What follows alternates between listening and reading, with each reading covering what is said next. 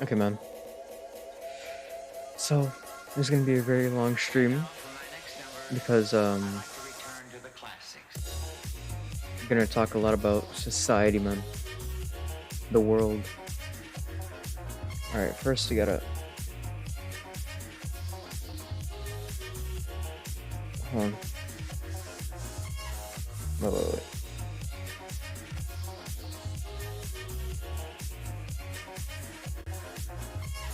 Wait, no. No, what's this?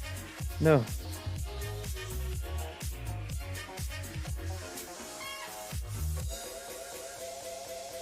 That was not planned. I'm so sorry.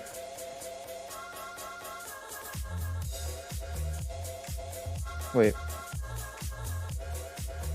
Are you kidding me? Oh.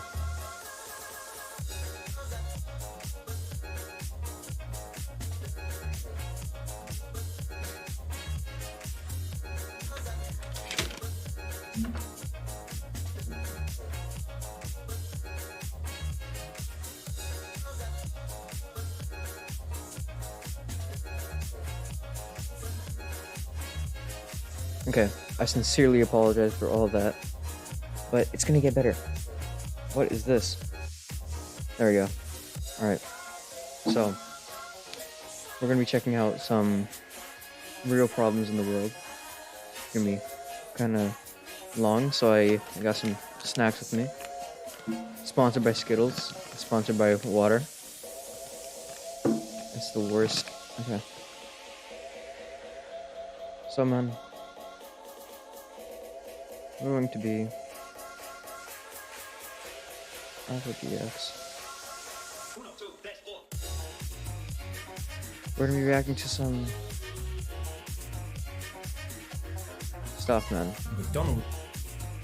Yep.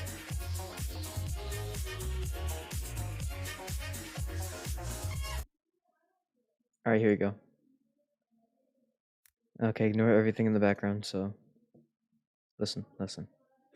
We're gonna start off really small because I don't have much to talk about this thing in particular, man. So you may be wondering, why is McDonald's there? Why am I talking like this? Alright, this is the video we're gonna watch, man. This is the only thing. Yep, woman. McDonald's is like a cancer that grows in our... Oh, I forgot. This really great channel is called Moon. Makes a lot of meaningful videos, man. We're gonna ignore all those tabs above. Look at this channel, man. It's amazing. Go subscribe to Moon, man. There are like 4 channels that I really highly respect because they talk about real problems in the world, man. And I'm here to pick out some of the problems that I feel are especially bad. So, we're gonna check out the McDonald's first, because it's bad, but it's not that bad. Not as bad as the other ones. own demise. Since the 50s, McDonald's has spread across every city. It's like a cancer that grows in our own demise. Since the 50s, McDonald's has spread across every city of every country, making the McDonald arches the most recognizable symbol in the world. You know, it's kind of, it's not, sorry, it's not that good, man. I mean, it's pretty good as a business, but, oh, evil business. I'm so stupid. Alright. But no, man. They're slowly taking over the world, man. They're slowly taking over the world. More recognizable than even Jesus Christ. Okay, then that's not good. Well, it depends on if you have any religious beliefs or not. But yeah, man, that's not good. An ominous sign of the times we live in. But the truth is, this trend isn't stopping anytime soon. In fact, McDonald's is projected to grow another 10% in 2022 alone. But why? Why is McDonald's growing so fast when our economy is crumbling? I mean, economists are projecting that we're facing another wide-reaching recession. We're gonna go into another Great Depression. That's cool. Businesses are seeing their profits plummet. Workers are seeing their wages stagnate. And yet somehow, McDonald's, a company with many cutthroat competitors, a company that's been shrinking, a company that only sells fast food, is now seeing their profits soar. And this isn't an anomaly either. During the 2008 recession, McDonald's actually saw higher sales, with the company opening up 600 new locations. So what's behind all of this? How is McDonald's growing so fast? And what makes the McDonald's arches the new global religion? Well, the more you try to answer these questions, the more sinister things truly become. So let's start simple to understand this whole picture. Okay. McDonald's doesn't just make a fortune from selling burgers alone. McDonald's makes its money from real estate. Which is why they have a restaurant literally almost everywhere in the world. For no reason. $53 billion.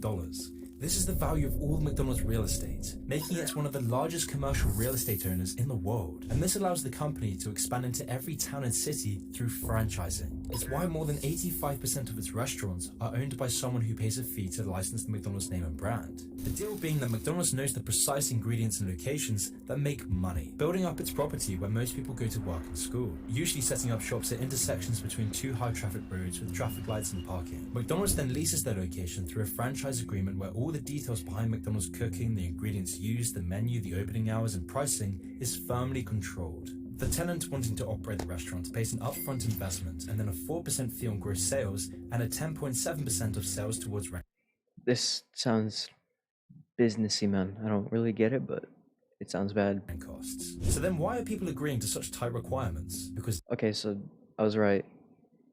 It's bad. they know it's a safe investment, because they understand something. They understand that they will be making bank from workers in their commute and hungry, easily influenced Well, children. it is McDonald's. But then why does any of this actually matter? Well, the thing is, this business model is only good for so long, because as the times change and we learn about just how damaging fast food and sugar is, we move on. When people learn more, when people are happy and healthy, McDonald's crumbles. And when less tenants want to buy McDonald's property and less people want to buy McDonald's burgers, McDonald's shrivels up. In fact, this has been the case for the last decade. Over the last 10 years, McDonald's has seen its company begin to shrink. In 2015, McDonald's closed more restaurants in the US than it opened. This hasn't happened since the dark ages of the 70s, with McDonald's claiming it would close 700 locations. And Ooh, things are getting good, man. then in 2020, the company was in its 5th year of declining sales, again closing more stores than it opened, all while competitor businesses like Subway were continuing to grow. But then suddenly a virus happened, the economy was shut down, people's incomes collapsed, depression ensued, anxiety rates doubled, and McDonald's profits began to soar. So why was this the case? Well, Man, people during quarantine, for some reason, people just went insane. Now that they they basically forgot how to eat healthy. Now they go to McDonald's now. It's crazy, man. I don't know if I'm right, but it sounds right. So be quiet. simply put, McDonald's is recession-proof, because McDonald's makes What does that money mean? when you are poor and miserable. As I mentioned earlier, McDonald's makes far more money through real estate than it does through burgers. A basic advantage of this is that not only does McDonald's make bank through fees and rent costs, but McDonald's also hardly pays any tax, because by being a real estate company, it means recessions drive real estate depreciation. This then becomes a tax deduction for McDonald's. McDonald's then also uses royalties from its franchising process to avoid paying $1 billion in tax than it otherwise They're avoiding taxes? Oh my. Just like every other rich person in the world, this is horrible. should have done. But then during such a recession, McDonald's will swoop in and buy up depreciated property. But the best part of all is that recessions make for miserable, desperate customers. With standard of living sinking, inflation skyrocketing, wages stagnating, prices rising, atomization, depression, misery burgeoning, this then prompts a desperate influx of customers to McDonald's as a last resort.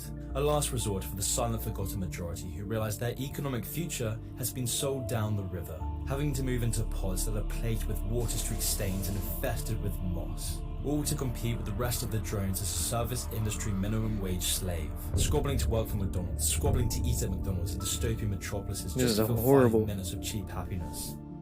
Okay, so McDonald's is recession-proof, but what's so bad about all of this? Well, let's take a quick look over the last 50 years. In January 1971, McDonald's would introduce McDonaldland, a world of imagination, wonder, obesity, and disease. Yeah, no. Oh man. You know how rotten that food would be after a day? Oh my. It's called fast food for a reason. I would not know how they would keep this up, man. They'd have to restock every single plant of fries every day. That's disgusting. There's thick shaped volcanoes. You'll even find a French fry patch. The advert was a hit, manipulating the hearts and minds of children to munch on McDonald's. And soon enough, Ronald McDonald became a household name. He was relentlessly stuffed down children's throats through cartoons, video games, TV, and films. And all of this marketing to children worked wonders for McDonald's. So they would start to take this marketing to a new level with the creation of the Happy Meal, a genius meal box with cheap toys to lure children into getting addicted to the McDonald's menu for life. Children would squabble cheek by cheek to get the best toy. Marketing to children attracted to What? What the f is that? Is that his dog? Why is his dog so big? That's creepy.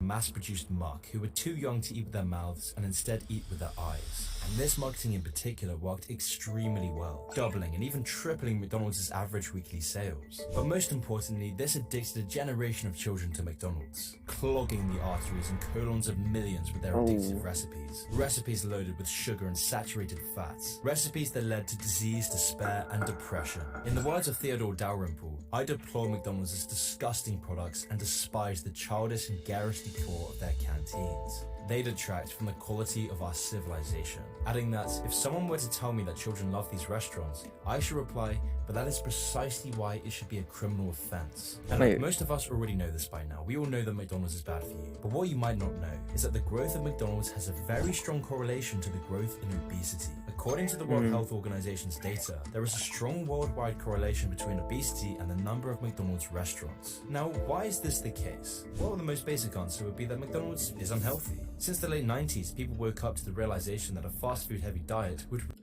the first mukbang channel to quit on camera. Jeez, man. ruin your life. And in recent years, Ronald McDonald is associated as a creepy, eerie symbol of America's nihilistic, materialistic consumption. And that's why, in response to this, McDonald's began to reshape their image, refurbishing their He's just a restaurants and creepy promoting McDonald's salads to appear somewhat healthy. But the public mostly Why would you put salad in a cup? You can't drink salad. saw through this, and in the last decade, McDonald's went on to close hundreds of locations, a big setback for the McDonald's real estate empire. Until now, where as we sink into recession, McDonald's begins to shine. But is the whole picture really this clear-cut? Is it just that when people are poor and recession is near, McDonald's grows? Or is there perhaps another layer to this equation? Because McDonald's isn't only eaten by poor people, and poor people don't have to eat McDonald's. Almost all of us know that McDonald's is toxic, and yet, we've started to consume more and more of it. It tastes good, man. I can't lie, it tastes good. So what's actually behind all of this? Well, in the last few years, we've been bathed in a culture of hedonism. The mainstream media promotes morbid obesity. We see women's magazines like Cosmopolitan promoting obesity as a healthy lifestyle choice.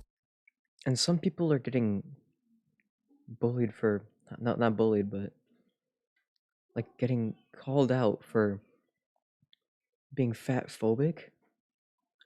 Bro, it's a whole nother thing. I don't understand why people have to add phobic to literally anything. There used to be a word for scared. Damn, it's crazy. I'm not gonna go into it. Beach bodies are removed. Weighing scales are removed from universities, and we are soaked by a... Wait, what was the headline? What was the headline?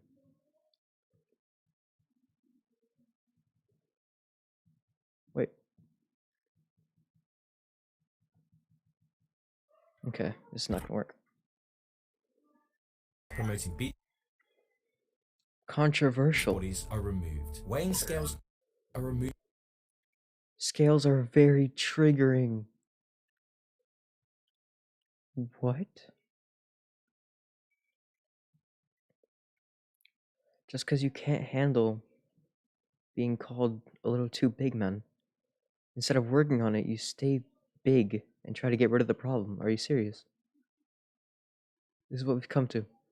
This is the generation we're living in. That's crazy. Removed from universities, and we are soaked by a sewer pipe of obscene, tawdry hedonism that makes our society What does hedonism mean? value short-term gratification over the long term. Never in history has our instant gratification impulses received so much authoritative support. In addition, The breakdown of family and community has resulted in large portions of children eating with a family member less than once a week. Instead of coming together to eat with the family, children and adults are now constant grazers. The new dining room is the bedroom. And when you have a generation of people who are raised by celebrities living vicariously through other people's stories, manipulation becomes easy. Which is why since 2020, McDonald's has been aligning itself with celebrities, partnering up with people like BTS. Bro, when the BTS meal came out, it was so pathetic, dude. People were selling the BTS bags, you know, the empty bags. They're selling that. They're selling that on eBay for like over $100, and people. Oh my! I don't want to get into the K-pop community yet, because no, I'm gonna get destroyed instantly. And Travis Scott plastering celebrity faces onto Well, its that's not junk. good. This hasn't happened in over 30 years, but now McDonald's is radically changing its marketing, which has allowed McDonald's to surpass its pre-pandemic sales, and then compounded by deep economic recession, stagnating wages, and rapid inflation. And it all starts to make sense why McDonald's is recession-proof. Because McDonald's isn't just recession-proof because of its real estate business model. McDonald's isn't just making bank from franchising its estate. McDonald's true money comes when a population is wading in a swamp of anguish and despair, imposed by a culture that has ruined their economic prosperity, ruined their long-term gratification, destroyed their communities, and broken their families. A culture that never seeks to uplift, to enrich your life with meaning and purpose. A culture that instead seeks to fatten you up and drag you down, where you're buried under an avalanche of poison junk that provides you only with a quick dopamine hit and long-lasting addiction, where your role models are used to manipulate your primal. He's describing this like drugs. That's kind of. Oh, that's kind of. Oh no. Senses into feasting on junk food, where your economy and culture has been desecrated under a crony capitalist system that eviscerates your health and well-being. That's when you see McDonald's grow. So over the next year, as we're plunged into a deep recession, look out for McDonald's. Look out to see the rushing crowds squabbling for McDonald's, because only then will McDonald's recession-proof business model begin to make sense. And World War III might start again. This is horrible. But the saddest part is, I can't do anything about it. I'm only here to show everyone else their problems. Maybe someone else could do something about it if people see this, but I doubt it. Only then can you understand why the McDonald's arches are more recognizable than Jesus Christ. That's not good. Now here's a word from the video sponsor, Masterworks. So yeah, man, that's basically it. Get your money, Moon. I highly respect Moon, man. But yeah, that's basically it. So what have we learned for today so far? McDonald's is a really greedy place where they add more of their they add more of their restaurants. They add more of their restaurants everywhere. I can't word it. I can't word it right now. But they, you know, man, you know, they keep. What do you? They keep. Come on. They keep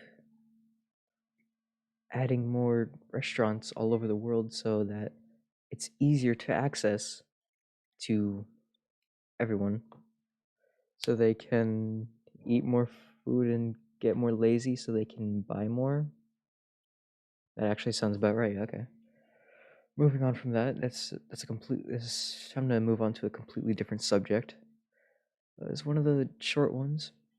There are gonna be two short ones, and there's gonna be like a highly focused one that I'm absolutely biased against, but yeah, that's fine. So moving on from McDonald's, which might in the future be ordered. Wait, that's kind of. What if in the future their delivery system might be accessible by VR? That's gonna be crazy. I don't think they've thought of that yet, but hopefully they don't anytime soon. But speaking of VR, the metaverse was really clever, right? Yeah. I'm thinking of getting a VR headset because I want to like play VR on streams, but I'm poor. I can't do it. I will soon though. I might. I just might, man. So if this video gets over 10 likes, I might be able to get an Oculus Quest 2. I'm just kidding. But it's owned by the Facebook now, so it's gonna be horrible. Alright. Metaverse is relentlessly horrific. On October 28, It's horrific. 2021, Facebook released a video revealing their new name, Meta. In the video, Mark Zuckerberg describes Facebook's new augmented reality. And I've seen that. Whoa, I've seen that this. Apparently, all their features and stuff will be completed in 10 years. So why would they announce it now? It's so stupid. A reality where you can be whatever you want to be, where you can be seen how you want to be seen, where you can escape the clutches of your atomized, transient, lonely life. Okay, You're in the okay. experience, not just looking at it. And we call this the metaverse. It's called virtual reality, you f***ing idiot. Alright. The video was cringy and dystopian. People memed it, so it was a joke. When the edible hits and you end up in the metaverse. Okay, that's not even funny. Okay. And then we all moved on. Little did we know, we were already in the beta version of Metaverse. In 2021, it was calculated that the average American spends 5 to 6 hours a day on their phone, and another 4 hours on their computer. Well, in my case, it's like 10 hours on my computer, but that's not... That's good, that's good. That means if you sleep 8 hours a day, you spend almost double the amount of your waking hours in the virtual world than you do in the real world. But what about the other 6 hours of your waking day? The hours we somehow manage to spend in the real world? Well, that's time that could be spent in the virtual world. That is wasted time that doesn't make Facebook money. It's a completely untapped market, which is why Facebook decided they would take things to the next level, putting all their money, all their employees, and even changing their name to take our addictions to new heights. This really shouldn't be shrugged off. Facebook's algorithms have already worked exceptionally well. Facebook is one of the main forces behind our virtual addiction in the first place. It's for this reason that the metaverse is beyond sinister. I should have showed you guys the... You know what? Forget about this whole thing. Forget about this second video right here. Just forget about it. Hold on. I need to show you one video first. One video first. A video before this. Facebook? Yep. Okay, forget about everything you saw and remember it after this video. Facebook's new metaverse is terrifying.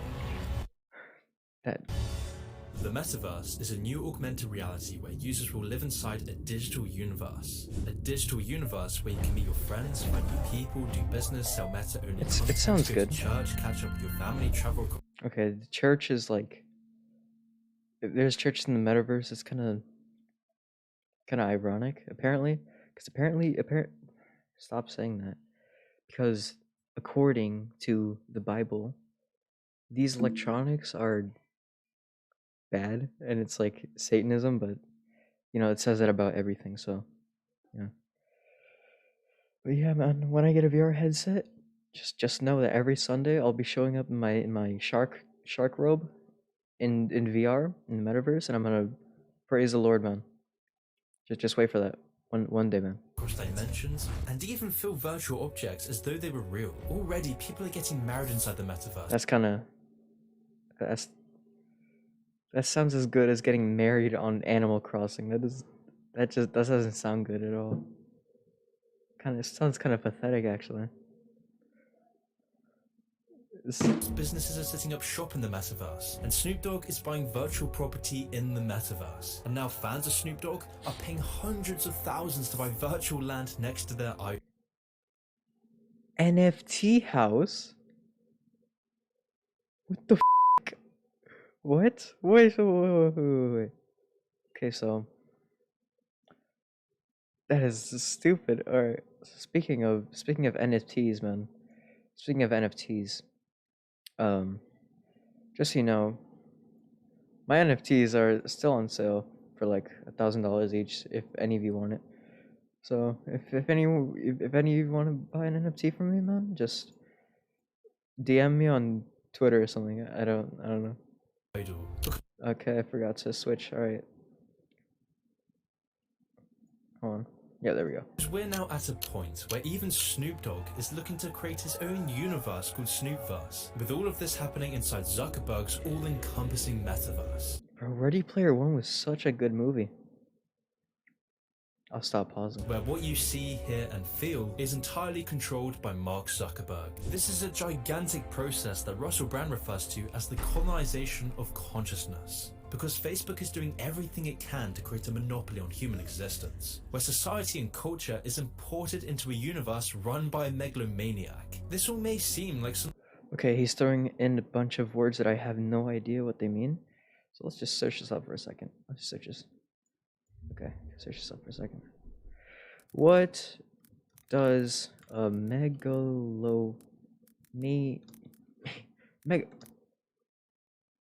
a megalodon eat? Who cares about that? Megalomaniac mean. Okay.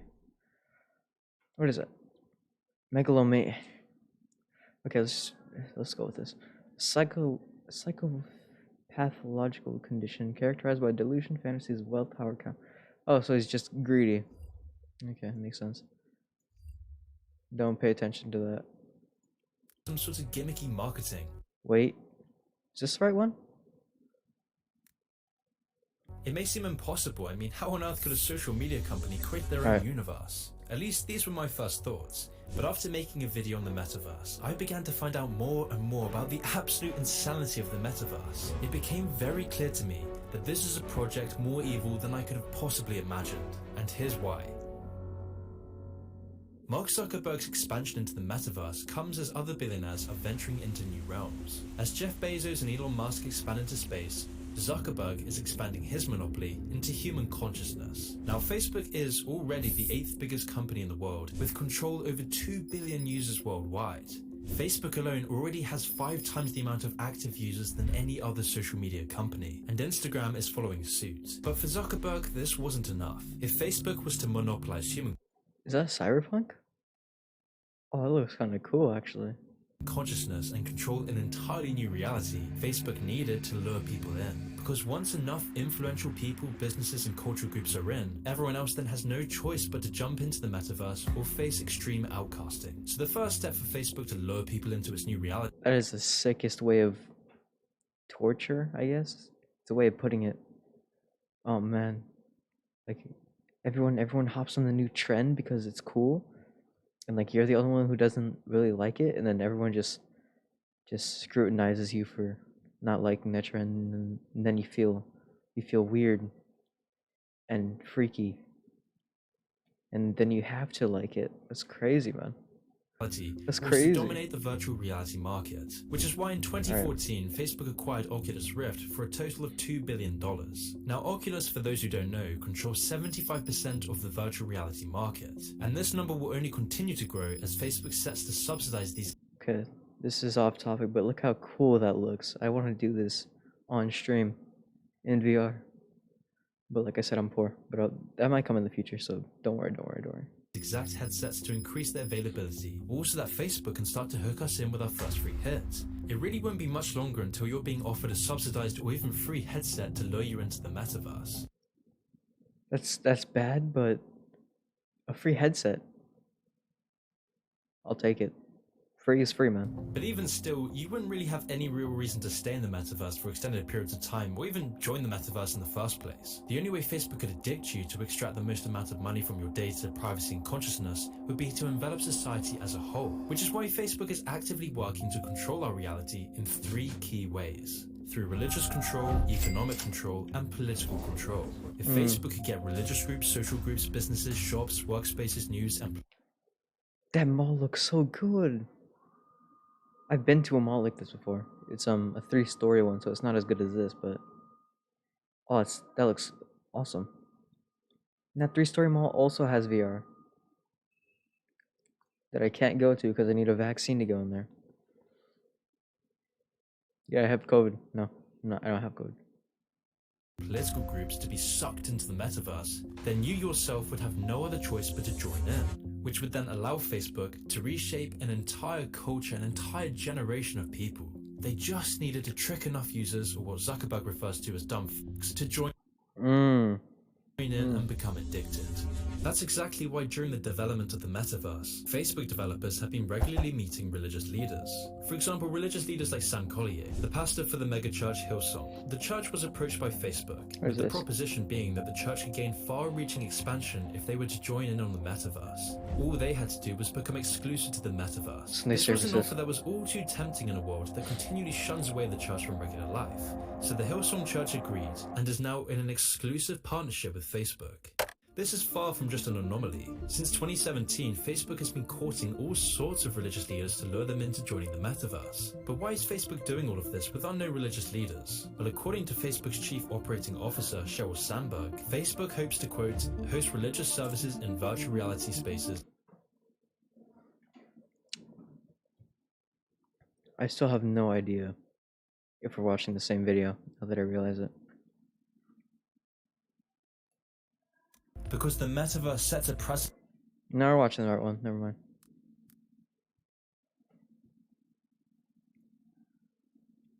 Wait, are we? Am I? Wait. Wait, stop. Wait. Wait.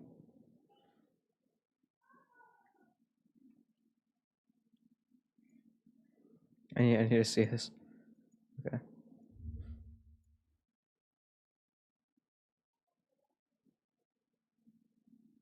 Alright, we're watching this. Watching the right one, yeah. Sorry about that. As well as use augmented reality as an educational tool to teach children the story of their faith. With Bishop Robert Barron claiming that Facebook is now giving people, quote, the kind of intimate experience of the Mass they wouldn't normally have. Imagine this for a second. One man with total control of billions of people's stolen data, all their secrets, their lives, their futures. Whoever controls the data controls the future. He said that? He said that?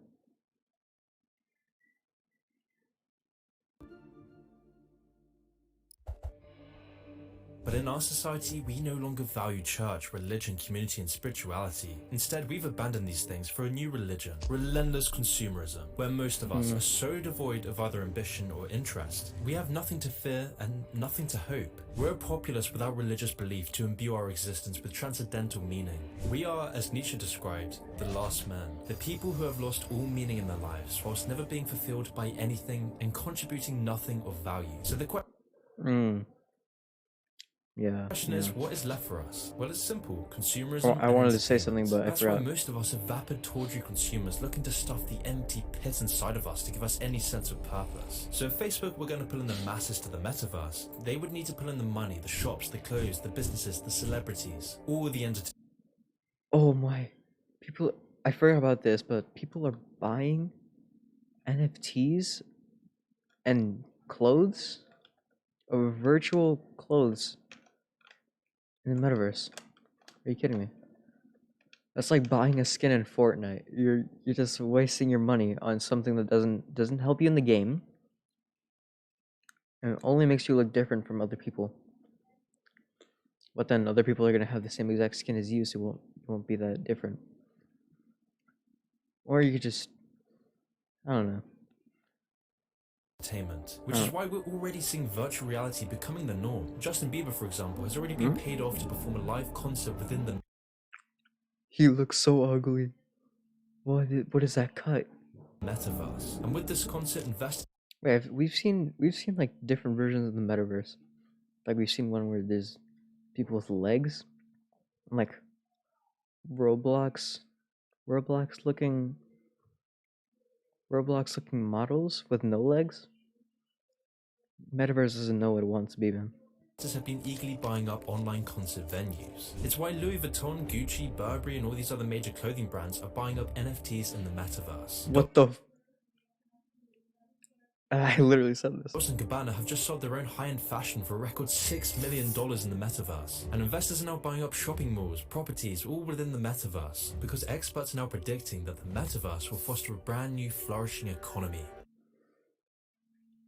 When will people realize that NFTs are complete f***ing bullshit? And this isn't just something in the far future, this is happening in a matter of years. And it's no joke, because it means the real world economy will be subsumed by the virtual. And now this may not seem all too bad, until you ask yourself, how does Facebook benefit from any of this? Well, Facebook will have total power. Facebook will dictate the brands that are sold, the small businesses run, the land you own and the sites you see, which means Facebook could choose to ban you for whatever reason it deems fit. Facebook could literally control the value of your business through its advanced algorithms. That's horrible. And if you don't believe me, Facebook is already engaging in this sort of activity as I speak. Facebook is using Centra to track its users not just on Facebook, but across the entire internet. Centra tracks different profiles that a user visits, their message recipients, their linked accounts, the pages they visit. It then centralizes all this information within its databases. Facebook then uses this with its other program called Tasks, which allows Facebook's censorship team to communicate with other big tech firms so that they can coordinate censorship across all platforms. This means that Facebook can control businesses not just within Facebook, but across the entire internet. The Tasks platform allows Facebook employees to communicate about projects they're working on together. That includes Facebook's censorship teams, including the so-called community well-being team, the integrity team, and the hate speech engineering team, who all use the Task platform to discuss which individuals or hashtags or websites to ban. And what's He's bullying him. more is that through all of this tracking, Facebook has gained unparalleled amounts of your personal information. This is why we've all had that weird experience when our devices try to sell us products after merely just talking about it with friends and family. Yeah, earlier actually, I was searching up something for a future joke that I'm gonna do. I spoiled it, never mind. But I was just thinking about it, and it just popped up in the search as soon as I typed this first letter. Kind of scary, but you'll get used to it. Toys are what I'm the most interested in right now. If I were to buy something right now, it would be dog toys. First website up. Oh my god! It's right there! Social media is now so effective at modeling and categorizing our behaviors and predicting what we're likely to buy next that companies like Facebook already know our interests before we've even typed it up. But just imagine what this means for the metaverse. When you go shopping in the metaverse, when you go to concerts, when you meet your friends in your virtual houses, when your entire life... Yeah, wait, like what is that? Go shopping in the metaverse, Sorry when for you go hitting. to concerts, when you meet your friends in your What is that's a completely different version of this. Does it want to be Roblox or not? virtual house... Oh, speaking of Roblox, Roblox is gonna be in VR in the metaverse soon, man. Yeah, that's crazy. When your entire life and all your interactions are being fed into an algorithm that exploits you, this is a recipe for disaster. What is Instead that? of just going to a Justin Bieber or Travis Scott concert, you'll be going in metaverse concerts that track the exact songs at the exact moments you showed signs of enjoyment. The metaverse will know the dances you do and the other metaverse users that you were attracted to. With all of this data going to a man No, it's kind of... That's not kind of, it's weird. This guy's a stalker, man. He's running a website that stalks you. Look at his facial expression. He does not care. He just wants to go back to his computer and looking at everyone's information. His whole personality is everyone's information. who is consistently questioned in Congress, a man whose whole story is plagued with unethical business practices, a man who calls his users dumb fucks. You hear that, Facebook moms? You hear that? He's calling you a dumb f***. How does that feel? Who uses sophisticated brain science and behavioral modeling to addict you to his products, who depresses you deliberately, who makes you anxious, who makes you mentally ill, all to hook you into his algorithms so that you can feel a temporary sense of passive numbness while he sells off your privacy. So then this brings up the very important question. Do we trust Mark Zuckerberg to own reality? No. To me, I can't shake off the feeling that Mark Zuckerberg's digital utopia has uncanny parallels to the utopian visions that define the nightmares of the 20th century. You see, this is where the metaverse begins to take a much more sinister turn. If you're going to take anything from this video, this next section is of vital importance, because this could be one of the worst things to have ever happened in the 21st century. Now by this point, you'll most likely be wired into the metaverse, as all your friends, community, religious groups, celebrities, businesses and shops are all What? operating Did you within need it. that? But the final question is, how do you stay in the metaverse permanently? Well, to keep you Permanent. hooked, the metaverse Wait, are they gonna like have a claw system where you're gonna put on the headset and it's just gonna dig into your skull or something? That's what I think when I hear that. will make you feel incredible, because after every meta game you play, That would not feel incredible. What are you talking about? after every meta friend you meet, after every meta concert you watch, there will be a rush of dopamine saturating your brain. You'll never want to leave. You can be what you want, do what you want, when you want, and then you'll repeat this cycle every day of every week of every month of every year.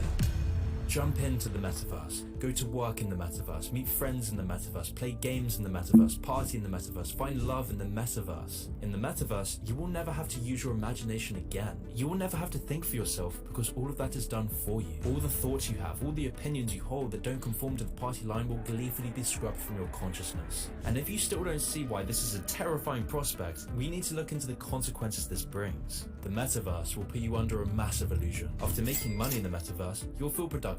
After falling in love in the metaverse, you'll feel incredible. After buying land in the metaverse, you'll feel accomplished. All your problems will disappear. You'll finally have community. You feel like you're achieving something That is disgusting. great, like your life is finally intact. And it's this feeling of accomplishment that brings you back to the metaverse every single day. But it's only when you take off the headset and look around you do you realize you're a lab rat. You haven't achieved anything.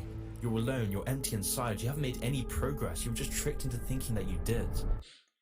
NFTs in a nutshell, man.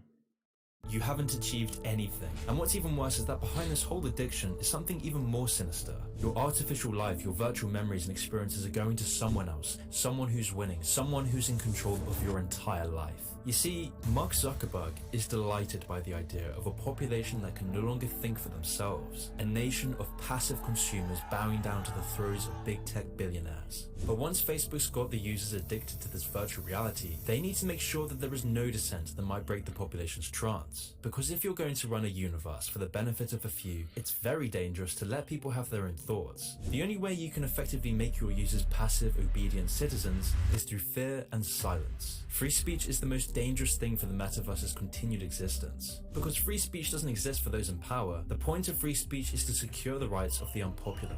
Free speech is the only thing that allows contrary opinions to exist. So if free speech were to exist in the metaverse, that would be gravely inconvenient for Zuckerberg. It impedes his technocratic utopian vision. It's a threat to his authority. It's what gives way to a meta-insurrection. It's exactly for this reason that we've seen supposed thought criminals being wiped from social media, whose businesses and livelihoods are stripped away for asking the wrong things. By this point, it's a known fact that Silicon Valley is defined by And teachers used to say there are no wrong questions. Wow, man. its intolerance of dissent, by their encouraging of groupthink, their control of what people believe. In fact, it's for this reason that so many journalists and commentators are no longer able to question big pharma and government actions. That's why there are no more Edward Snowdens. That's why, more often than not, the powerful are no longer held accountable, because big tech censorship doesn't just destroy expression, it destroys thinking and innovation. Censorship leads to self-censorship. People learn what they're allowed to express and what they're allowed to believe. We become narrow in our thinking, art dies, banality takes its place, science becomes impossible. And if you don't like that, you'll be banned from the metaverse. And no, this won't be a normal ban. You'll be missing vital communication. You'll be banished from your community. You'll be ostracized and left in the strands of the forgotten real world. Already, those whose politics differs from the technocratic plutocracy are banned from vital functions of the virtual world. For example, PayPal and even Airbnb all take down accounts of people's views they oppose. So you better not express your true thoughts. No normal person in their right mind supports any of this. No one born and socialized into Western values would even have to think about this. No, instead this comes from billionaires like Zuckerberg who are eagerly working to control society, to take away the power of the masses. This is how they get control. Because once Zuckerberg can dictate your political opinions, he can then dictate almost anything else. That's why in the metaverse there will be no backlash. How could there be, when almost all of the conversation is controlled by Facebook anyway? This is power, the likes of which we've never seen before. No one voted for Mark Zuckerberg. He's a megalomaniac worth over $70 billion. In fact, he might be one of the most unpopular people on the planet. And yet, he will be the one in control of our new reality. And even more worrying, no one is here to defend us, because no one has the power to anymore. Governments around the world all rely on Mark Zuckerberg and all the other tech giants to stay in power. But there is one other player in the game, another player that will have total control of our reality, a player even more creepy than Mark Zuckerberg, the CCP. Now, I bring up the CCP a lot in my videos, but for this point, it's What? It's extremely important that we understand the power the CCP will have over the metaverse. Because as the metaverse becomes the new reality for the global population, China could effectively control the metaverse's entire sphere. China could effectively control the infrastructure behind the metaverse. Thanks to China's Digital Silk Road Initiative, which finances a miscellany of countries' telecommunication systems, China is gaining more and more control of the physical switch. China is doing everything it can to buy up servers and internet infrastructure. And China's not only going after our telecommunication systems, but China is now going after the core components needed to fuel the metaverse. It's for this reason that China is pushing us closer and closer to World War III. China is vehemently training for an invasion of Taiwan, surrounding Taiwan with 150 fighter jets. China is continually training its troops to land on the coast of Taiwan. In fact, China is now even practicing invading the Taiwan presidential building. So why is China risking a third world war? Well, because Taiwan dominates the semiconductor industry that supports all of our computing needs. China understands that we are falling down the rabbit hole of big tech and virtual reality. That's why if China controls the resources needed to sustain our virtual atomized augmented addiction, China will likely become even more of a linchpin on the global stage. This power over the physical infrastructure will then in turn be vulnerable to Chinese hacking and communist influence over the minds of Meta users. I've heard that China's also taking control of 1% of TikTok too. And you know how much that TikTok steals as much information as Facebook does. Them. But then, with all that information, what do you think they're gonna do with it, man? That does not sound good. But everyone still uses TikTok, including me. I still hate it though, so be quiet. If people are owning their property, earning a living and building relationships in the metaverse, then any deliberate service outbreaks will completely destroy everything we live for. Because outside of the metaverse, we won't have anything to show for ourselves. When all the key pillars of society are taken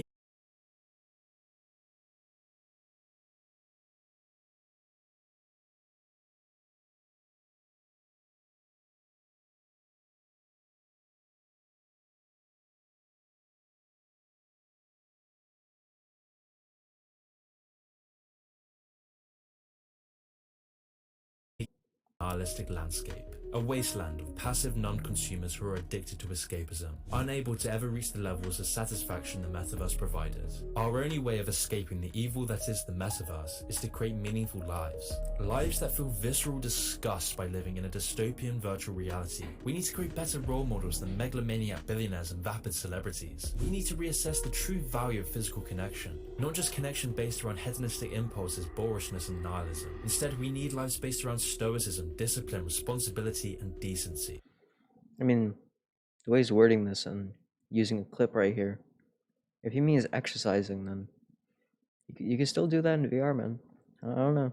We need to build the inner character within ourselves to reject this poison junk. We need to turn our back on a metaverse that's sterile and hollow, and re-empower the parts of our lives that have been destroyed by big tech giants in the first place.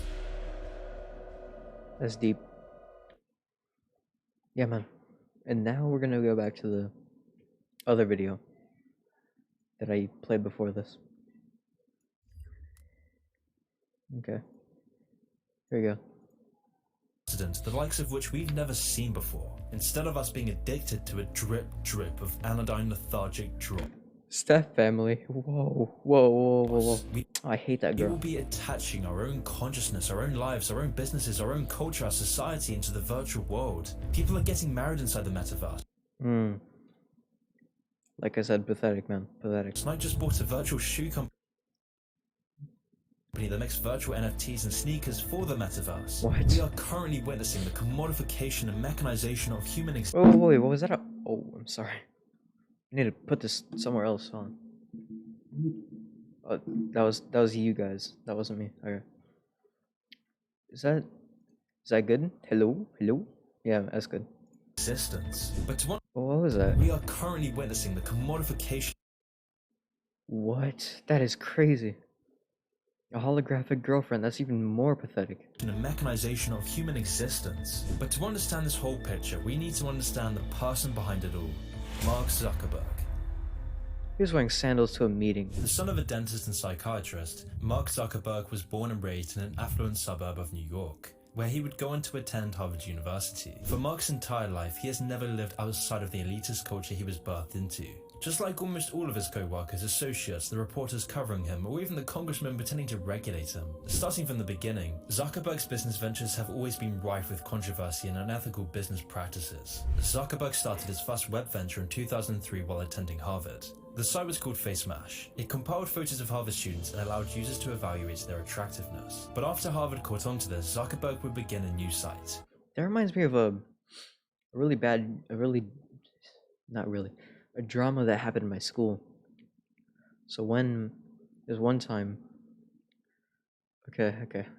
this one time, just like this Facebook thing, early Facebook, there's this slideshow presentation that my classmates made that judged every single person and ranked them based on who's better, like as a person, and they listed all their flaws and all their likable traits. And it started the whole drama because people thought, because it was bad, obviously. And now that I think about it, that's horrible. Just judging people by the wow. Inspired by Harvard students' directory Facebooks, First name Zuckerberg would Alex. go on to create his new online version for students. Instantly, the site gained enormous popularity. Facebooks was live on a handful of college campuses. It was not the market-leading social network or even the first college social network. Other companies had launched sooner and with more features. Facebook only had 150,000 users, and yet that summer they raised their first $500,000 in venture capital. And then less than a year later, they raised an additional $12.7 million. So how was Facebook able to raise so much money when its actual usage was so small? Well, by all accounts, what impressed investors the most was one thing in particular: the raw amount of time Facebook's active users spent on the site. More than half of all users came back to the site every single day. Because from the beginning, the site was built to be extremely addictive, so that once the consumer was addicted, Facebook could steal all their information and data and sell it off to advertisers for a hefty profit. Just like a normal American business, like Google.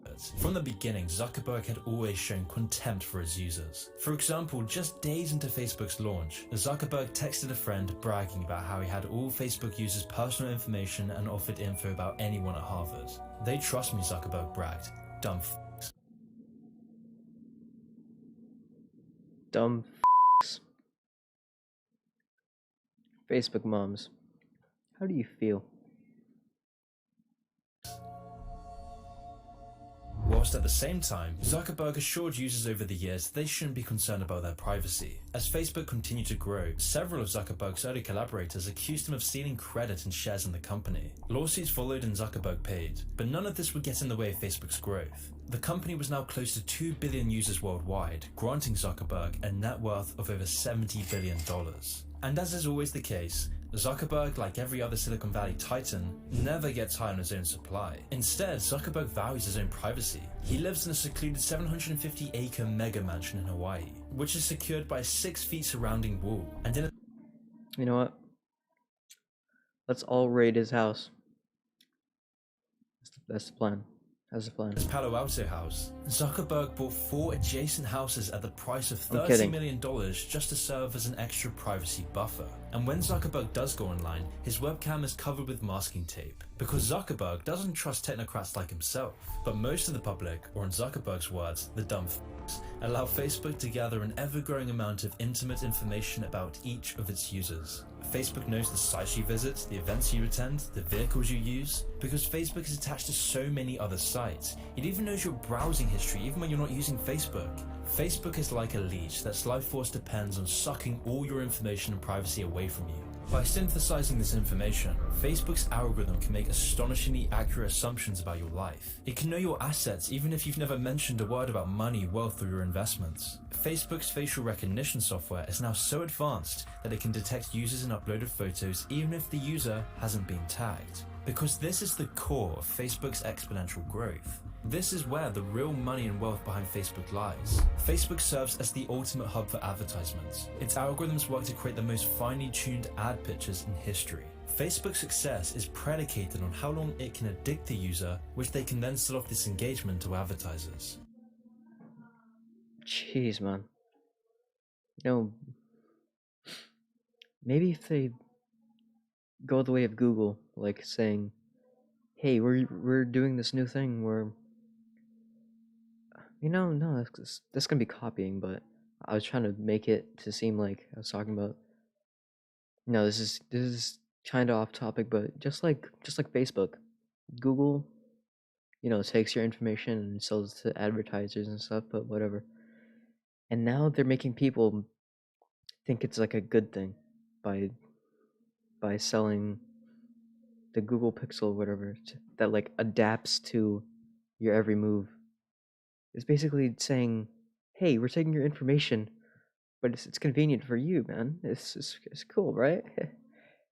Yeah. So now they're yeah. I just wanted to mention that for some reason.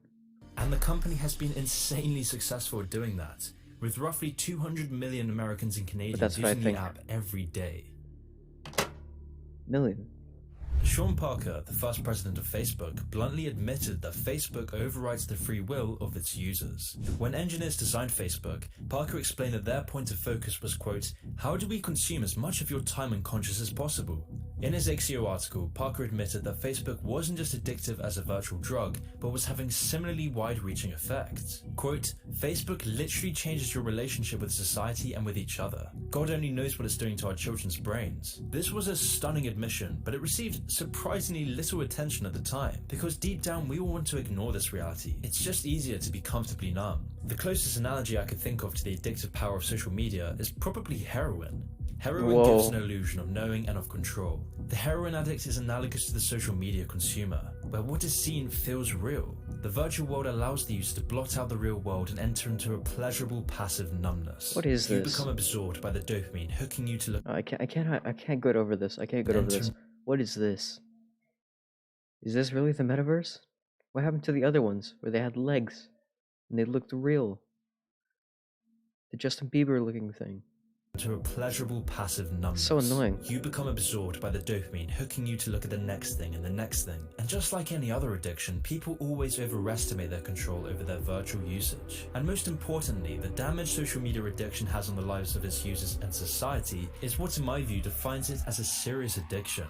And just a few months ago, Frances Haugen revealed Facebook is ripping apart the social fabric of how society works. And science agrees. Oh. A 2017 study in the American Journal of Epidemiology found that the use of Facebook correlated with declining psychological and even physical health. The more time spent on Facebook, the worse the user's mental health. And Facebook's other app, Instagram, is even worse. A 2017 study by the British Royal Society for Public Health discovered that Instagram was the most damaging social media site, causing loneliness, anxiety, and depression.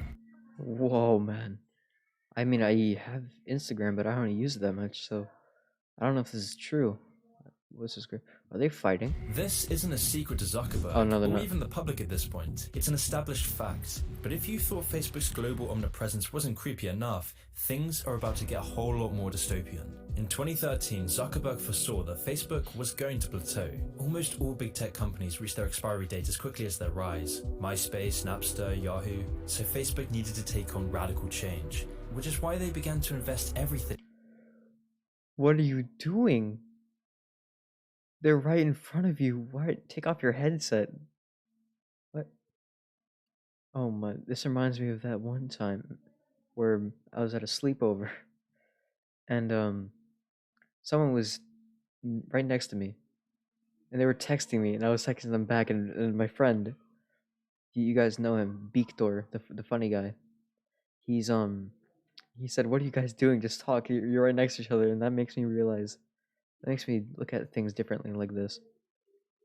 What the are you doing? You're all in a table. If you're playing something, you might hit the other person in the face. Cause look at his hands. He's going everywhere, man. They might. What are you guys doing?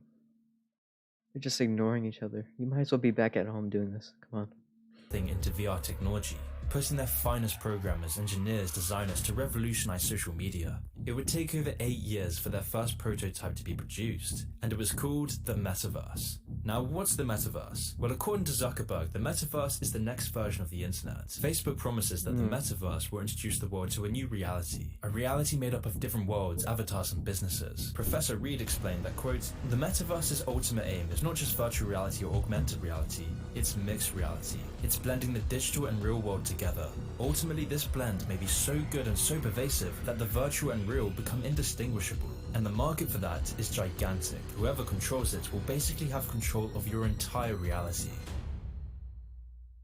Our minds have already been jacked into the system. That your phone is already an extension of you. You're already a cyborg. You don't even, well, most people don't realize they're already a cyborg.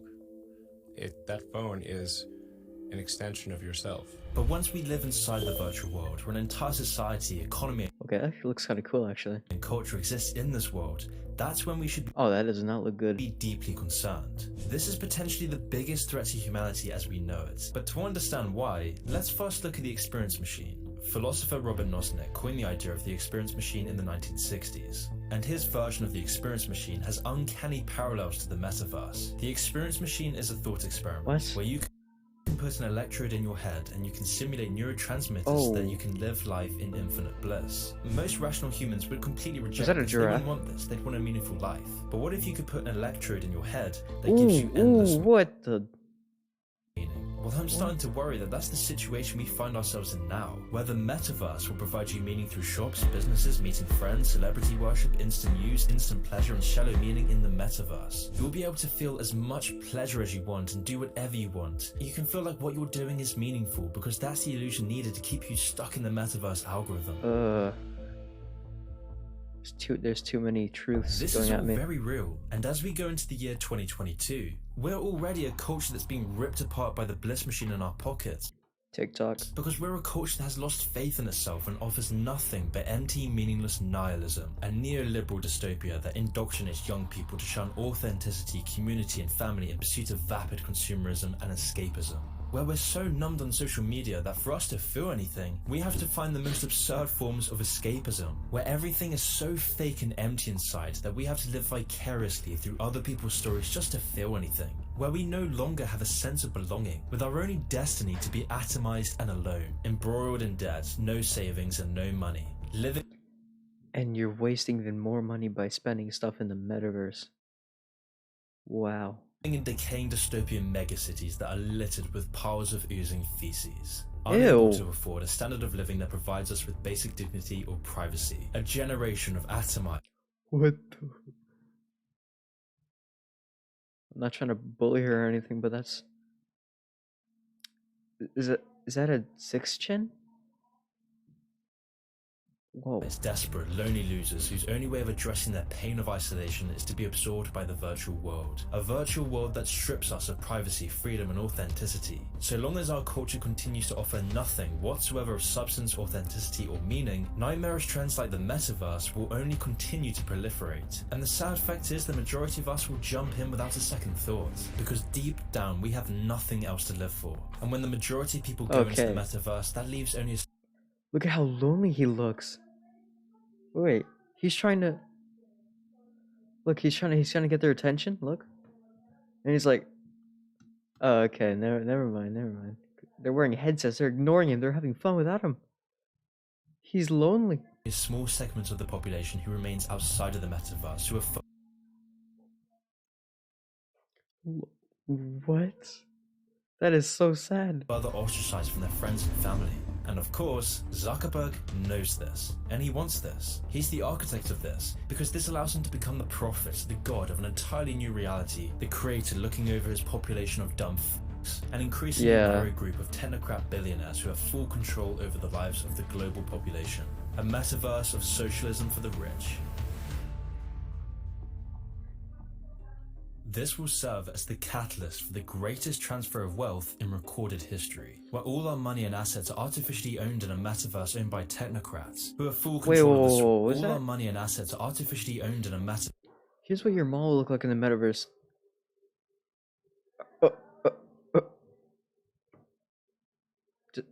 Pixels, really. So just a normal mall except for pixels. That's stupid. metaverse owned by technocrats That's who have stupid. full control of the Switch, who have full control of the algorithms that show you specially created feeds of dopamine hits that continue to shape how you think, how you feel, how you perceive the world. Algorithms that will control That's your messed friends, up. families, and the stimuli around you, which is a very worrying fact considering Silicon Valley is the biggest threat to the West's freedom of speech. For example, back in 2016, billionaire investor, PayPal co-founder, and Facebook board member Peter Thiel was one of the only Silicon Valley executives who donated to Donald Trump's 2016 campaign. Because of his donations, Thiel lost his seat on the board of Facebook on the grounds that supporting Trump was the equivalent of inciting violence. What? Okay. Powell, the key architect who turned Reddit into the cesspit it is today, explained, quote, "Giving power to someone whose ascension and behavior strikes fear into so many people is unacceptable. Trump's views," Powell wrote, "are more than just political speech fueled by hate and encouraging violence. They make each of us feel unsafe." So if Silicon Valley's billionaire class will publicly shame and cancel their own, what does this mean for the free speech of their consumers? I mean, we've already seen the purging of journalists, commentators, streamers, and even the President of the United States for saying the wrong thing. Just a few years and decades ago, we would never have accepted this excuse that silencing, firing, and cancelling people for their opinions was fine as long as it wasn't the government doing so. But that era has been all too forgotten. So what does this mean for the metaverse, which will have a monopoly on the bulk of information the globe consumes? And most importantly, this poses the question, what kind of society do we want to live in? The metaverse will grant the control of a new reality to a man who's already tearing up the fabric of society, sowing the seeds of distrust and hate across the world. And now he's the man who will dictate what you see and feel. But it is going to bother you because you're human, and I was human. What? He's a lizard, confirmed, man. He's a lizard. I am human, still. Our No, society has been he's a descending lizard. into madness at such What was that? You're ruining a monitor. an accelerating rate that the metaverse is promoted as our only redemption. Promoted by Silicon Valley technocrats, the World Economic Forum, and our current plutocracy. You'll own nothing and you'll be happy. I mean, if you see it on one hand, that sounds amazing. But at the same time, that's not good. You'll own nothing and you'll be happy. Sounds kind of creepy. Because not only does the metaverse give them more money, more wealth, more investments, but it also gives them unrivaled power. What is this? What does this change? Look, they go to no legs. More money, Look at that, more no wealth, legs. more investments, but it also gives them With Roblox, unrivaled power. and now look at that. They have like more detail in the legs and stuff. What is? Do you need body tracking for this version? Are you supposed to be in VIP or something?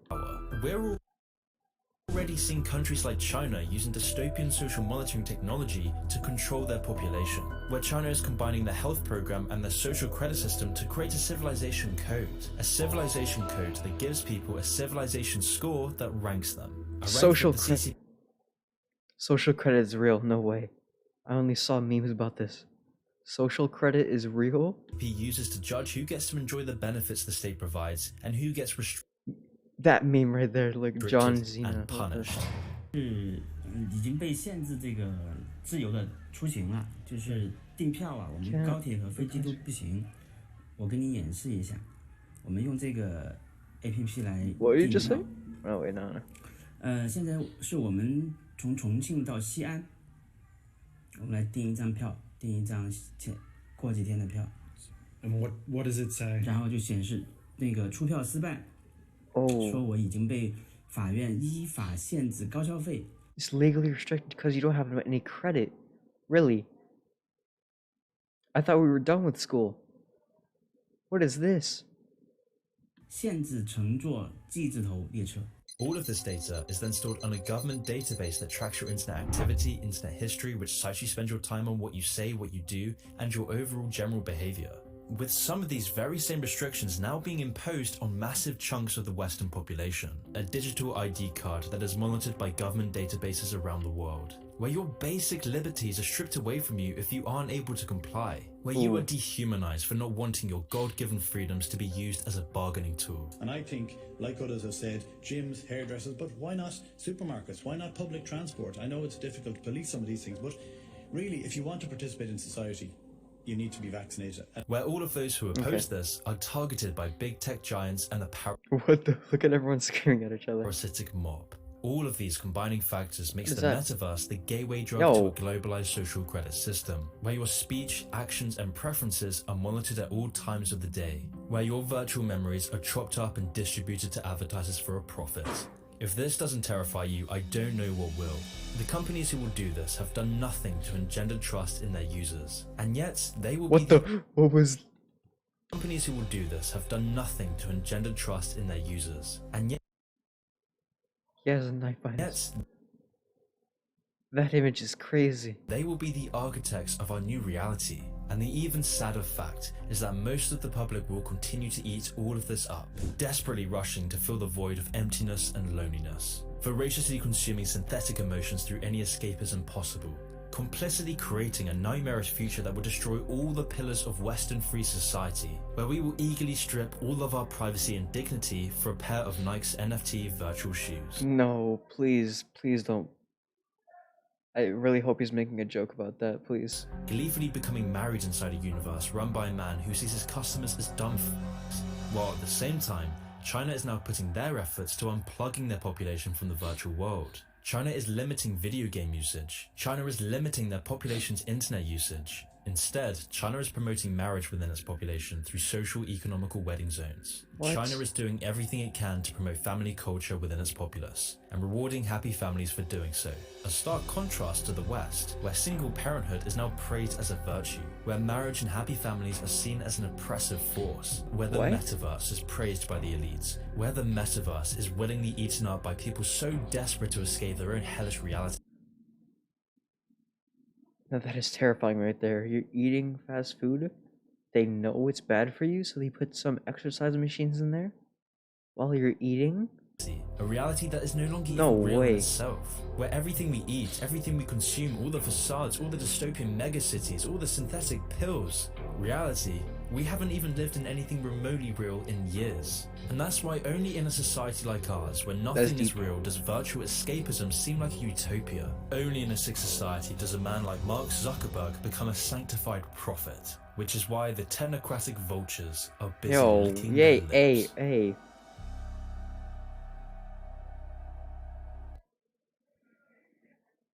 Yeah, this is more world threatening than the last one, but yeah, wow.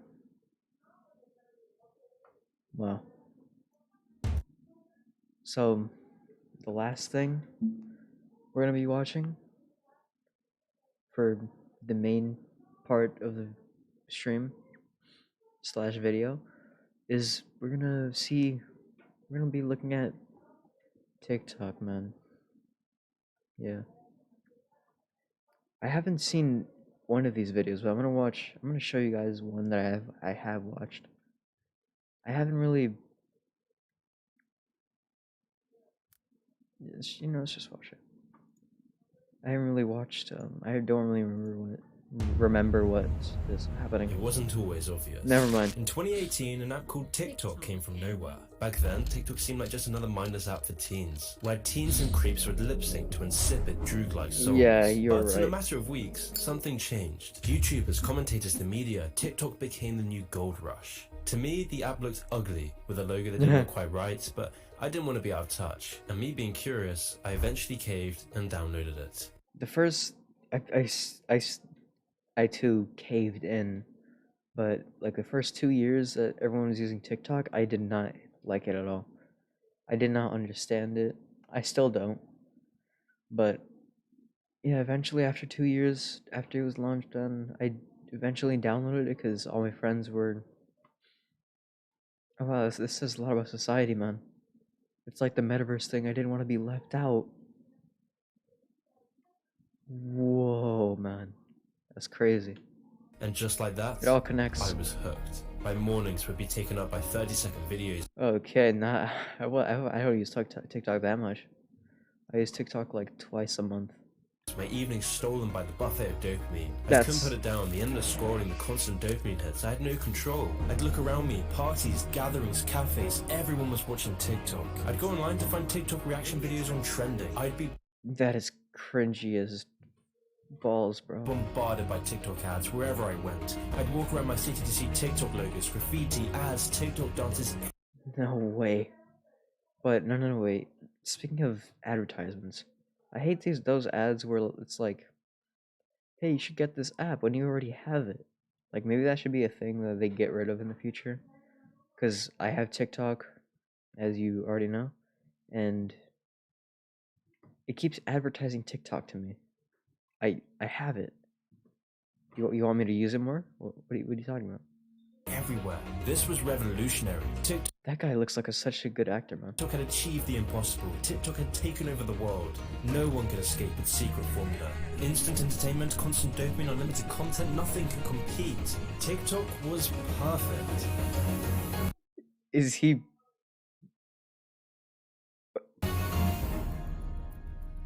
Little did I know, we were walking into a buzzsaw. Whoa, man. After hours of extensive research, I fell down a TikTok rabbit hole, and the further I went down this rabbit hole, the more horrifying things became.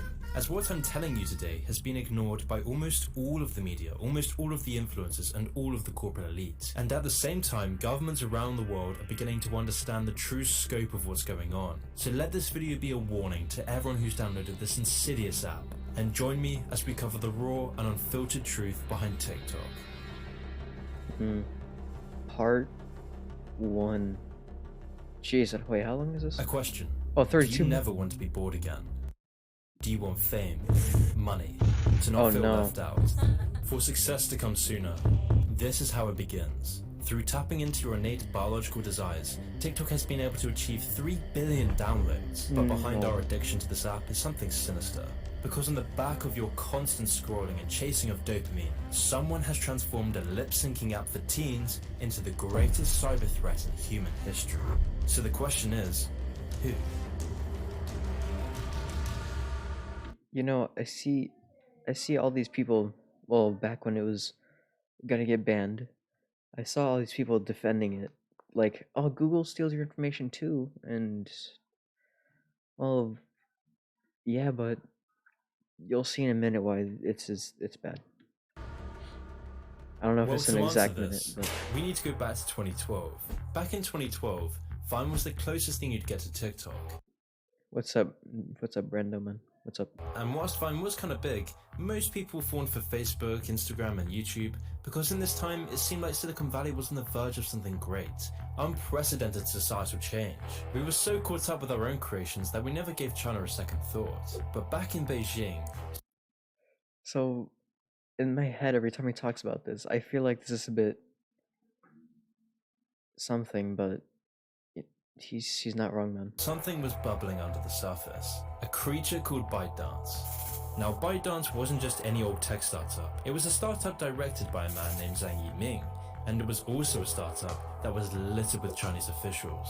Zhang's first move... Dude, I cannot look at that. I cannot look at that picture. And it was also a startup that was littered with Chinese... That picture right there, I cannot look at it the same, man. I keep seeing John Cena over there. Over that picture. I cannot... That doesn't look like the real image to me. Officials. Zhang's first move with ByteDance was to create a news platform called Headlines. But rather than this being any old news platform that pays renters and reporters, ByteDance was putting their money into creating the most powerful advanced AI technology imaginable. An AI system more advanced than anything seen before it. I never noticed this guy. No way. This guy right here. No. This was no accident. In this time, the Chinese government had a strong desire to make AI a priority in the race for global tech dominance. But why was China so obsessed with AI? Why was the Chinese government so involved with working with this unknown tech company? To answer this, let's take a quick look at what ByteDance's AI technology was capable of. On this news site, there wouldn't be a curated feed or editors controlling the flow of information. Headlines instead used specially made AI algorithms to select and push the news robotically, with the company never having to hire a single reporter or editor. To test this highly developed AI system, ByteDance released the app to the Chinese market. And almost immediately, the algorithm worked its magic. In a matter of months, Headlines became extremely popular in China, with the site gaining 10 million users in just 3 months. There was only one issue. all content that wasn't aligned with the government's core socialist values would be a legal offense, which meant there would have to be at least one editor. That's why ByteDance went so far as to publish a statement thanking the state for its supervision, making ByteDance the first ever AI-generated propaganda machine. It was the embryonic site for much darker things to come. Yeah, that is not too... It's 2016 and the Chinese government is inching towards technological dominance. But if they were going to overtake Silicon... You know, no racial, the Chinese no racial, but I hate this guy. People were saying he looked like Winnie the Pooh, and he banned Winnie the Pooh from his entire country. How f***ing sensitive can you be? Like, seriously. Are you kidding me? It's just a joke, man. Government is inching towards technological dominance. But if they were going to overtake Silicon Valley, they would need to expand their AI technology across the globe. Because back in the mainland, AI proved to be an incredibly effective tool for controlling the population. They're constantly monitored by facial recognition cameras that are able to instantly put a face to a name. That's so weird. Now the Chinese are also ranked, given a mark out of a possible 950 points. I think being ranked is a good thing. The society has to have rules. I mean, I guess. It forces us to be well behaved. Yeah. It may seem scary, but it's just like that here. We're used to it, and anyway, we don't have a choice. I think China might be the worst country ever, man. They might ban me from saying that. This video will get banned from China, bro. I swear. There's a simple reason for this. By using algorithms, the Chinese government can connect all these data points from everything you do, using your travel records, friends, acquaintances, reading habits, and purchases, all to anticipate any political resistance. It's through these sorts of social credit scores and advanced AI technology that the Chinese government has gained a firm grip over 1.3 billion people. But what if China could use such technology outside of its own borders? What if China could move away from surveilling their own country to surveilling the globe? Yeah, and this is where the whole like national security thing came from. People were defending it because I don't know. Personally, I don't. Oh man, it's so stupid. I don't like people that defend this dumb app, man. Like, oh, Google steals your information too, but look at this. China takes your information. What do you think they're gonna do with it, man? No racial again, but I don't trust them, man. I don't know what they're gonna do with my information. If they could, China would become invincible. It was in this time that the Chinese president Xi Jinping was making big efforts to grow China's cultural He really does look like Winnie the Pooh, bro. Power. Which is why Xi Jinping announced that China needs to increase its soft power to give the world a good Chinese -4 million social credit. It's so narrative stupid. and better communicate China's messages to the world. I love BTS. We have made significant advances on theoretical and cultural fronts. Xi Jinping announced that, quote, we should increase China's soft power, give a good Chinese narrative, and better communicate China's messages to the world. Give a good Chinese narrative. Isn't it already good? If you need to give a good narrative, that means you're not good, man. What is this? And this is where America's had the upper hand for decades. Through America's spread of culture and ideology, America has been able to maintain its global influence. And in recent years, this has been catalyzed by one thing: Silicon Valley. What does that mean? Look at Mark Zuckerberg, what the... So how could Chinese tech companies possibly compete with Silicon Valley, where a tiny group of billion-dollar companies have almost monopolized the entire industry? If ByteDance were going to have any chance of competing, they would first need to create something groundbreaking. Something so advanced, so popular, so addictive, that people would have no choice but to download it. An app to control the hearts and minds of the global population. To take on such an enormous task, China would need to take this one step at a time. The first step was for Chinese tech companies like ByteDance and Tencent to start buying huge shares in social media sites. Sites like Reddit, Discord, and Snapchat, because this allowed companies like ByteDance to have a key role in company policy as a majority shareholder. But of course, buying shares in companies wasn't going to be enough. How could China create an app so addicting that it would outcompete every single social media site? To figure this... What was... Wait, no, not... Okay, look.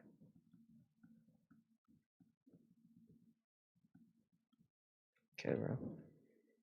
What was that guy doing? Create an app so addicting that it would outcompete... Okay, vans are insane. Every Oh, that's kind of funny, actually. Every single social media. What is this guy doing? Look what he's doing. Media sites. What the? To figure this out, they needed to test this technology in their own back door. So ByteDance's new venture would be with an app called Douyin, or in other words, the Chinese version of TikTok. ByteDance tested out Douyin to make sure the technology would be effective enough, and in less than a year, Douyin took over China, gaining enormous popularity, with 1 in 10 Chinese people having downloaded the app in less than a year. All because of this specially developed AI technology. It was now time for ByteDance to go global. This is horrible. The next step for ByteDance was a sophisticated marketing campaign, spending $3 million a day in marketing alone just in the American market. ByteDance would then get celebrities to join in. It would saturate the media and advertising world. You'd even see the NBA signing a multi-year partnership with TikTok. Are you kidding and with me? the TikTok logo being stamped on every exported video, you'd then see this marketing Look at this dumb dance. What is she doing? begin to snowball. You'd see all these influencers on YouTube Shorts and Instagram posting their TikTok videos. You'd see celebrities promoting their garbage on TikTok. Yo. But marketing alone wasn't enough. So the next step for TikTok's growth was through the acquisition process. In this time, ByteDance noticed that fellow Chinese company Musical.ly was getting a foothold in the psyche of Generation Z. So rather than these companies... I hate that my generation's only personality is TikTok, man. I hate that. Companies trying to outcompete each other for ultimately the same goal, TikTok bought up Musical.ly for $900 million. No This way. allowed TikTok to utilize Musical.ly's core selling point, the ability to go viral. Musical.ly provided a platform with an algorithm that rewards content above all else. No, but for real, why is it so easy to get popular on TikTok? You can post like one thing and you'll get easily like over 30 views. So stupid. Anyone could post some... But I'm here, man. I'm here. Working every day. Not every day, every weekend, man. And I'm not gonna complain, no. I'm not gonna complain. TikTok is TikTok, it's stupid, never mind. And go viral then. I'd like to sincerely apologize. I did not mean anything I said in the past 30 seconds. Next day. Because of that, Gen Z rushed to it, allured Look at how stupid they are. by the prospects of fame, attention, and quick dopamine hits. What? You're kids, why are you doing Using that? its AI technology to learn how to create the most addictive user interface possible. You're eating pizza, why are you on your phone? There are several core psychological techniques used to addict you. The first is short videos in and of themselves. Short. There may be 15 seconds or something like that. 15, 20 seconds. They're short videos. And so it's just that quick, it's almost like a little tasting menu of fabulous. You're trying this and trying that. The reason for TikTok's initial success is that they took the knowledge companies learned from making catchy advertisements. Advertisers spend millions gathering your attention for up to 30 seconds. And oftentimes, whether you like the advert or not, you'll find they're easily digestible. So TikTok would use this video design, but instead of paying millions to make these videos, TikTok's own users would automatically use all their creativity and talent to garner some hint of virality. Then the most addicting videos made are rewarded favorably for doing so. Once people catch on to which engagement tactics work, these videos are then Are they trying to kill themselves? What? Why are they wearing bags over their heads? copied over and over again. The most catchy songs are Donald Trump, what is he doing? replicated over and over, creating the cycle of people who are addicted to chasing virality. These creators then feed the masses' own addiction to these dopamine-sucking videos. But of course, not all of these videos can be addictive, and that's the point. Because one of the key social engineering tactics TikTok uses is called intermittent reinforcement. I spoke about this tactic in my previous video on TikTok. We're gonna watch that after this one, because I didn't know there was a video before this. But basically, intermittent reinforcement is the reason why casinos are so addictive. Because by not winning every time on the slot machine, you're always excited for the next hit. I mentioned in this last video on TikTok that when you expect a reward after a certain action, you tend to work less for it. Yet when the timing of the reward or the certainty we'll get it at all is unpredictable, we tend to repeat that behavior with even more enthusiasm. And so, I see a pattern here with all these companies and businesses. These are all making you like lazier. At least I feel like they are. Like McDonald's is spreading all their restaurants everywhere, so you don't have to go that far to get them. And the delivery apps can help too. And Facebook is just selling VR headsets. You don't have to get out of your house to do that stuff, and TikTok is just, I don't know, man. It's kind of crazy. So in the case of TikTok, a video has to capture a user's attention very quickly to cause them to watch the whole thing. If that's so weird. The video doesn't catch your attention within a couple of seconds, it's swiping onto the next one. And so after countless videos fail to give you that dopamine rush, you'll finally find that gem. The fact that you're watching this video means you are energetically aligned with me and Aquafarians. What? Bro, that guy, although he's funny, well, he's not trying to be funny, but he's funny. His message is so stupid. Like, what is the thing he says? The reason you're watching this, is because fate or something? And we're connected to him in the message? Like, I don't know you. I'm not connected to you. What are you talking about? Stop staring at me with those eyes. Stop staring at me, man. You may know them as mermaids. And there are real consequences to this. TikTok's design is neurologically damaging. Researchers are only just beginning to understand this. Since Generation Z's infatuation with TikTok, our attention spans have dropped to the lowest No way, and people are doing this in public, no way. Levels in recorded history, with our attention spans becoming reduced to that of a goldfish. This is why Gen Z is so dumb. Gen Z is horrible. Their attention span is Generation Goldfish. That's hilarious. Online lives are having a detrimental impact on their attention spans. This is probably why I don't use TikTok that much. And it doesn't even stop there. The vertical scroll, which is what you have on Facebook, for example, you're scrolling up on the news feed. But what this does is, if you stop on a video and you like that video, it'll restart that video. So in a sense, you've got a horizontal scroll going on pleasurable content, and you also have a vertical scroll going. And once the pleasure begins to dry up, you continue scrolling and the pattern repeats itself, leaving you wondering where the last few hours went. And even the small stuff like where the likes and comments icons are is purposely designed so that you can't stop wasting your time on this mindless app. Yeah, for some reason when you scroll on TikTok, like, time moves faster or something, I don't know. So easy to waste your time, man. And when you go onto TikTok, you'll see what I mean. The likes, comments, share, and profile buttons are on top of each other. This placement makes it the most accessible for users to click on these icons. But why is this important? Well, this layout may only be... Hello, welcome to the stream, man. Yeah, what's up?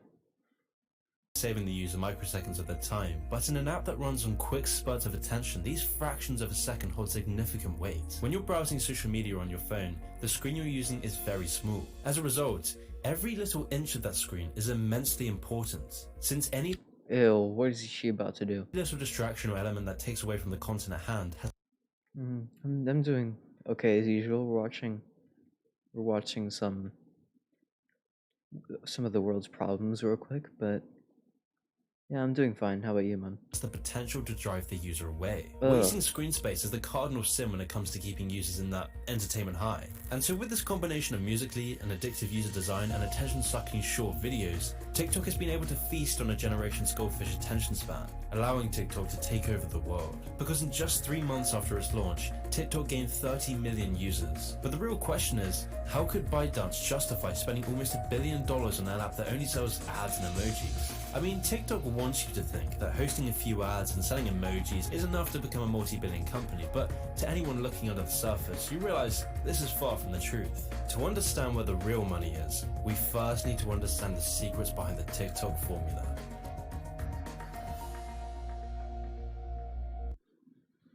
We're watching Problems of the World, and we're on the third one, which is TikTok. It sounds stupid, but when you hear this video, then it doesn't sound that bad. But yeah, man. TikTok is taking over the world, man. It's crazy.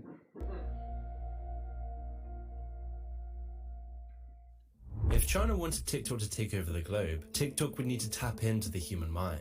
Not only through social engineering tactics, but also through their users' data. Because this is where the real money behind TikTok lies. This is why TikTok is now considered a cyber threat.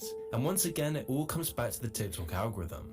Unlike Facebook, Netflix, Spotify, and YouTube, TikTok's algorithm goes one step further.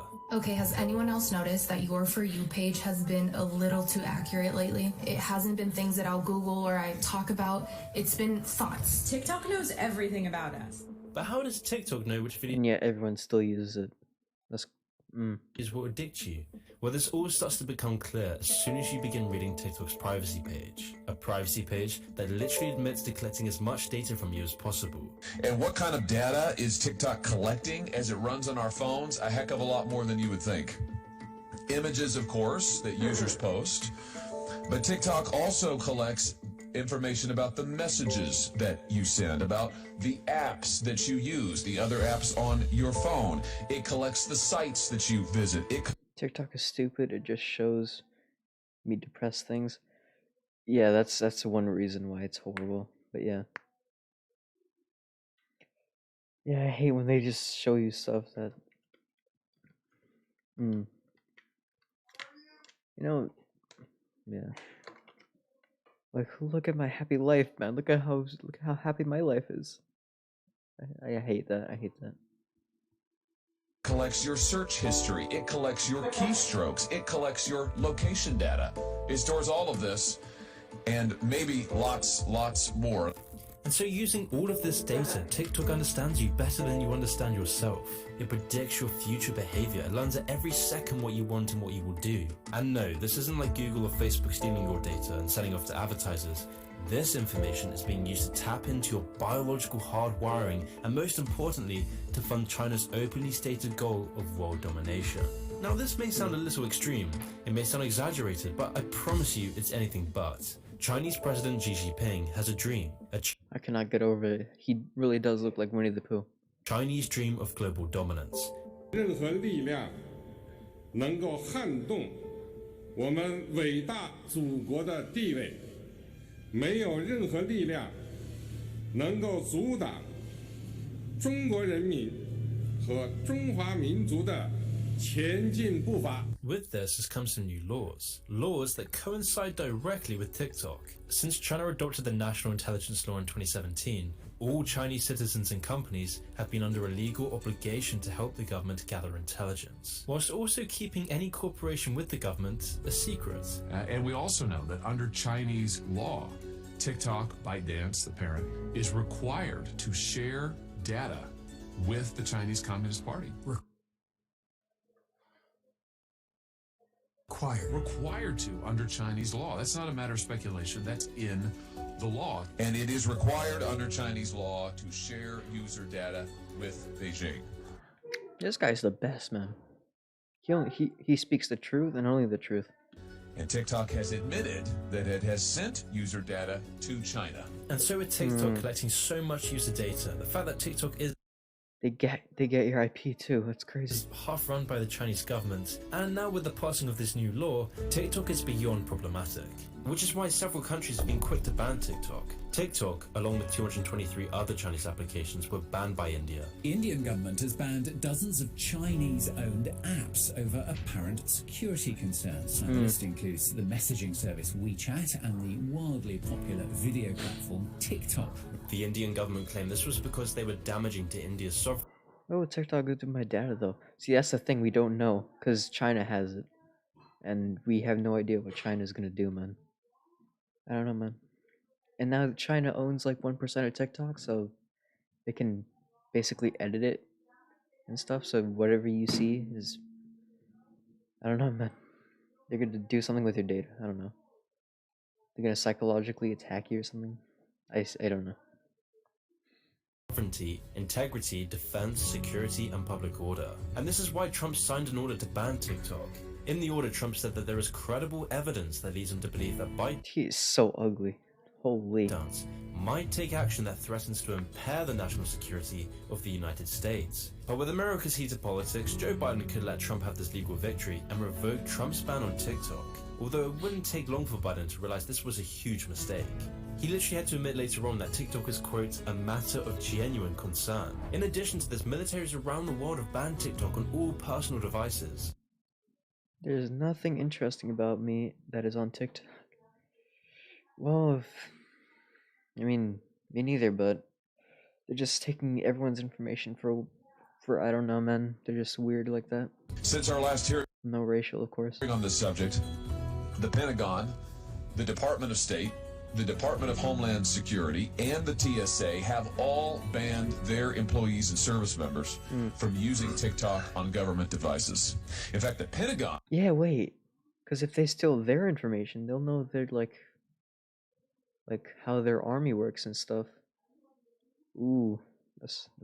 Even went so far as to say that employees should have their children uninstall TikTok from their personal. Yeah, that's smart. I was just about to get to that, because if your relatives have it, they can know about you from your kids and your stuff. Devices. But you may be asking, why does this matter? Why is TikTok labeled a national security threat? Why are governments around the world beginning to think that TikTok is the biggest cyber threat of the modern era? Well, stick with me here, because we're going to need to radically change the way you've been seeing TikTok. Cringe.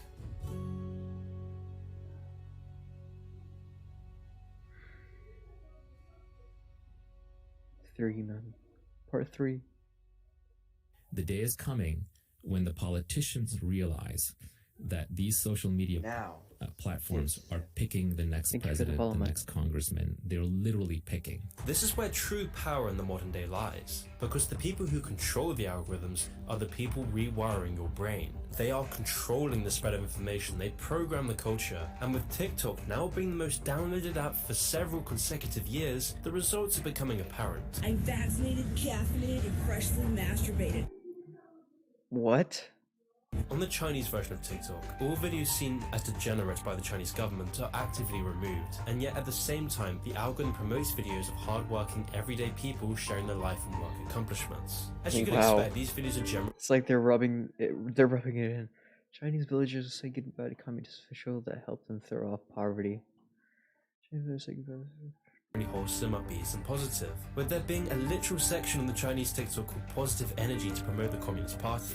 But in the West, TikTok promotes the exact opposite. On our version of TikTok, we're bombarded with endless insipid videos of girls shaking their ass to music. Honestly, dude, it's so annoying.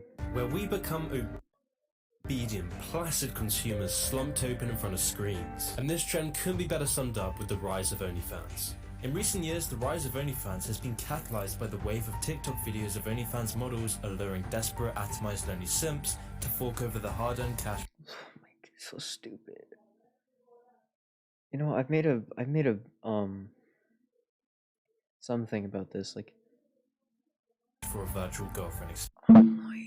I cannot stand that dance. It's so stupid. Experience. Top OnlyFans creators have spoken out about how TikTok has enabled them to become these hyper-affluent online stars. So today we are going to be going over how you can use TikTok to get OnlyFans.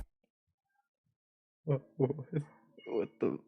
Okay. I think we're all like the main people on OnlyFans are roughly earning the same. I think at the moment it's like $1 million a month. $1 million a month. This phenomenon wouldn't be happening anywhere near as quickly if not for TikTok, where TikTok is catalyzing this wave of desperate simps to hand over the money to these people who influence their everyday lives. And this became very apparent when a Wall Street Journal investigation on TikTok found that when you said you were 13 years old and searched for OnlyFans on the app, the algorithm would bombard you with videos about adult entertainment and drugs. The power TikTok yields over the younger generations is becoming more and more apparent. It's showing all these adult themes to children. Are you serious? And now I understand why kids my age are so obsessed with the show Euphoria. I don't understand, man. This world is doomed, man. That's all I gotta say. People are starting to see that through TikTok's AI technology and sophisticated algorithms, TikTok is able to create trends that radically influence the lives of so many in Generation Z. And what's scary is that so many of TikTok's core audience are barely even adults. TikTok users are being influenced into emulating these trends that are highly toxic and polluting to society. But of course, these trends are manifesting things far worse than degenerate. Just go, leave, stop trying, stop pretending. You know it, and so do they. Do everyone a favor and leave. What did I do to you? How the frick you'll be 13, 15, looking 18? People have said I've looked older than I am, but I don't believe it. Behavior. The spread of political disinformation and He is not wearing infiltration of Chinese pants. propaganda is now a serious concern to all of us. This first became apparent on the Western version of TikTok when pro-Hong Kong posts, anti-CCP posts, pro-Tibet content. My TikTok feed is full of sad stuff, and sometimes people ending their lives in sad. That's not good. Do you know how to like fix that or something? You can search up memes and stuff, and then eventually the algorithm will only show you memes, because that's how TikTok works. Yeah, it's anything spreading awareness of the persecution of Uyghur Muslims was all removed. And this concern takes a further serious turn in light of recent reports that Zenu Data, which has reported links to the Chinese military and Wait, I just remembered something. There's this one guy that was he lived in China, and he was gonna go inside like a China base to expose like how evil they really are. And then the next day, he was posting these videos on YouTube, and the next day he was in his room just like happy and stuff, and he was like, "Hey guys, I came back and nothing's wrong with China at all. We're all safe and stuff." To be honest, he might be a bad actor because it felt like there was a gun pointing at him the whole time. That's not good, man. intelligence networks has collected personal details of about 2.4 million people outside of China, with pretty much all of this data being sourced from TikTok. The former editor of the The problem is now I can't stop watching this sad feed. Well, man, I don't know, man.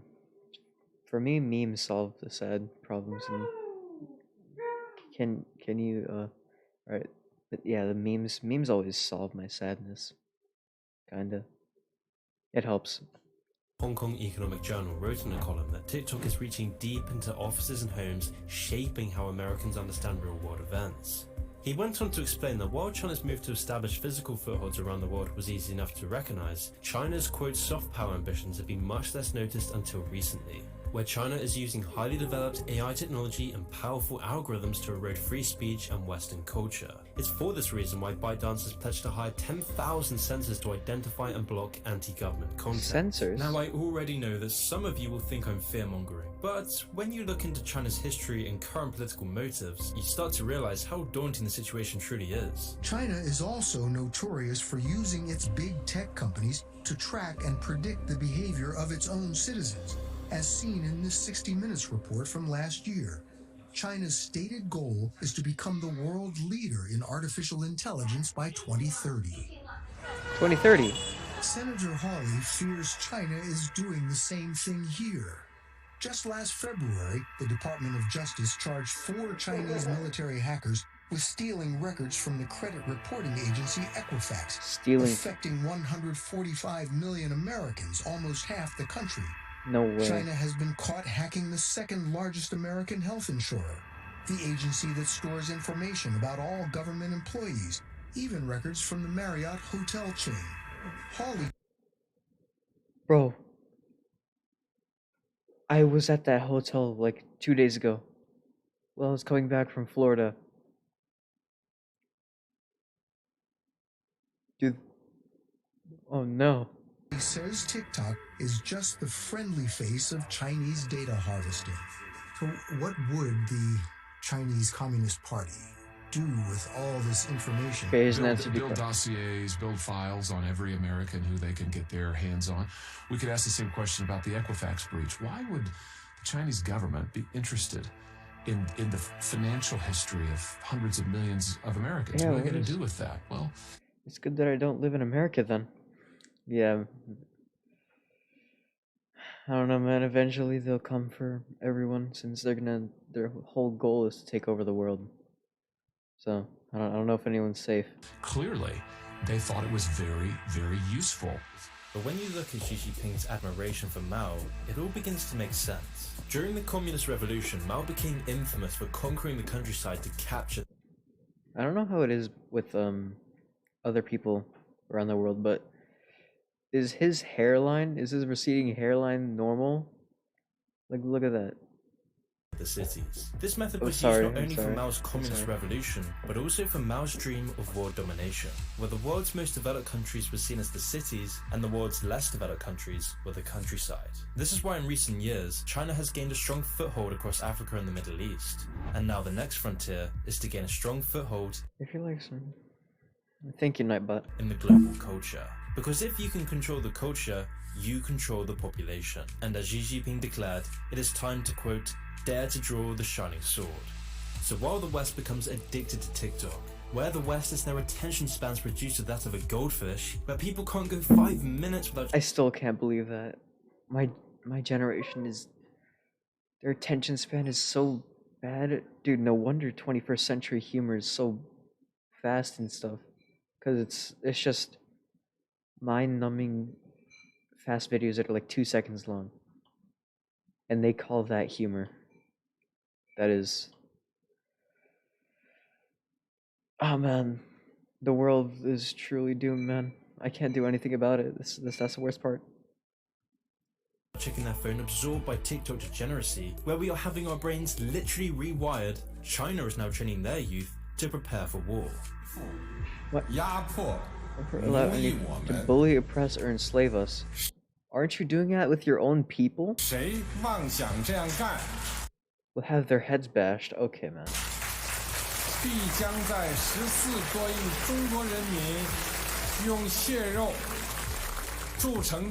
Bloody against the Great Wall of Steel that's forged by over 1.4 billion Chinese. This guy he has a problem. He has a major bloodlust for this, man.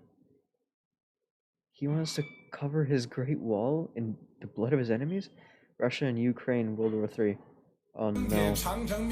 And today this process is being catalyzed by Xi Jinping's Rejuvenation of the Nation project, which entails the banning of effeminate sissy men on TV, banning excessive video game usage, teaching children Xi Jinping's school of thought, teaching children how to use military equipment, and having— Wait, what is that? What is this? What? Is that a neurological thing? Which entails the banning of effeminate sissy men on TV, banning excessive video game usage, teaching children— Wait, they all have one. What is this used for? Xi Jinping's school of thought, teaching children how to use military equipment, and having schools have distinct masculine and feminine school curriculum. No way. And today, it is now mandatory for Chinese students to read The Art of War. They're training their children to fight. While we're here, looking at girls shaking their asses on TikTok. We're dead. We're dead. We're all dead. As you'd expect, this has come with rampant military propaganda. I'm a stranger who does not approve.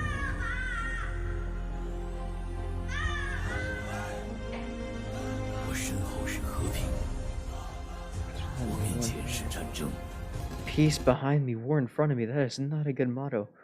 Put on the military uniform. We must give up comfort and ease.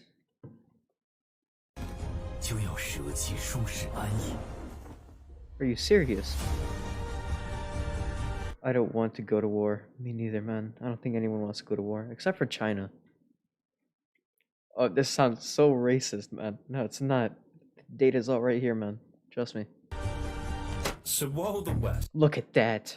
is swamped by visual diarrhea of grotesque TikTok videos, Videos promoting crime, degeneracy, OnlyFans, and the CCP, the Chinese are trained to become stoic with a warlike spirit inoculated to degeneracy. This stark contrast between the Chinese version of TikTok and ours serves to highlight how effective TikTok's AI technology is in manipulating the masses. Psychological weapons like TikTok have been used throughout history, from the Persians using cats as a psychological tactic against the ancient Egyptians, to Alexander the Great enforcing Greek culture against his opponents, to the British and using their global media networks to control the narrative of World War I. These You should look at the Royal Navy advertisement. It's funny. Okay, let me see. After this video, yeah. We'll take a little break from these problems. Let me search it up so we can get ready for it after this video. Hold on. So, Royal Navy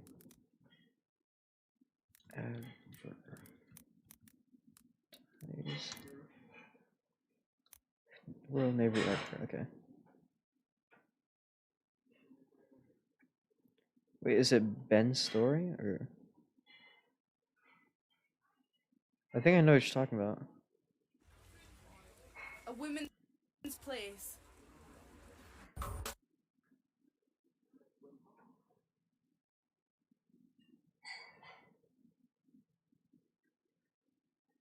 Royal Navy advertisement. I think this is the one. Luisa's story? Is this one? This is the one? Like the girl in the thumbnail? I'm pretty sure I saw a meme about this. Alright, we're gonna look at this after the video. Alright. psychological experiments have always been hidden away and more often than not, slip by under the... Is that Ethan? That's Ethan from the... What is it called? Oh man, it was... Resident Evil, yeah. But now we're not car. The one where it says, "Can you fix a bike?" Then in a helicopter. Ooh, okay. Cold. All right. In that case.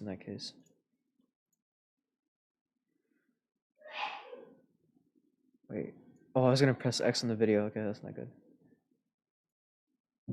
Royal Engine. Okay, 30 seconds long. Pretty good. All right, we might as well look at this now. Actually, all right. What? All right. Let's look at this advertisement. Let's take a little break, a little tiny 30-second break for this war thing. Not this advertisement. Yeah. Let's see this, man. Let's see this.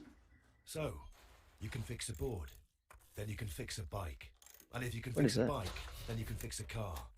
Nice. If you can fix a car, then you can learn to fix a Lynx Mark 8 helicopter, a What? Pacific 24 C boat, a 4.5-inch naval gun, a Samson radar system, or a Type 45 destroyer. And when you can fix all that, you'll be a Royal Navy engineer. Start your journey. Search Royal Navy Engineers. It went from a skateboard to a whole boat. What is this?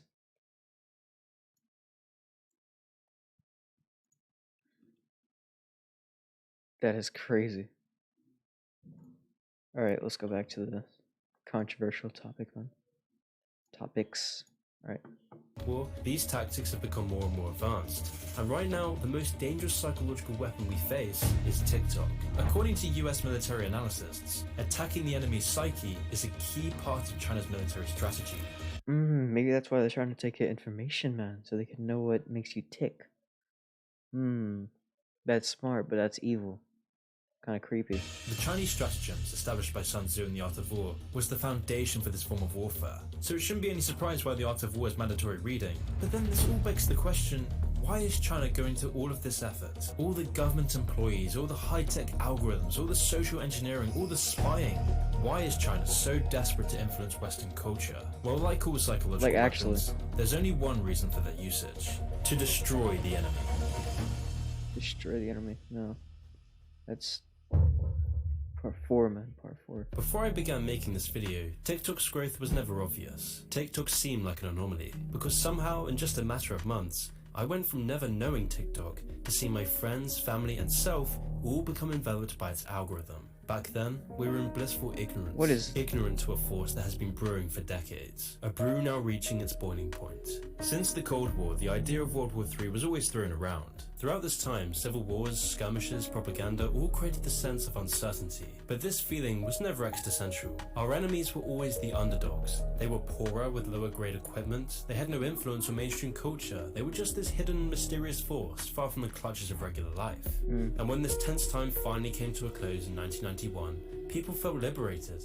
Like the threat of World War III was That is so horrible. really just a fantasy after all. It was something to talk about for fun, but never an idea to be taken too seriously. Yes, there were threats from the Middle East, Russia and North Korea, but it was never anything we couldn't handle. At the same time, we fueled China's growth. We bought their cheap products, their materials and their lives. In just a matter of decades, China went from being a third world country with a GDP of 90 billion to having a GDP of $12 trillion, a number now fast overtaking the United States. This growth has never been seen before in history. America, what are you doing? What are you doing? Admittedly, we knew this was coming, but none of us had any real reason to be concerned.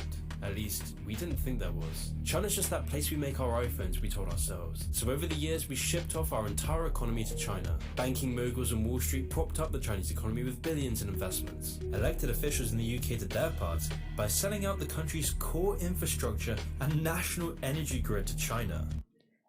Wait, this is really off topic, but when I saw that car, you remember when you saw the car being built, like the tires, that made me think, if I don't know how to build a car and I'm out in the wild, I'll just build like wheels and stuff, like with a structure and stuff, and then put my own brake system where there's a piece of wood that stops the car from moving, and I just go Flintstone style and move with my feet.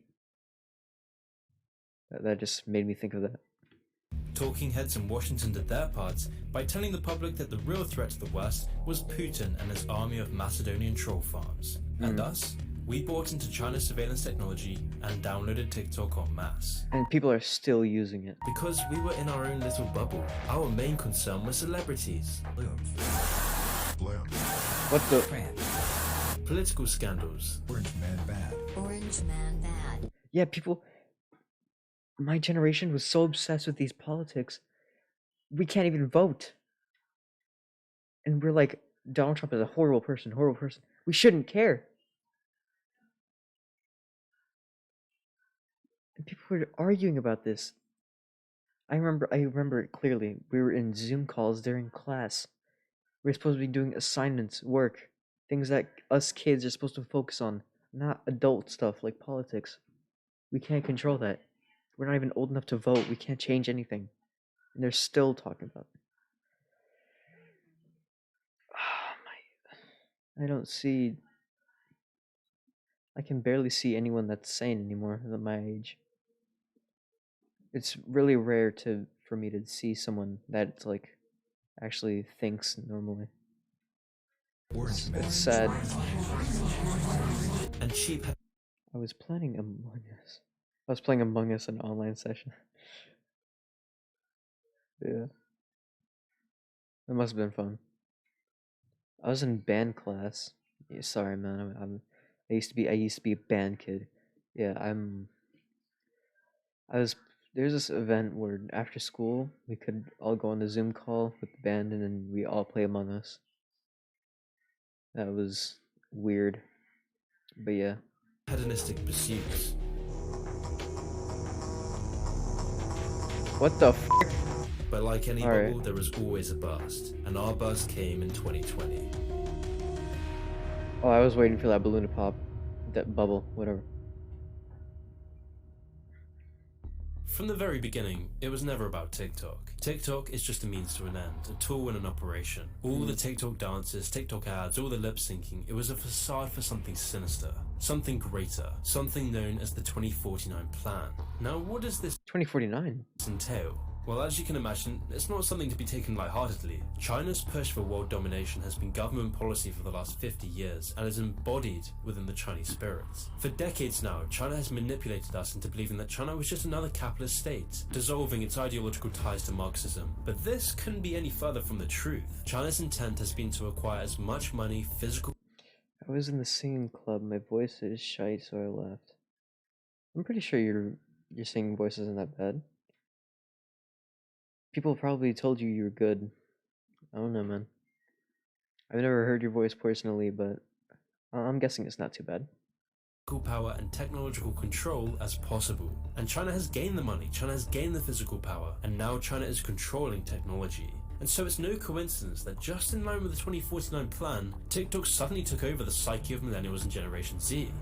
And that's the genius behind all of this. China is engaging in a war and we didn't even realize we were a part of it. China is taking over the world economically. China is taking over the world militarily, secretly building up its army reserve. Top U.S. military officer General Mark Milley provided the first official U.S. confirmation of what he called a, quote, very concerning Chinese hypersonic weapons test that military experts say appears to show Beijing's pursuit of an Earth-orbiting system designed to evade American missile defenses. China's now got the largest navy and is training its youth to become warlike robots. China has infiltrated the West with countless spies that have slept with the heads of the national security. A bombshell new report says a suspected Chinese spy targeted California politicians. And one of her biggest targets was Bay Area Representative Eric Swalwell. China is taking over the universities and schools across the West. And now... Trust me, it's not something anyone wants to hear. I mean, I don't believe you, man, but... You got... I'm not gonna invade any of your privacy, man. It's fine. China is taking over the culture. I'm not gonna be like TikTok. Took until 2020 when the bubble burst did we catch on to what was going on. We had been played. A sudden novel virus emerging from China, a sudden militarization of China's military, a sudden realization of the national security threat TikTok posed. We were finally confronted with the truth. It has taken until today when governments and elites are beginning to wake up to this dawning realization that World War III is no longer a fantasy. Our governments, having been hesitant to even consider the Look how stupid these are. thoughts of banning TikTok, and these are the distractions from what China's doing. now Man. realize This sounds so racist. I cannot. in the grave danger we are in. This is not racist, China I swear. is currently telling its military to prepare for war. China is taking foreign hostages within its own country. Hostages? China is rapidly building up its military. China is developing AI technology never seen before in the West. And China is now not only engaging in skirmishes with our allies, but is now preparing for a full-blown war with Taiwan, sending over more than 150 fighter jets to surround Taiwan. As a last resort, our governments have joined a pact to begin countering China's preparation for war. Why can't we all just... I don't get why people just need power, need to control everything. Because what will you do then? What will you do when you actually control the whole world? What will you do now, man? Like... But perhaps it's too late. With probably. our society more divided than ever, with our... Actually, politics in America are so horrible. Like, I remember what I said earlier about the Zoom classes, when kids my age were arguing about politics even though we couldn't vote. Everyone was divided into like, not divided, but everyone was like deciding on who's a better person. Like, everyone hated Trump and stuff. Like, I get it, yeah. But like, also people that are on Trump's side, were on Trump's side. They were just against the Democrats and the Republicans and stuff. Well, they were Republican. I don't care about any of the politics stuff. But for Republicans and Democrats, they kept fighting each other. No one respects anyone anymore. I swear. Everyone's like, you're a Republican, you're a racist piece of trash that does not deserve to be living on this earth. And the Democrats are like, apparently greedy and blah blah blah and stuff. But people in the middle, they get ridiculed because they don't vote for the main two. They just vote for the other third party person. And that's horrible. Everyone in America is going against each other for no reason, while China and everyone else is going to like take over the world, and we're just fighting each other. We're gonna destroy each other before China destroys us, man. In the UK, we all hate the president, because he had a party in lockdown. Yeah, and people, yeah, it's so stupid because the people we're voting for, well, not us, but the people that other people are voting for, they're horrible people. Like, every candidate is a horrible person, but they still get picked on. It's... I cannot, man. This world is ended, man. We're gonna die any second. Our I swear. politicians weaker than ever, with our youth more controlled than ever. When you connect all these dots, you start to realize where the real world... No way.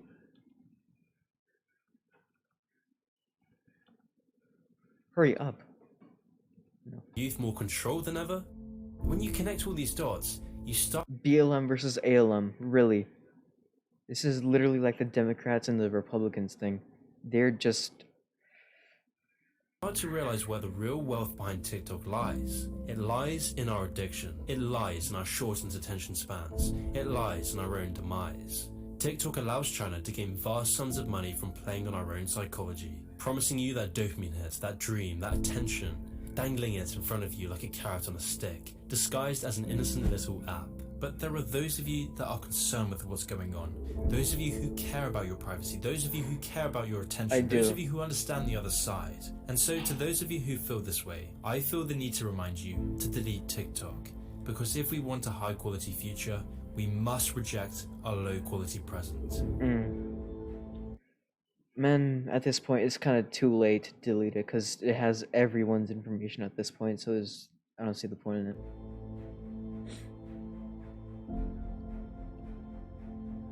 Well, man, that was that video. We're gonna watch the previous video that they've done.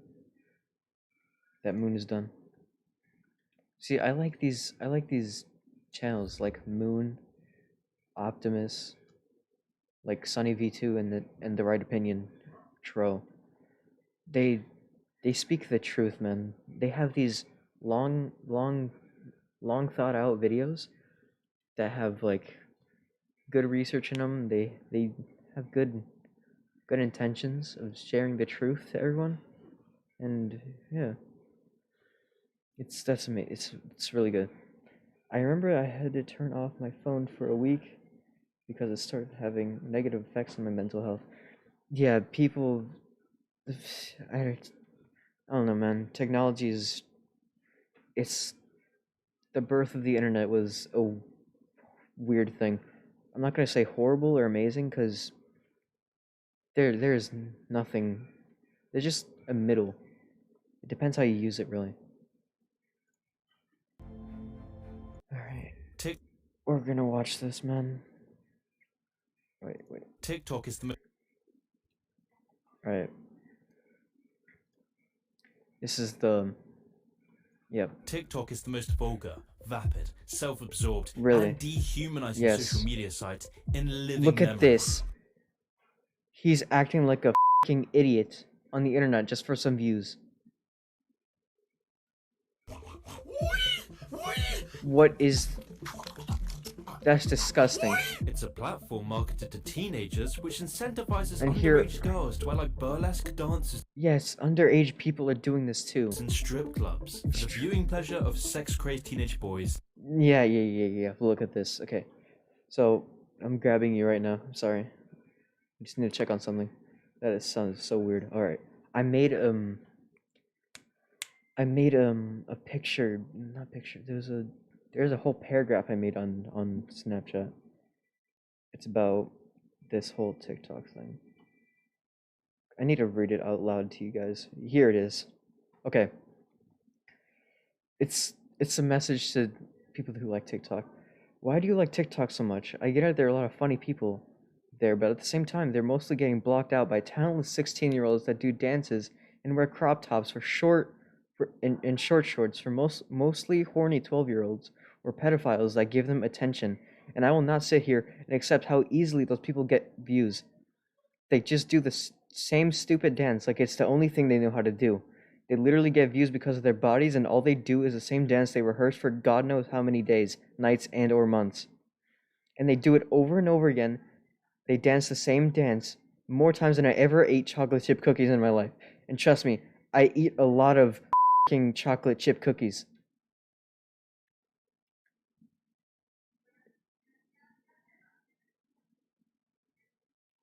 I wanted to have more screaming and that, but my mic is here, but that's the gist of it. That's really how I feel about TikTok. When you think of TikTok, all you are reminded of, the first thing you see when you go to TikTok is these underage girls wearing these short clothes and dancing around like they have no self-respect for each other. And literal pedos. This is why. That's what I'm saying. When you're pretty enough for him to want to hook up but not want to date. TikTok serves as a and you're happy because of that. Are you serious? pipe of projectile. Oh wait, she doesn't look happy. Never mind. Oh, diarrhea. Diarrhea, man. TikTok is legit diarrhea. Not gonna lie. Aim directly.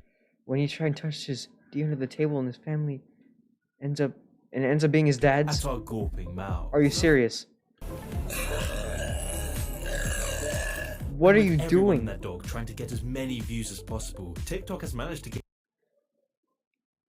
I find TikTok interesting because somehow it can find out your sexual orientation before you find it out yourself. Well, like I said, like he said, it steals your information and stuff, so it basically knows, like he said again, it knows more about you than you do.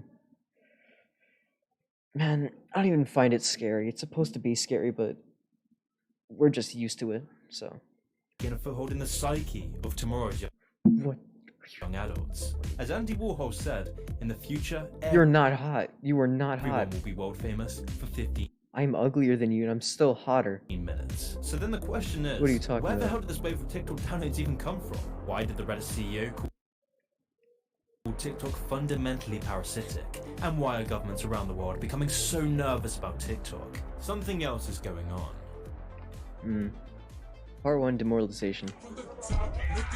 What do you do? People are praising her for this. Are you serious? Exaggeration when I say that TikTok is damaging society. It really is is. A worrying fact when you consider that TikTok is being downloaded at an exceptional rate, garnering more downloads than Facebook, YouTube, or Instagram. And with this has come an unparalleled rise in the e-thoughts. I mean, the majority of posts on the e-thoughts. I've seen this meme. We're in the biggest thought generation of all time, and you still can't pull any bitches. It's pretty funny, but it's true. We're in the biggest thought generation of all time. Girls my age, are participating in this hot girl summer thing, where they're apparently allowed to cheat on their boyfriend for some reason, and just hook up with any guy and every guy, because it's a hot girl summer. Are you serious? The site look like underage girls either showing off their bodies or being explicitly sexual. For example, just look at the TikTokers such as Charlie D'Amelio. Yeah, she got popular for no reason. Like I said, the whole reason I made that is partly based off her, because she's like one of the youngest, richest people on the earth. Well, I don't know if richest, but she's only popular because of these horny 12-year-olds, like I said, and pedophiles that just like her body. She has no talent whatsoever. The only talent she has is dancing the same exact dance over and over again. That's the only talent she has. A 16-year-old girl who does nothing but shake her ass. That's what I'm saying. Insipid, droog-like. She's not even that bad either. Songs. I've seen 6-year-old kids on TikTok, and that's kind of worrying. That's my friend has a sister. She's like 6 or 7 years old that participates and shakes her ass. She does that same thing. And these kids, we need the internet next has to have a really strict law where only like kids over the age of 13 can be allowed in the internet. I'm being generous too, because these kids, these little kids, these little gremlins have been shaped by this TikTok thing.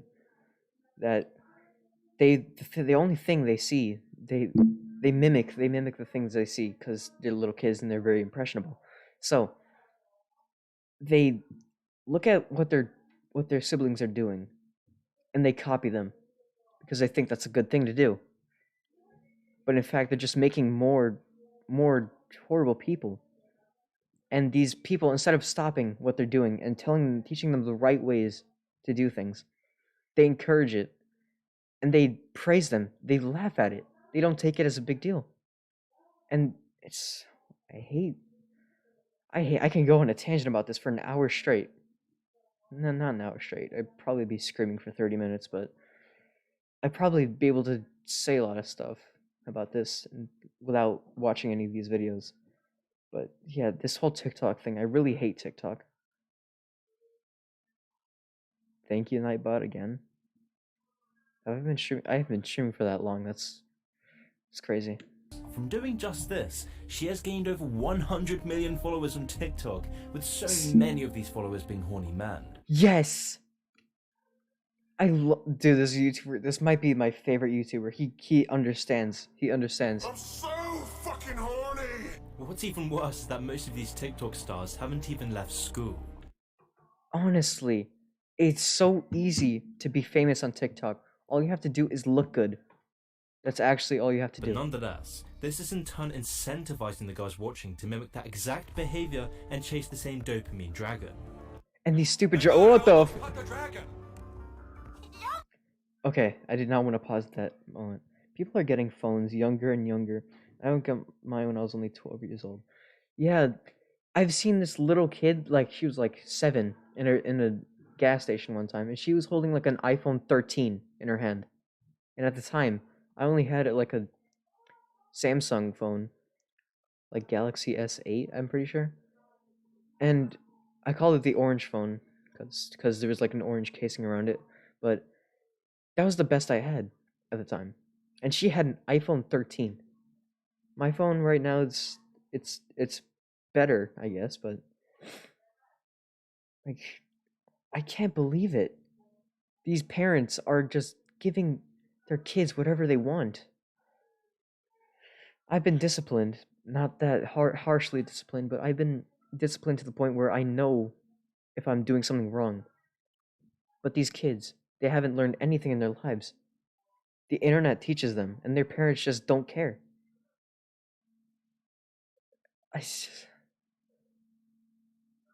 Society, man. Society. TikTok's design then exploits these young, underage teenage girls who are trying to become internet famous by being sexy. That's actually what they're doing. Since other people are getting famous by acting sexual, all of a sudden every girl on the internet has been doing the same thing now. And honestly, it's just disturbing. It is so disturbing. As TikTok grows, these sorts of people are the new role models for teenage girls. I mean, is it any wonder that doctors on TikTok are telling 12-year-olds to get STD Name a voice who will give you 8 STDs treatments without their parents' knowledge? Are you kidding me? You can see your doctor without your parents.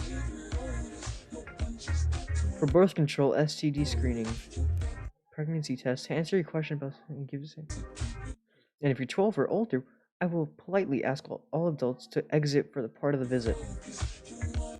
To have confidential conversation about your health. It's the law, so let's talk. It's not that bad, but did I ask? Me on my way to get my last abortion before Amy. These keep bringing back horrible memories. So, this probably, most likely underage girl is going to another abortion and making a TikTok about it as if it's funny. I mean, I get some people could find it funny, but are you serious? There's this girl at my preschool. You know what? No, I don't care about calling preschool. This is serious. No, at my high school, there's this girl. She's an alcoholic too, which even better. And she had an abortion. I don't know when, but she's had one before. And me and my friend were just looking at each other like she was a crazy person. And one of my other friends, he vapes a lot, and me and my other friend constantly keep telling him that it's not good for him. He knows it, but he doesn't care. He's like, it's not as bad as using cigarettes, right? But now he's purchasing weed and stuff. I'm not a snitch, but I need to tell people the truth, man. That's what I'm saying, man. That's before Corny Bear takes my rights away. If you're worried about this guy taking your rights away, how about he use protection during sex in the first place?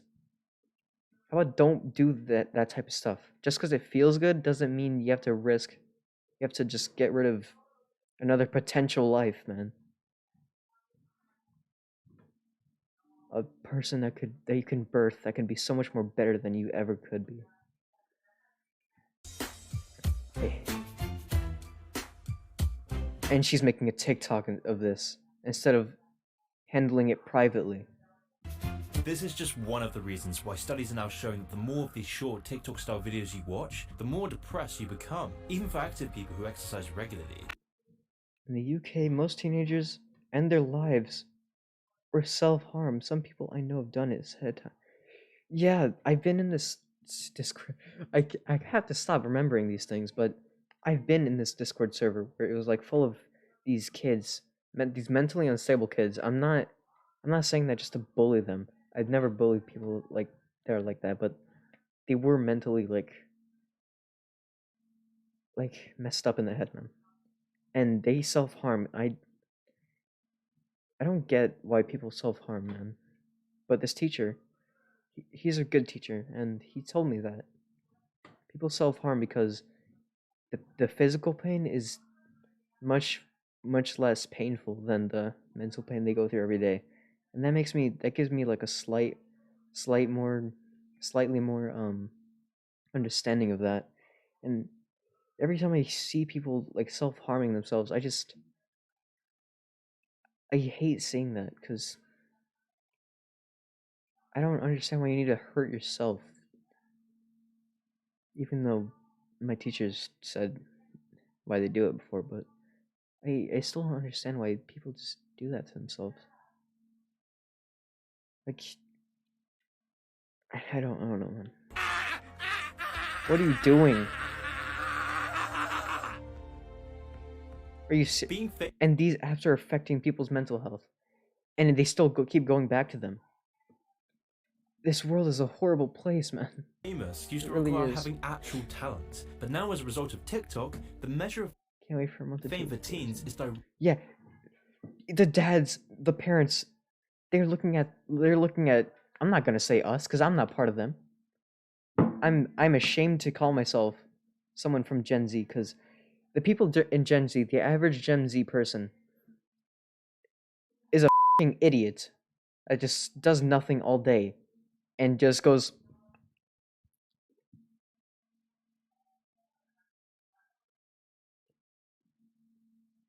I almost laughed at that, but no, this is serious, man. They really act like that. They really directly proportionate. If they do this out in public too, they're doing this in front of their dad. With the volume of tasteless debauchery the algorithm promotes, vulgarity has replaced talent. The more vulgar and obtrusive, the better. Hello. What is this? Who are you? I'm here to help you. What? I can make you rich and famous. Really? You just have to do one thing. Get naked in front of everybody and worship me. Does that really work? Of course it works. I will make you extremely wealthy. Everyone, this is a great example of how everyone is ignoring their dignity. They don't have any dignity or self-respect for themselves anymore. They're willing to just do this in front of everyone just to get some money, just to have some power. And I can't wrap my head around it. This is such a good example of how people are just falling to power. They just have no morals anymore. They're just willing to do whatever it takes to just get famous. And that is I cannot say it enough. It's just horrible. Horrible. Absolutely horrible, man. In exchange, I need your soul. I mean... And they're selling their souls. Friendship. I'm not... Do we have a deal? Deal. Thanks to TikTok, young people are increasingly buying into the idea that narcissism, not fulfillment, not meaning, not authenticity, but narcissism is the ultimate measure of satisfaction. None of them are bad either. And is it really any wonder, given the warped and corrosive view that's fed to Generation Z by TikTok's algorithm? But then again, that's the least of TikTok's problems. Because TikTok isn't... Bad isn't, like, good looking, because, you know, bad is a slang term, yeah. Most of my friend groups have all self-harmed or had suicide attempts, even me. I'm sorry to hear that, man. And hopefully you won't have to go through that again, but yeah, that is not good, man. I would say go to the therapist and stuff, but everyone's heard it before. And there's no point in repeating the same message because I can't really help you personally. But the best I can do is just tell you to get help. But there's so little I can do, and that's so horrible. I have all these things that I have in my head. I want to fix this. I want to fix everything about this, but I'm just a person. I can't do anything. And that is a horrible feeling. Isn't just depressing and creepy, it's neurologically damaging. Never before have we seen attention spans drop so low. It's being reported that many in Generation Z have had their attention spans reduced to that. It's only getting worse. Of a goldfish. You would think this girl, like, her fucking skin is growing onto this phone. She never goes anywhere without this phone in her hand, and she's always looking at it. Like, she can't talk to anybody for 5 seconds without looking at her phone, checking TikTok. Yeah, he's not lying too. People are laughing. I don't know if he's being serious or not, but it's true.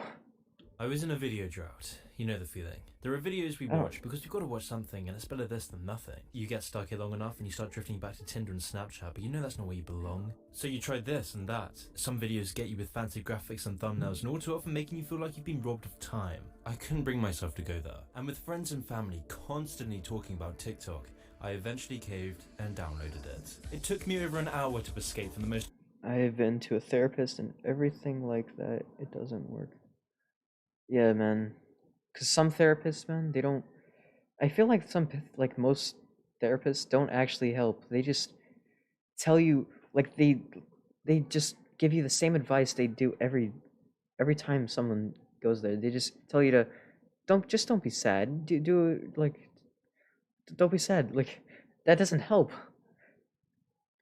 Like, if you want them to be happy so easily, if it's that easy for you to waste money and just for them to tell you just be happy, that's a complete waste of money. I don't understand why these therapists are so expensive.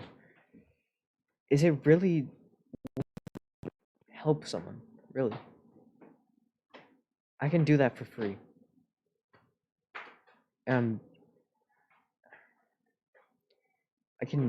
I can help so much more people for free. And it's just so horrible that people that barely have any morals or feelings are the people that help people. I don't... hollow and vacuous videos.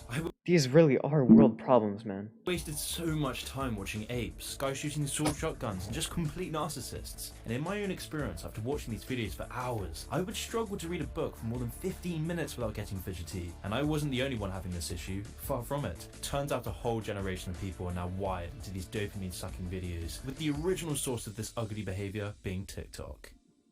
The way TikTok works is that it adjusts your mind to demand as much instant pleasure as possible. And if you don't believe me, just try watching a movie from the 50s, 60s, or even 70s after going on TikTok. And I reckon in most cases, within minutes, you'll be wondering, when will something happen?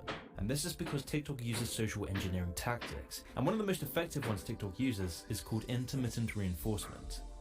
You can see intermittent reinforcement most clearly in a casino. For example, I am a very shy person with social anxiety, and I hate talking to people, so obviously a therapist wouldn't work. Yeah. I'm kind of shy too, man. In high school, I don't talk at all, man. People still talk to me, but I don't talk. But yeah,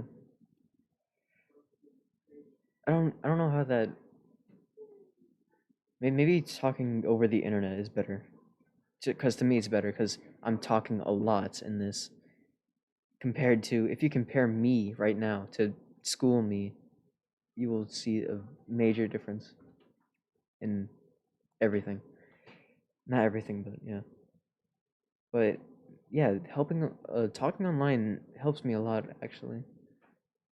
Maybe tell one of your close friends about how you're feeling and stuff, and maybe you can feel better if someone else has the same problem as you. It sounds bad when I say it out loud, but it's good to feel that someone understands what you're going through. Because I've read some books, man. Not on purpose. I kind of had to do it, but it makes me realize that people that understand what you're going through, it makes you feel better because you're not alone in what you're feeling. That's like kind of reassuring, because then you could. It just makes you feel better, man. This is like there's no way to explain it, but it just does make you feel better. I don't know if that will make you feel better, but yeah. For example, when you use talking online is so much better than in person. Yeah, at times, but at the same time, you should. I feel like you should need like physical contact. Not like touching hands and touching face and stuff, but like have like a real life conversation with someone, like to feel like they're actually there. Because sometimes in person, like in the virtual world, like you can only like hear their voice and see their face. You can't actually like feel them in front of you. Like I don't know how to explain it, but what if the power goes out and you just can't talk to them anymore? And that's not good. But yeah, you'll just have to. You don't have to, but I recommend talking to real people, despite me not really talking to anyone. But it's just good having like actual connections, like not connections as in like intimate ones, but like connections as in like talking to people, like normal people. I don't talk to people normally, but I have friends that barely hear me talk, and it feels good to know that they actually still talk to me because they like me for me, even though I don't, even though me doesn't really talk. But yeah, it's good. It's a good feeling to actually like have friends in real life that you can meet in person. slot machine, you don't win every time or win the same amount, because not only would it cost the casino a ton of money, but if you did win every time, the excitement and fun of gambling would be lost. I don't know about that actually. You'd feel pretty good because you keep winning. Maybe that's just me. Because when we expect a reward after a certain action, we tend to work less for it. Yet when the timing of the reward or the certainty that we'll get it at all is unpredictable, we tend to repeat the behavior with even more enthusiasm. If you're going fishing, for example, and you're on a boat for hours and hours, shout out to VC Cairo, and you finally catch that fish, it feels so much better than just buying it on the counter. This is because we as humans relish the joy of a hard-earned reward that much more. Yeah, hard work is really satisfying. So in the case of TikTok, what is that? A video has to capture a user's attention very quickly to cause them to watch the whole thing. If a video doesn't capture your attention within a couple of seconds, it's swiping onto the next one. And so after countless videos fail to give you that dopamine rush, you will finally find that gem, that video you never knew you wanted so badly. Hey you guys, I'm here at the Minnesota State Fair and... Why do you say it like that? Peppa, what are you doing at the Minnesota State Fair? You're so only for our attention to last another 30 seconds or so before I guess being it's funny, hypnotized but by the next video over and over. This can go on for hours, and the that's scrolling funny. nature of TikTok allows you to watch the first couple of seconds Dude, that filter's starting to make me mad, dude. I swear I can't. Why is it everywhere? Hundreds of videos, occasionally finding that one that gives you that rush of dopamine. So when you look at TikTok, it's interesting because it is a scroll, but they've actually done something new, I want to say, in some ways. Dude, this has nothing to do with anything, but he looks like he's in tears. He looks like he's been trapped in that interview for so long. And they have the vertical scroll, which is what you have on Facebook, for example, you're scrolling up on the news feed. But what this does is if you stop on the video and you like that video, it'll restart that video. So in a sense, you've got a horizontal scroll going on pleasurable content, and you also have a vertical scroll going, both. So it'll just auto load, and you'll be in this pleasurable dopamine state, carried away. It's almost hypnotic, You'll keep watching and watching, and then if you want to scroll up, there you go on the traditional scroll again. He looks like he's about to cry. And there goes that dopamine hit again. This is leading to a huge decline in Generation Z's short-term memory and attention span, which is why TikTok serves as an opiate to the masses, reducing our mental, moral, and physical capabilities in return for that sweet dopamine hit. We are really dehumanizing ourselves just to feel good. Eventually, we're not going to feel anything anymore. But I agree. I think we have no idea. We have no idea what technology is, how it's going to impact in the long run. We don't have enough of a test case yet. Right. And I can look at my kids and they're just within my little microcosm of my three little dudes, their sort of their attention span, right, and their ability to, and you can see it impact. You can see it impact the way that they study, the way that they learn, the way. And I don't think we're, again, I'm not a Luddite, but I don't know that we're doing ourselves any favors, right? And I don't think we're doing ourselves favors either, and I don't think there's any way of pulling back from it. And who's better at social engineering than TikTok's biggest investors, the Chinese government? TikTok's highest ranks are unsurprisingly littered with Chinese officials, the very same people who have been using Silicon Valley-funded social credit scores to control their population. Bro, what? And they identified who did that. Many, many reasons the Pentagon declared TikTok a cyber threat. Really? I think the U.S. military is instructed all personnel to stay off of TikTok, or not to use TikTok. Yeah, because, really? Yeah. Again, because of the same concern. The whole idea is this platform, because these companies can argue all they want to that they're independent from the Chinese authorities. But ultimately, if the Chinese authorities knock on their door and say, we would like access to your database because we want to hoover up all the information about every U.S. military person, that's stationed wherever, or, they're going to do it. Man. When I self-harm, TikTok was showing me depressing and upsetting stuff that made me feel even more rubbish. And I even led to thoughts of ending my life. No way, man. This TikTok is so horrible for that. It's like they're reading your mind or something, man. I'm not trying to make light of what you used to do or are still doing, but it's like they're rubbing it in, man. I mean, what I would recommend, I don't think you're asking for my help, but what I recommend is like maybe take a break off TikTok, maybe not use it as much. Because personally, I use it, like, even though it's horrible, I still use TikTok. Because, to be honest, it has some good memes, man. But I use it, like, once or twice a month. And the rest of the time, I just do other stuff. So maybe just don't use it as much. They're trying to get one of the top TikTok executives in here. Really? Yeah. Interesting. It's considered a cyber threat.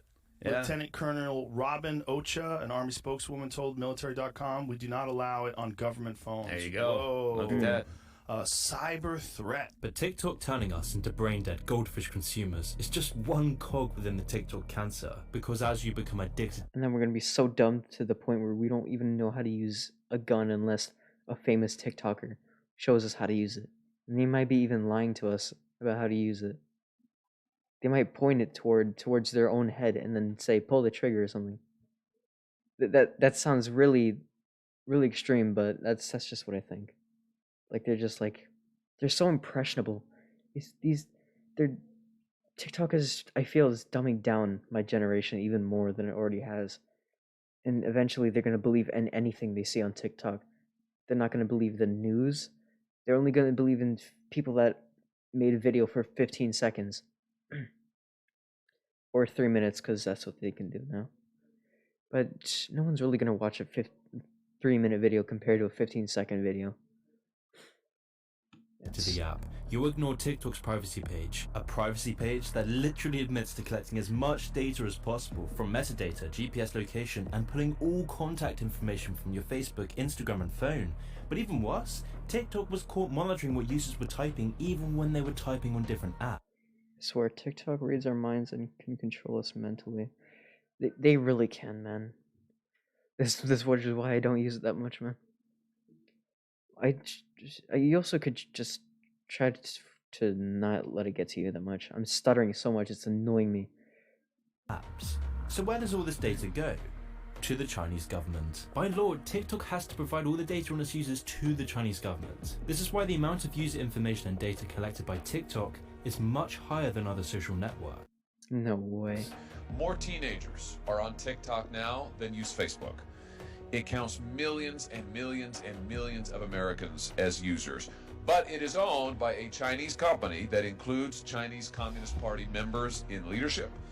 And it is required under Chinese law to share user data with Beijing.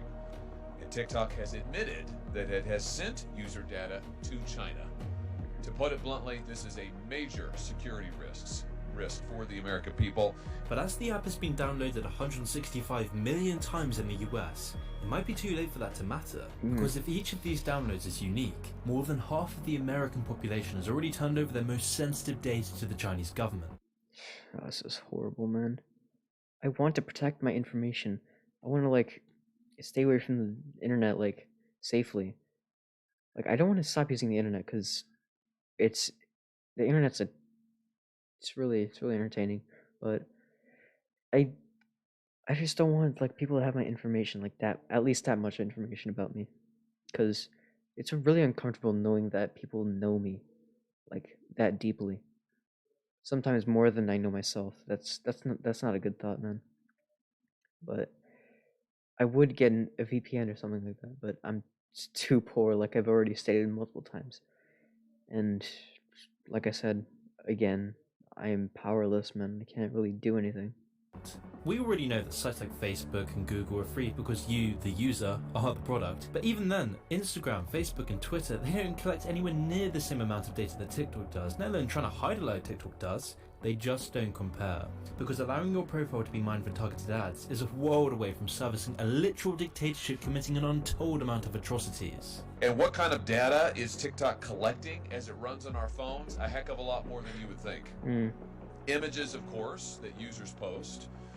But TikTok also collects information about the messages that you send, about the apps that you use, the other apps on your phone. It collects the sites that you visit. It collects your search history. It collects your keystrokes. It collects your location data. It stores all of this and maybe lots more. And I can tell you, as the father of two small children, who already have many of their friends on social media, even though they're quite young, I find this absolutely horrifying, and we know that it's a national security risk. Since our last hearing on this subject, the Pentagon, the Department of State, the Department of Homeland Security, and the TSA have all banned their employees and service members from using TikTok on government devices. In fact, the Pentagon even went so far as to say that employees should have their children uninstall TikTok from their personal devices. It was for these exact reasons that the CEO of Reddit claimed that TikTok was parasitic. The CEO claimed, "The fact that it's always listening and the fingerprinting technology they use is truly terrifying, and I could not bring myself to install an app like that on my phone." He also added, "I actively tell people don't install that spyware on your phone." But then again... You know, when I deleted TikTok, for the first time, out of a lot of times, I think, I made a TikTok myself, not a dancing one, the stupid one. I made one that's a screenshot of a video that says clearly TikTok is stealing your information. I posted that video, but since I was not doing any stupid dances or doing anything really interesting, it didn't get that many views. It got 79, but 79 is a small amount because literally everyone's using TikTok, so 79 people is not that much. Plus, they're probably just looking at it, not thinking about it anyways, because their minds have deteriorated because of how much scrolling they had to do. But, yeah, they didn't. Nobody probably listened to me. And I'm probably right, because everyone's still using TikTok. Again, maybe sending off your biometric data back to an authoritarian regime is worth it for the high-caliber TikTokers. Just shake that ass for Joe Biden. We don't actually like him, but what to do? Just vote blue, get Trump out of office, and start new. Most of these people don't even know why they're running for president in the first place. They're just like, oh, he's a bad person. It's a very valid reason to not vote for them, but you don't know if the other person is just as bad or more bad. Bad as in horrible, like a bad person, but not bad as in good looking. Bad and bad are different things. I've had TikTok for a long time, and sometimes you get links to sexual websites. When I was younger, I obviously clicked on them. Unfortunately, I couldn't stop watching the sexual websites, and now I can't stop. Years later, all because of the TikTok link. TikTok shouldn't be so easily accessible in that case, man. Or like little kids shouldn't be able to go on the internet, period, for a certain amount of time, man. Like I said earlier, they shouldn't. I feel the youngest you can be to get on the internet is 13, and that's being generous, like I said already. And no one listens to that. No one really cares, especially the parents.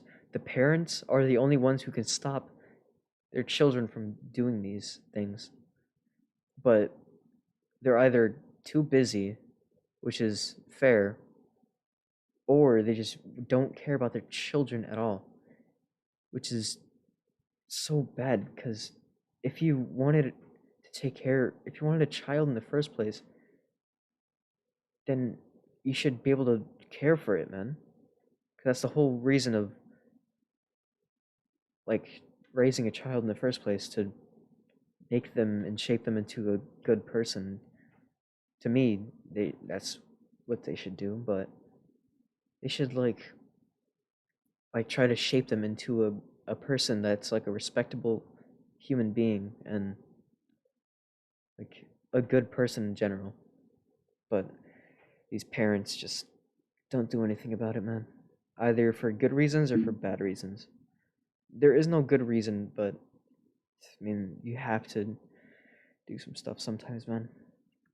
Was that transient rush of narcissistic fulfillment really worth it for promoting an app that is literally designed to give your data to a country that openly wants to take over the world? Maybe it is. Maybe TikTok deserves some credit, because the unprecedented psychological changes it's bringing to Generation Z is truly remarkable.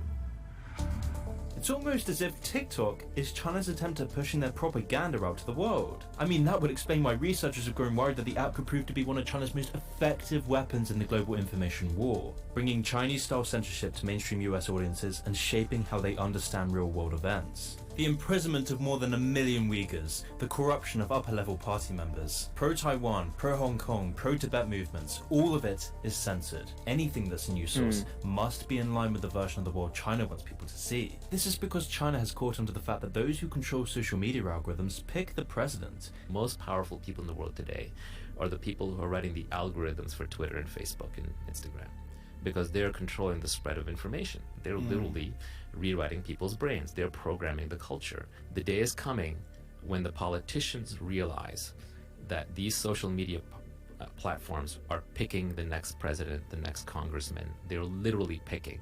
So if sites like Facebook and Twitter can influence politics in such a huge way, what can a ruthlessly dystopian communist regime do? As the analyst Ben Thompson observed, it is conceivable that TikTok's algorithm could be changed almost invisibly to promote videos that could help further China's political goals. You know, for example, TikTok could subtly show just 2% more pro-Biden content than users would usually see, and 1 million of these small nudges could tip things in a direction that's more favorable to Beijing's interest. Oh my, and never even thought about it like that. They can control who people can vote for. And then it might be a person who's like so dumb that they don't even know how to run a country in the first place. And China can make, I have this sounds so racist, but it's not. but China can make people vote for someone who doesn't know what they're doing, and they can easily take them over because that person does not know how to defend their country or help their people in any way, shape, or form, and they can easily win over America. That this is getting worse and worse. This is why China has been pouring a ton of money into getting TikTok widely used through a campaign of paid content creation and marketing. Because once they got their wide-scale buy-in, China had free reign.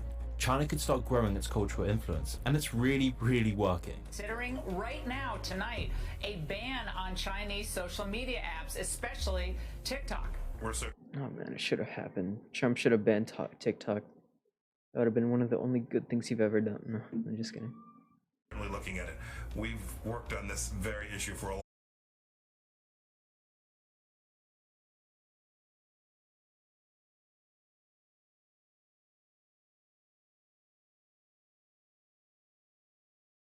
The British government continues to allow the owners of TikTok to establish a headquarters in London. It just highlights Britain's It's quietly made London its main hub. What? pathetic dependence on China for easy money. But Snapchat is bad as well because you get a load of 70-year-olds messaging you for videos of you. But in Snapchat's case, you can control that because, like, you can decline their friend requests and stuff. I don't know. Because in our cloud society, so stupid. But yeah, I feel like Snapchat is like actually more personal because you can only add your friends in there and not everyone sees your posts. desire for cheaper goods is worth more than the price of freedom. With all this knowledge out there, we still see TikTok use growing exponentially because celebrities, governments, and the media continue to promote it. Everywhere you go, TikTok links are dished out, and with everyone promoting it and trying to get that 15 minutes of fame they crave, you'll end up feeling like you need to see what's going on. Because if you've got your friends on there, you've got celebrities, politicians, and the media companies like the BBC promoting TikTok, you might feel a need to download the app. You want to know what everyone's talking about. So stupid. She got famous for bobbing her head. Are you serious? Like, feel that affinity with your peers, and that's why there's no and discernible backlash against TikTok. It's all predicated on conformity.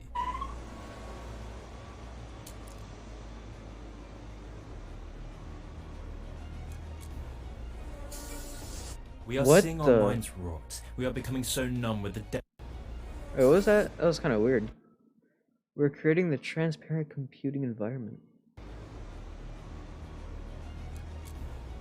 That's kind of crazy, man. We are seeing our minds rot. We are becoming so numb with the deluge of entertainment on offer that we have no time or interest in improving our lives, no attention span to form our own ideas, no care for the existential threat China poses.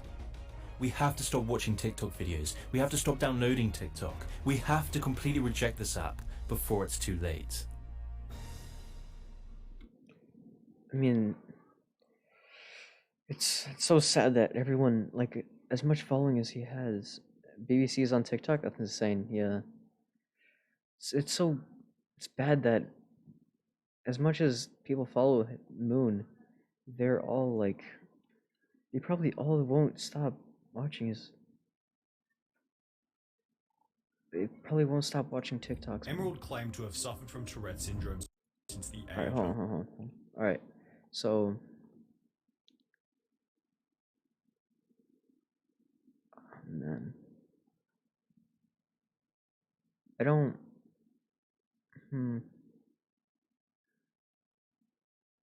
Alright, let's do something here. I don't know what to start first. Alright.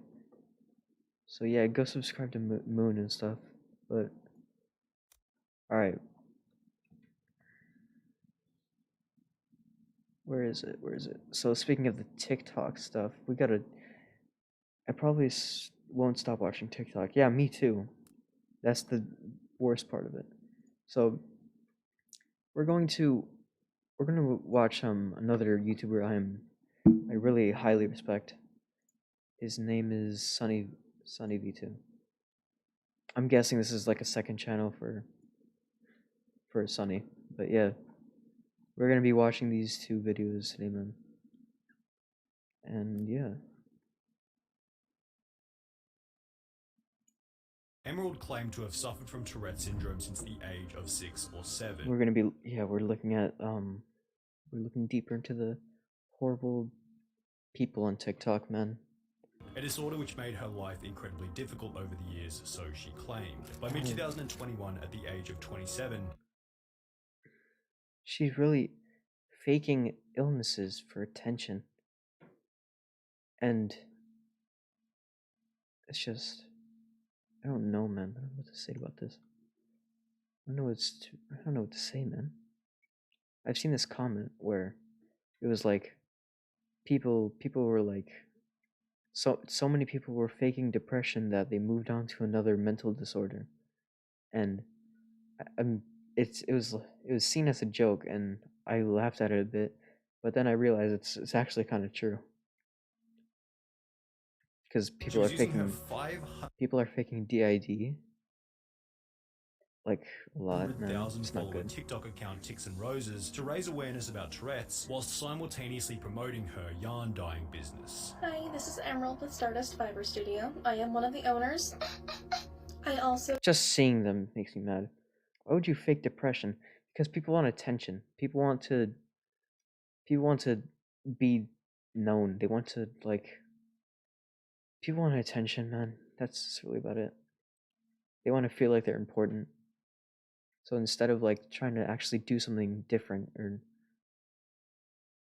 have a reason to be important and special, they just go the easy way and just fake disorders. Because nice people that always like try to help others, they're gonna think they actually have depression and go try to give attention to them and try to help them, and which gives them more attention and stuff. So do awareness. but since so many people were faking depression, they moved on to more mental disorders like Tourette's, as this one is showing. But people don't understand how serious it is. Yeah, but they still do it because they want attention, and it's horrible, man. Don't people understand how serious it is? No, okay, I read your message wrong, sorry. But don't people understand how serious it is? Yeah, and they don't care.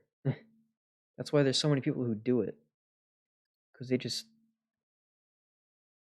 want attention, man. Like, TikTok has changed people. To me at least, I see everyone has changed when they're on TikTok. I hate it so much, man. Videos for Tourette's on TikTok. However, it was with videos like the one we're about to show that began to raise suspicions about whether or not this specific TikToker actually had Tourette's syndrome, after noticing that her apparent condition felt forced or fake. Well, I wanted to talk a little bit about wow. I wanted to talk wow. I want to. No, the thing is, I don't know if this I heard this wrong, but apparently aren't people with Tourette's not supposed to like notice their tics that much? I could have sworn I've seen it somewhere, but apparently like people with Tourette's don't usually notice their tics. So her face just makes me angry, man. I wanted to talk a little bit about wow. She does this stupid wow thing all the time. It's like, never mind. When these suspicions were eventually confirmed to be true, Ticks and Roses was exposed.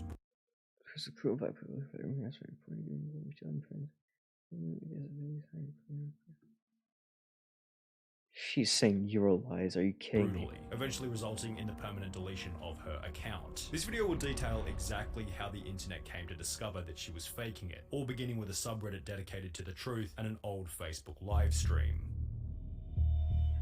We mentioned earlier that alongside her Ticks and Roses TikTok page, Emerald also ran a yarn dyeing. Well, then the people who are actually depressed don't get help because there are so many people faking it. Yes, that's the thing. So many people are faking it that it's people who say they're depressed that actually like that are like, I feel like it's hard to tell someone that you're depressed because, you know, I don't know why, but I feel like it's hard to tell someone that you're actually depressed.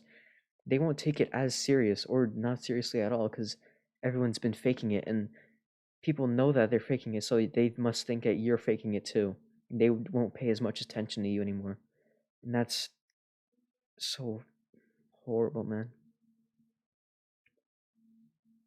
Business called Stardust Fiber Studio, which had its own Facebook page. On this Facebook page, Emerald would often host promotional live streams dating back to 2020, before her Tourette's TikTok had become popular in early to mid 2021. The bizarre part about one of these old live streams was that, despite apparently having Tourette's since the age of 6 to 7, during the entire 1 minute 54-second video, Emerald didn't tick, not even once. We are wrapping up with planting all of the little seedlings now. He's finishing up with the broccoli right now.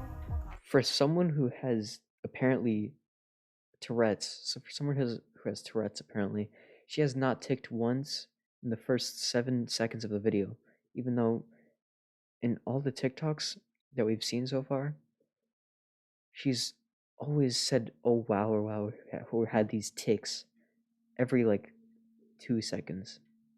It just shows how horrible people can be when they're just searching for attention and everything.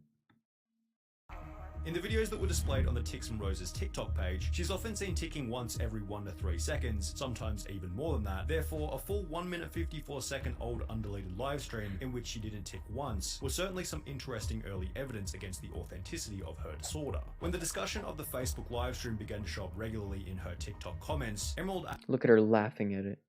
Actually had a pretty reasonable defense, and would even respond to a specific TikTok that had brought it up. You should check out her YouTube, Stardust Fiber Studio, and take note of how she doesn't have a tick in any of the videos. Maybe you'll think twice. To which she would respond, hey, so this is a comment I saw a lot and I wanted to clear up a few things, before explaining that the ticks didn't happen all the time, and that it was possible for her to make short videos without any involuntary outbursts. The excuse was reasonable and accepted by... I just want you to know that I created a TikTok to tell you I'm sorry for the hatred you're getting from Reddit. You don't deserve it. No way. By many, well, momentarily. Shortly thereafter, Reddit would uncover another full 54 she got an hour 4-minute live stream, again without a single tick. An hour long. You know how this is guaranteed to convince you that she's faking it. Hearing her previous excuse slightly less believable. There were other pieces of similar evidence. For example, she'll post a TikTok titled Nursery Rhymes with Tourette's, in which she couldn't get past the first line of reading without ticking, yet Reddit would find an example of her reciting a written poem for 2.5 minutes in an old clip without a single sign of even the slightest tick. I don't know how to feel about Reddit because they figure out so many things and stuff. It's good, but I've also seen a video about Reddit from Moon. And it's just, I don't know, man. The pattern was incredibly simple to follow. On her TikTok, the ticks were uncontrollable, yet in any other situation, they were non-existent. With evidence suggesting that her condition had been fabricated, Emerald felt the pressure to prove that her Tourette's was in fact real. And even though she's been like, even though everyone's seen the truth, she still tries to put up this act, and she uses this same act to promote her merchandise and stuff, which is another example of how people just fake things for views and stuff. Come on, play, man. At which point she would apparently go and see a specialist to get a proper diagnosis, uploading a video of her consultation to TikTok. So I know you've all probably seen the chaos happening on my channel. So Where's your tick? I wanted to show a little bit of my last Where's the ticks, man? outpatient Look, even when she's trying to fake it, she forgets the most major part of her Tourette's. Her Tourette's, man. She forgets to tick every 1 to 2 seconds, and look at her talking in a full sentence without ticking once. Play, man, please. While Emerald likely And now she assumed ticks. that this would silence the haters, so to speak, it really only did the opposite. Many were suspicious of the letter owing to a multitude of mistakes and oddities within the writing. For example, PTSD had been written twice in the list of past medical history. So Why was it dumb. necessary to include that she was a very pleasant 27-year-old left-handed lady in the history of present illness? OCD with anxiety disorder is just flat out wrong. OCD is an anxiety disorder, and an anxiety disorder is not a diagnosis. It is a family of diagnoses. You would have to say generalized anxiety disorder, panic disorder, or unspecified or something. This is not how anyone would code or write them. These guys are probably not even doctors, and they know what's wrong with this.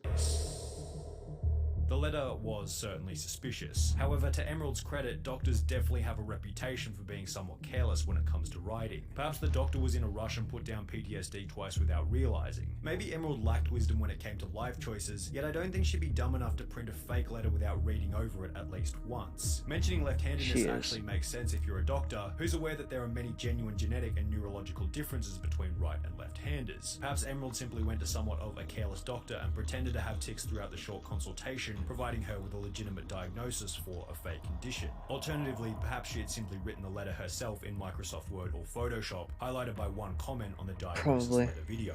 It's really probable. Hey, just curious. I went to Virginia Mason in Seattle a few weeks ago, and my paperwork had a different logo on it. Did you go to a different one?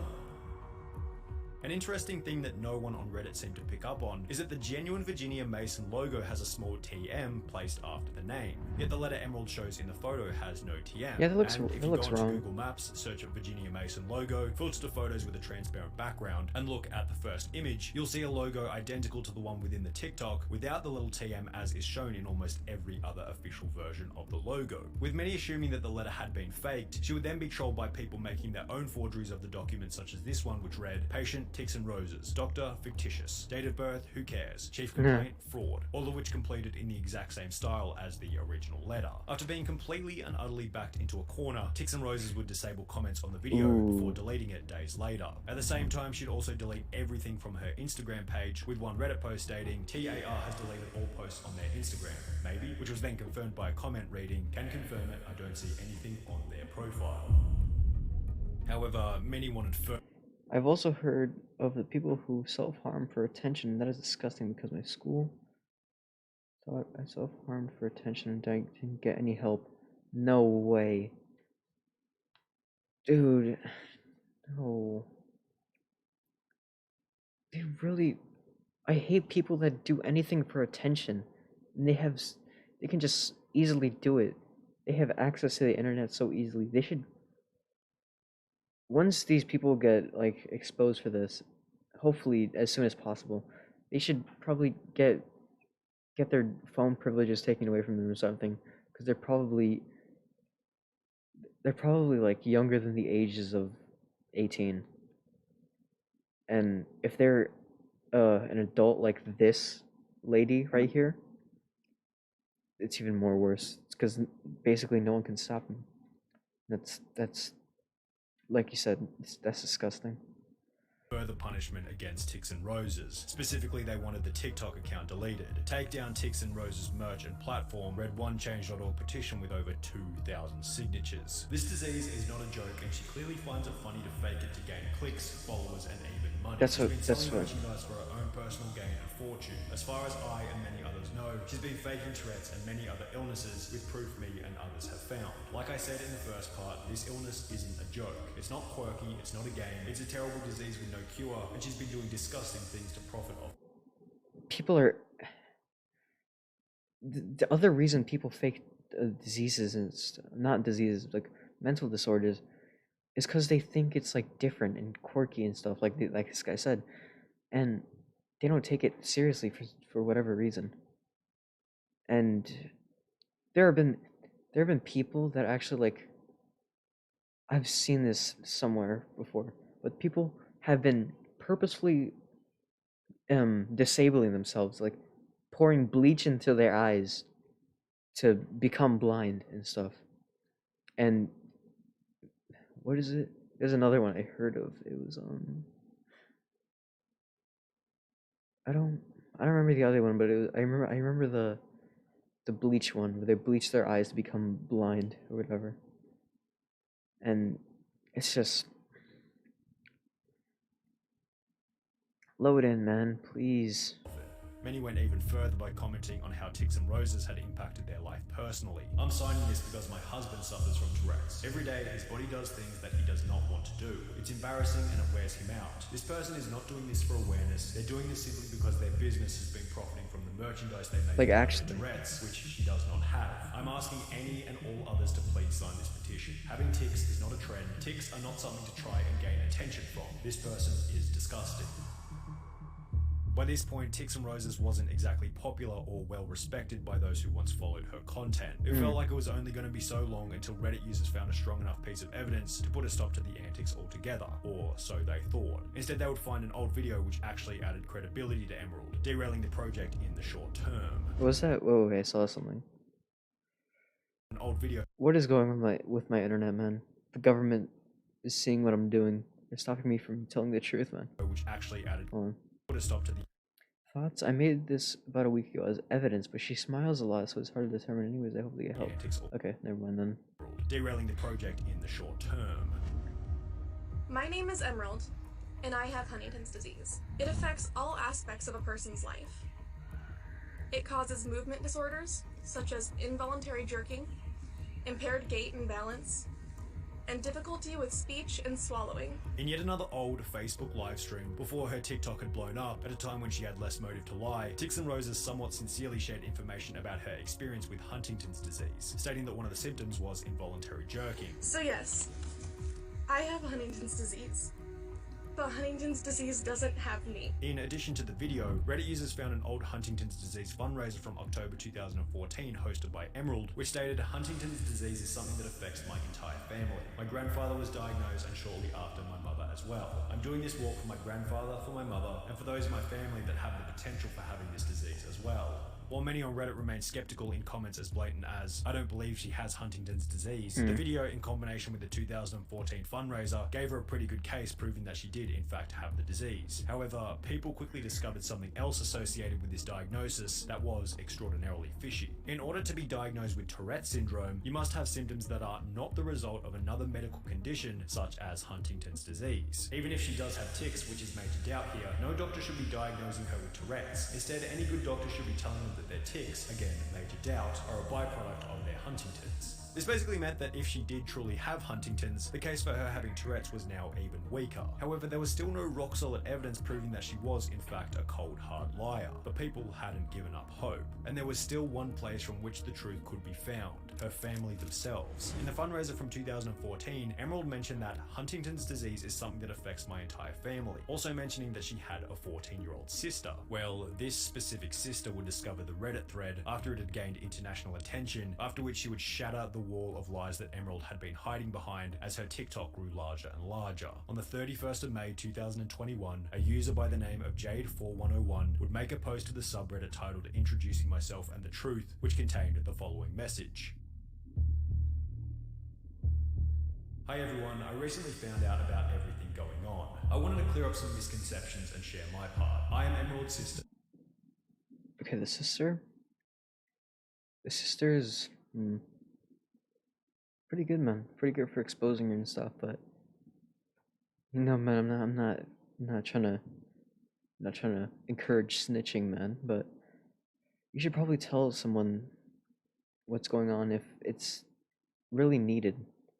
Like, in this situation, like if they're purposefully faking something for a horrible purpose, you should tell people the truth. That's what I think.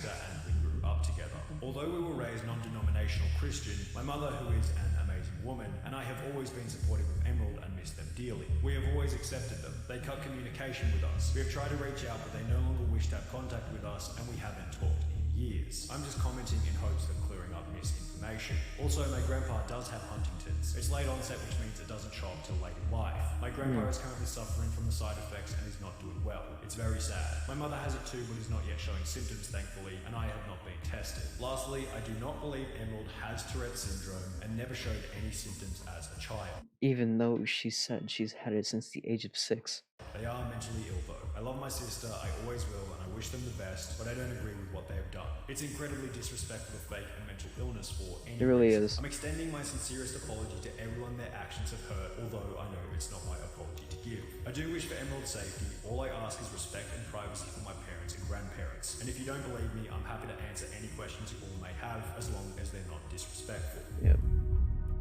The post received over 400 responses from those desperate to get an insight into the unique psyche of an individual who would fake a disorder for TikTok. Do you know why Emerald might have fabricated all this? Did they have a tendency to want attention regardless of it being good or bad? Honestly, I'm unsure why Emerald would fabricate this. I was kind of in shock when I first heard about everything. But yes, they do have a history of fabricating stories or stretching the truth, so to speak. Do you know why they cut communication with you? I'm not exactly sure. I've tried reaching out to them to talk about it, but they never replied. One day we were no longer friends on Facebook and they stopped talking to me. I think they thought me and my mum were unsupportive of them, but we really did support them and love them to the fullest. If I did do something wrong to hurt them, I only wish we could have a conversation about it. My own experience with this behaviour is that you know the truth, therefore you're dangerous to their delusion. That's a good way to put it. However, it would be when Emerald herself commented on the post Get her that face everyone off knew my the game screen, was well man. and truly over. My diagnosis that I've gotten in adulthood, you cannot speak of. Wow, it's 2 a.m. This stream must be really interesting. Probably, man, probably. As we had no contact, and do not blame my partners. You say that this has been hard for you, and that was never my intent. I started awareness because I never wanted anyone to be ashamed as I was. This visceral hatred has been hard for me. It caused my children's school to be called because someone said lies, and they tried to take my children. They're afraid to go to school now. It's caused my car to be trashed. It's caused me to be spit on in public, because I wanted to help people. The money I received, I donated. I volunteered with the Tourette Association of America. I did public outreach. I was interviewed for a person's thesis. I was interviewed for a podcast, but I asked them not to air it out of concern for them. The messages I got from people saying their child wasn't afraid to go to school anymore because of me changed their life. Or a woman saying her husband finally saw a neurologist and getting help. I met friends who had the same experiences as me, who made me feel seen. Now I've closed down everything Tourette's related. I've given up, you all win, and I'm back where I started, living in shame of being different. Please just leave me alone now. A day later, the Tix and Rose's TikTok account was deleted permanently. 3 days after that, she would address the deletion on her alternate business page in a video which conveniently featured absolutely zero ticks. Hey, I was not planning to address this anymore because addressing it has not fixed it. I was literally bullied off the internet. So Good. I do not do awareness for Tourette's anymore, regardless of the fact that I do have a clinical diagnosis. So I'm spending my time on my yarn business and on my religious group, and I just want to live my life, and yeah. Emerald continues to post photos for her yarn She did this to business, where herself. Instagram account started She did this to herself. She deserved it, man. Stardust Fiber Studio. However, she hasn't shown her face on camera since I'm not possessed. I have Tourette's. She said she's treating this like it's cool. deletion of Tix and Roses, It's showing that just- perhaps, just maybe, she's learned somewhat of a lesson from this incredibly embarrassing experience. Hopefully, man. Okay, now let's take another look at another TikTok person, man. Alright. Oh, man. Alright. In my past, I said disgusting things to people, and I am so ashamed of myself for using racist rhetoric, and I am so sorry to everyone, but especially to those in the black community, because only you guys can forgive me for this. Hello? One of the worst I've ever seen. What is happening to my screen? Alright. That was weird. Alright, let me see what's up, because my videos I've been showing so far, they haven't been loading in as fast. I made a joke about the government stopping my truth telling, but I'm starting to think it's real, actually. Alright, let's see this. So I've seen this TikToker a lot on YouTube Shorts, and I don't know. To me, she's not that entertaining, man.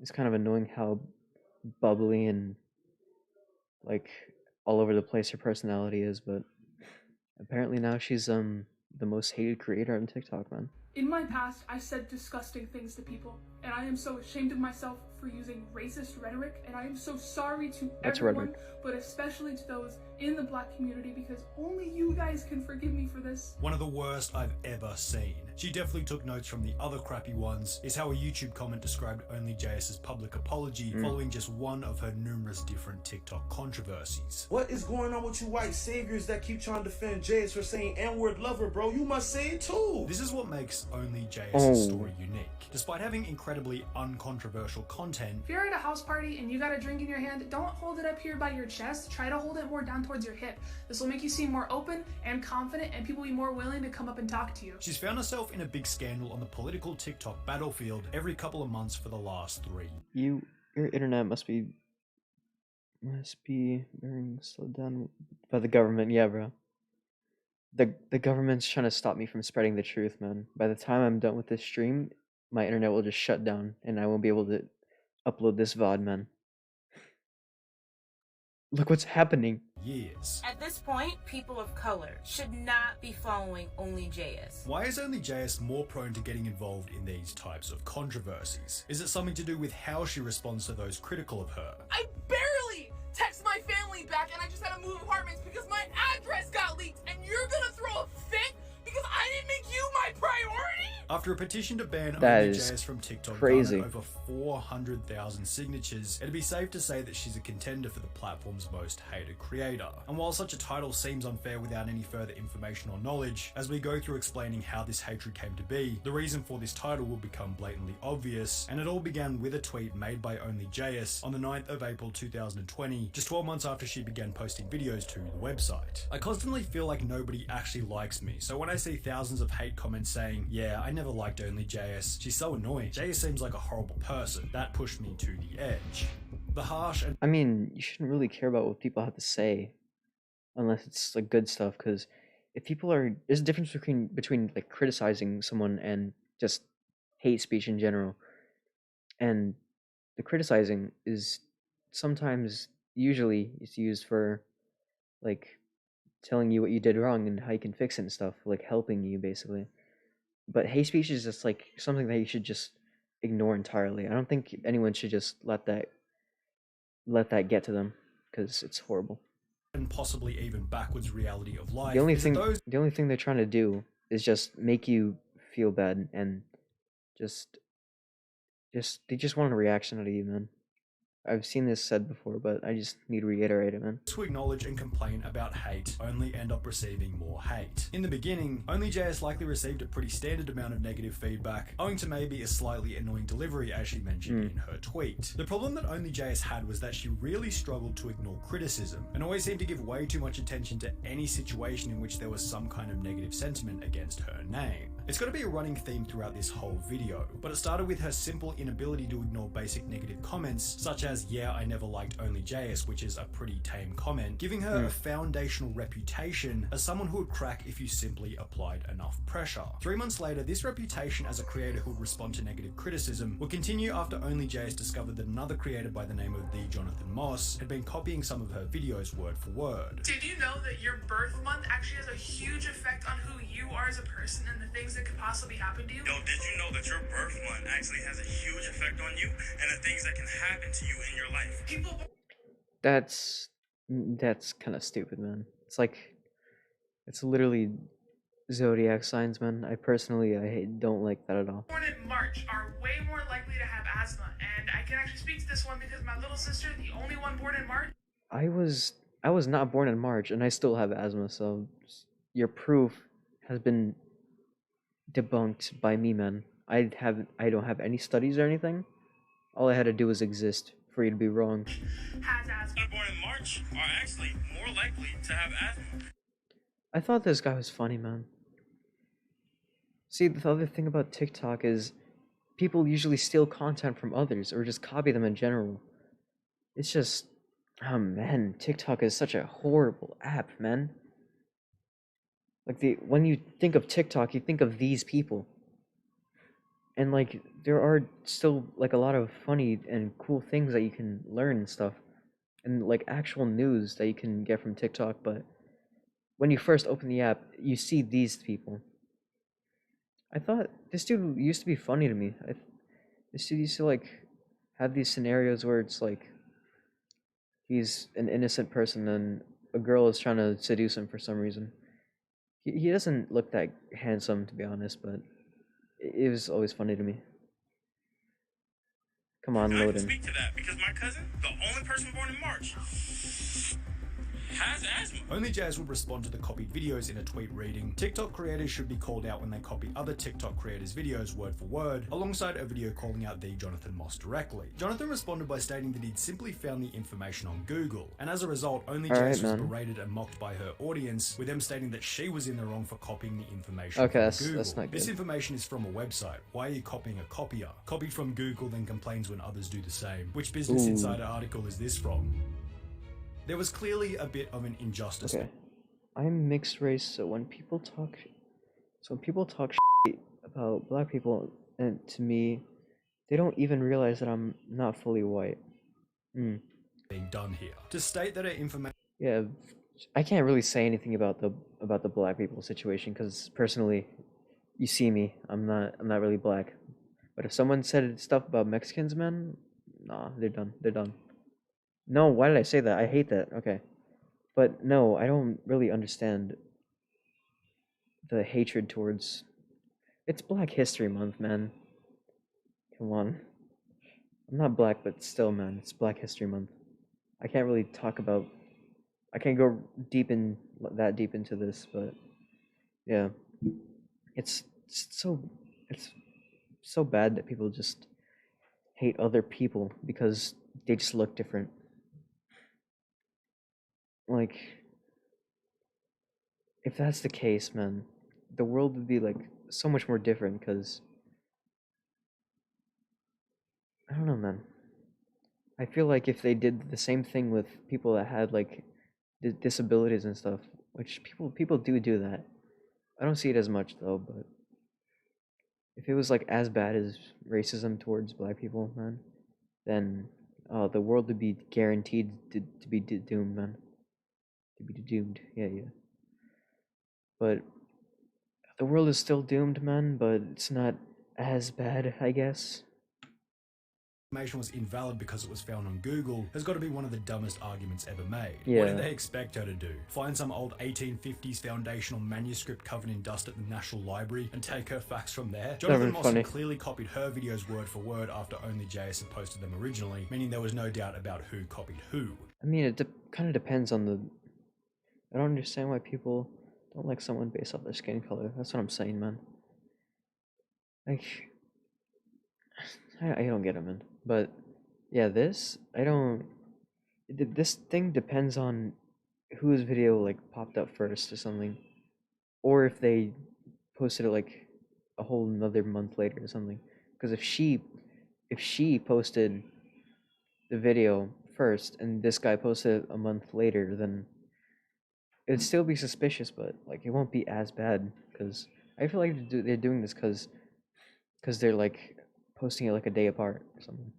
However, only JS was still painted as being in the wrong for one simple reason. They knew they could get a reaction out of her if they simply applied enough pressure, which they eventually would. After receiving hundreds of negative comments on her response, yeah, she is so sensitive now. Only JS would take to Reddit stating, he said that he found it on Google, which I mean he did, but only after watching my video. I'm now getting a huge amount of hate, people saying I'm lying. I copied Google too, I'm problematic, I should be cancelled, etc. I have a hard time dealing with the negativity. I still don't know what to do. I don't think I've done anything wrong. Maybe you do, but honestly, I don't see it. Now, you probably wouldn't go so far as to say that only JS was playing the victim, but she was once again complaining about the circumstances that she had found herself in. And to reiterate the point from earlier, complaining about hate doesn't make it go away, but rather amplifies it, as the audience will look for increasingly petty things to berate you for. With this in mind, it's barely surprising to find out that approximately 6 months later, an old message would be dug up in which only JS had said the N-word, taking center stage as her brand new colossal-sized controversy. Ooh. Well, this reminds me of another time where I was streaming one day, and my chat, and just he said, "Imagine being like a white something, like oh freak, sorry, I'm not white, but I look white, man. I talk white, but I don't have a Mexican accent because I was born and raised in the U.S., man. So." But I don't know. That has nothing to do with anything, but they called me white. They called me like, imagine being a rich white boy and stuff. I try to play it off because although I took it towards them targeting it to me because, they're in my chat and yeah, no one else was there besides them. And they're targeting me specifically for some reason. And they just said, imagine a rich white boy and stuff. And I didn't think, I knew they were talking about me, but I tried to play it off and I told them that I agreed with them. Because, like, rich white people, man, they're kind of, no, man, no. But this is this annoys me, but for the wrong reasons. They called me a straggot. It's a slur apparently towards straight people. It was really annoying. And I don't take offense to it, but I still find it annoying because they really think they really think that I don't know, man. All they did was just replace the F in the slur, man, and just add ST to it, and they expect to get the same response out of everyone else, man. I don't know, it's kind of annoying to me, and so I just banned them because it was annoying. They only just brought negativity, man. If you're gonna be negative, get out. Get out. But no. I mean, it's fine to disagree with me on some stuff, but that's what I'm willing to. I really appreciate people that like are willing to have a discussion and that don't exactly see eye to eye. Because if I say something and people just instantly like what I say, I don't like that, because I want everyone to be different in their own way. I want people to think for themselves, but not because I said it. I've heard it somewhere, but I forgot where I heard it from. I'm sorry, but I mean, I was gonna say something else, but I forgot. Are you kidding me, man? I love you no matter your sex, your gender, your sexuality, your faith, or your race. Guess that didn't age well, because this you at the bottom calling someone the hard ER, a word used to oppress black people. That's why I don't trust people with savior complexes, bro. I feel like it's always a second agenda behind what you do. But at the same time, someone can change, man, but like I said, it depends on how long they posted it. If you say it's 2 to 3 years old, you were 20 years old when you said it. The other day, Addison was canceled for old BLM tweets from 2016. Let's see if everyone keeps the same energy. You're a role model to 10 million people, bro. I hope things get better, and I hope 10 million. There were a couple of comments in support of OnlyJS, however, as a whole, and understandably, the response was mostly negative. All these white people saying, it happened 4 years ago. Literally, it doesn't matter. She did it and needs to take responsibility. The hard ER, she's done. And at OnlyJS, you got caught in 4K. The best way that JS could have responded to this expose would have either been no response at all, or a short, cool, calm, collected, unemotional post or video. Alternatively, she could have thrown a real curveball and simply said, I'm not sorry, which would have actually been respectable, as it's 100 times harder than simply getting in front of the camera and blurting out some pre-written stupid script with the goal of suppressing the criticism in the short term. However, with a track record like OnlyJS, obviously she did none of these, and rather posted a long, emotionally charged, scripted, generic social media apology, which felt as though it was designed to trick the audience into coming away with a specific feeling, as is usually the case with these types of public apologies. And there is no excuse, and there are no justifications for what I said, and you guys deserve better. And when I first saw the screenshots, I didn't even think that they were real, because I forgot how hateful and how angry of a person I used to be. Another YouTuber slash TikToker by the name of Papa Gut, who spoke to JS on the phone prior to the apology, thought that the intentions were sincere and that the apology was simply delivered poorly. I actually had a conversation, a private phone call conversation with JS about this situation. She seemed pretty sincere about how sorry she was. Again, like I said, I thought she was being genuine. What she produced was rough. It was less than stellar. Others such as Freak the Gemini were less optimistic. You literally hit us with a Playboy Cardi album. All that suspense. Jeez, man. No, like... Just for it to be trash. The worst insult you could tell somebody was liking black people. Wow. With the scandal being shared across every platform imaginable, OnlyJS would also lose all of her sponsors, as well as a Netflix podcast she'd been hosting by the name of Know-It-All. At Tinder, this is what your walking ad is saying. She has a Netflix podcast. Everyone needs to tag at Netflix. Netflix has cut ties with JS. Big dubs.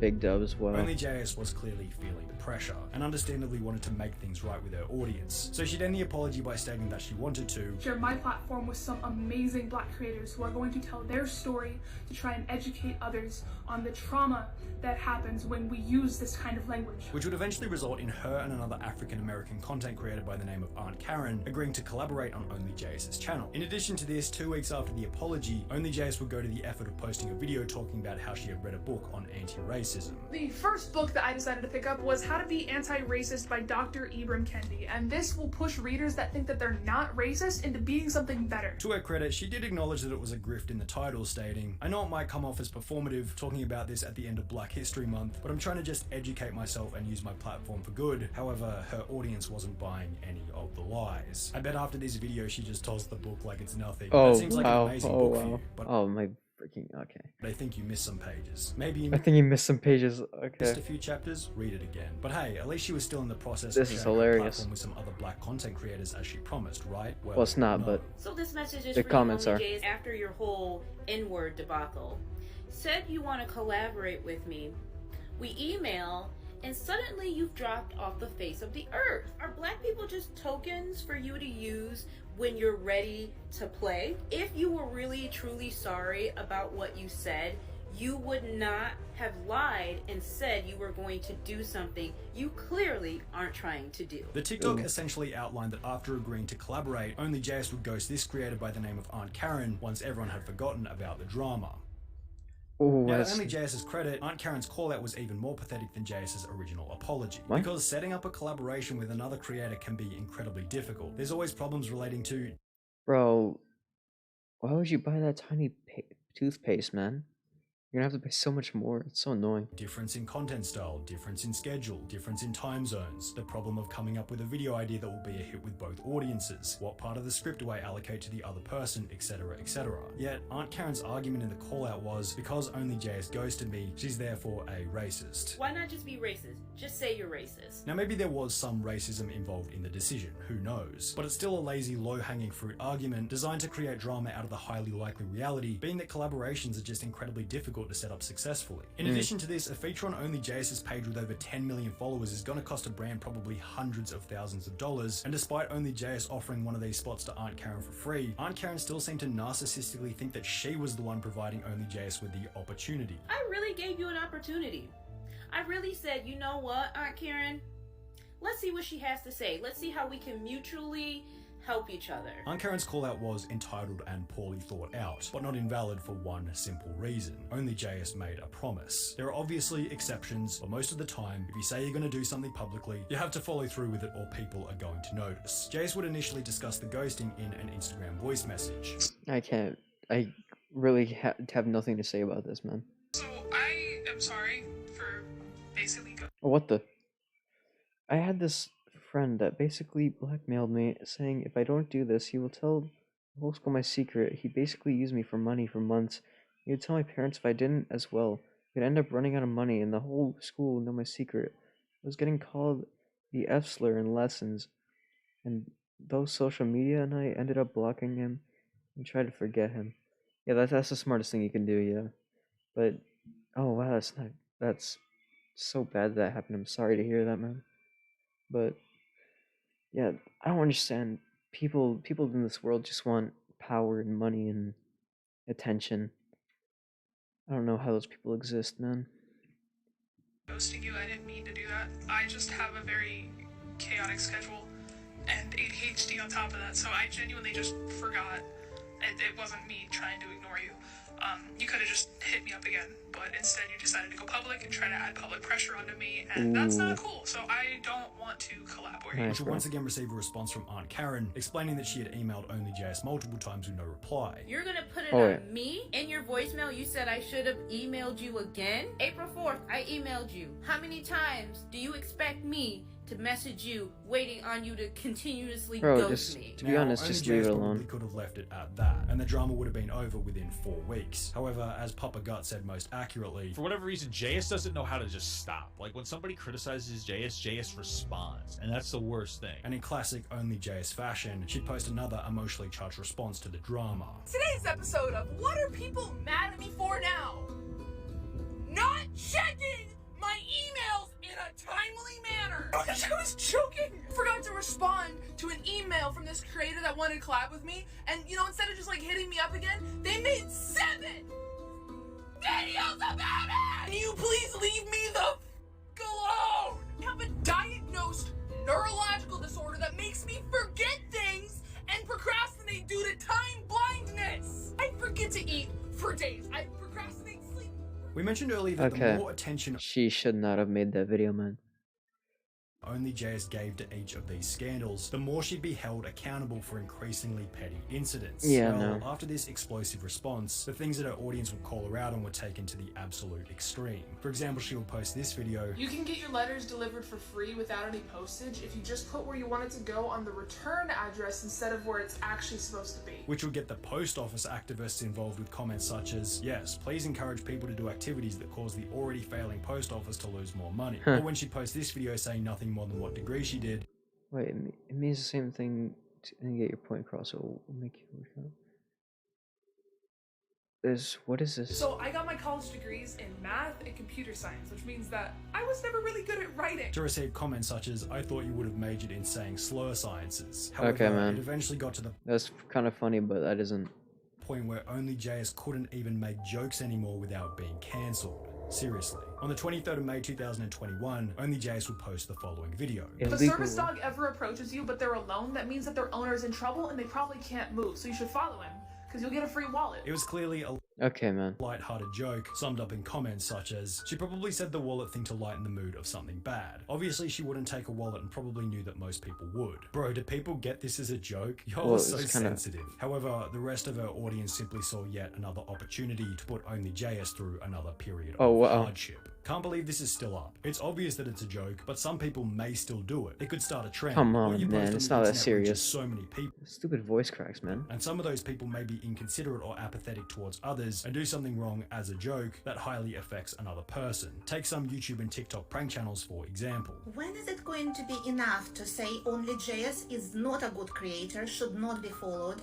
and should not be listened to? My child, they are a service dog user. This is not a kind of joke you want to be putting out there. It's not funny to anybody who uses a service dog. With all this in mind, the petition with over 4 I can't say anything about that, but it might be funny to some people with service dogs, I don't know. 100,000 signatures to have Only JS banned is barely a surprise. She dug herself into a hole by displaying an inability to switch off from the audience after being involved in scandal after scandal after scandal. Sometimes criticism from the audience is genuine and can be spotted easily because it's worded in a constructive way, but a lot of the time, without them even realizing it, people write mean or critical things just to see if you're the type of person to crack, respond, or apologize, as has been the case throughout Only JS's entire TikTok career. She's been tested over and over and over, yet has been unable to switch off and let things go whenever she's been put under pressure. As an end result, there's not only a loss of respect, but also a never-ending freight train of negativity and hatred. That was really interesting.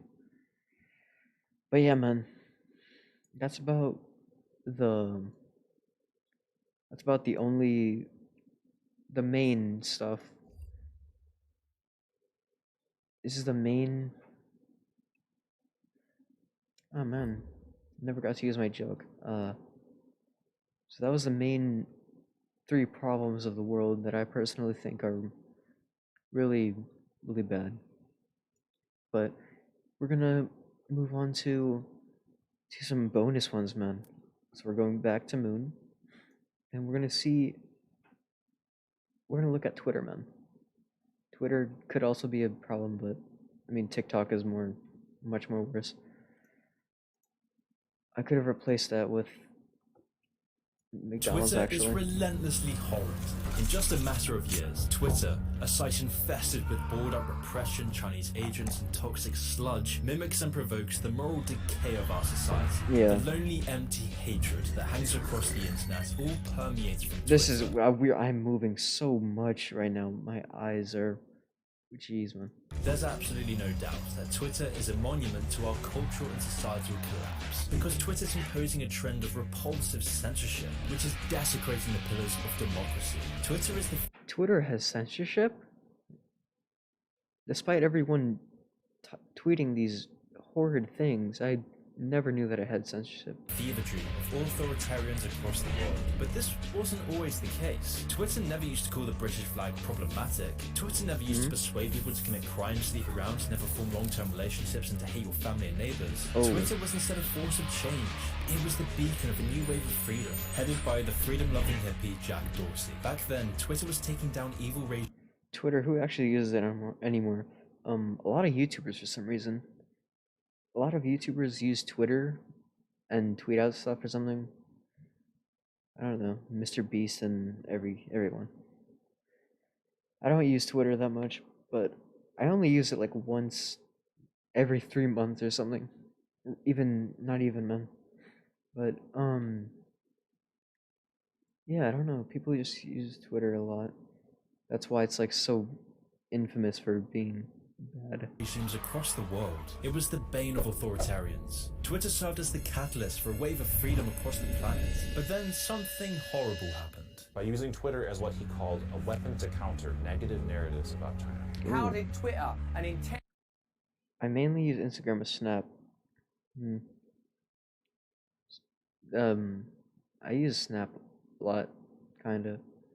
I don't know, I mainly use Discord and stuff. Because I'm on my PC almost every day, man. Intended tool for democracy become its mirror, its inversion, a tool for censorship. Twitter was hijacked. So what was it that caused Twitter to become so toxic? How did Twitter go from being a catalyst to freedom to a catalyst for misery? How did Twitter become the engine of our societal collapse? Was it destined from the start? Was it inevitable? Or was Twitter compromised by something else, somebody else? Well, stick with me here as we unravel the tragic tale of Twitter.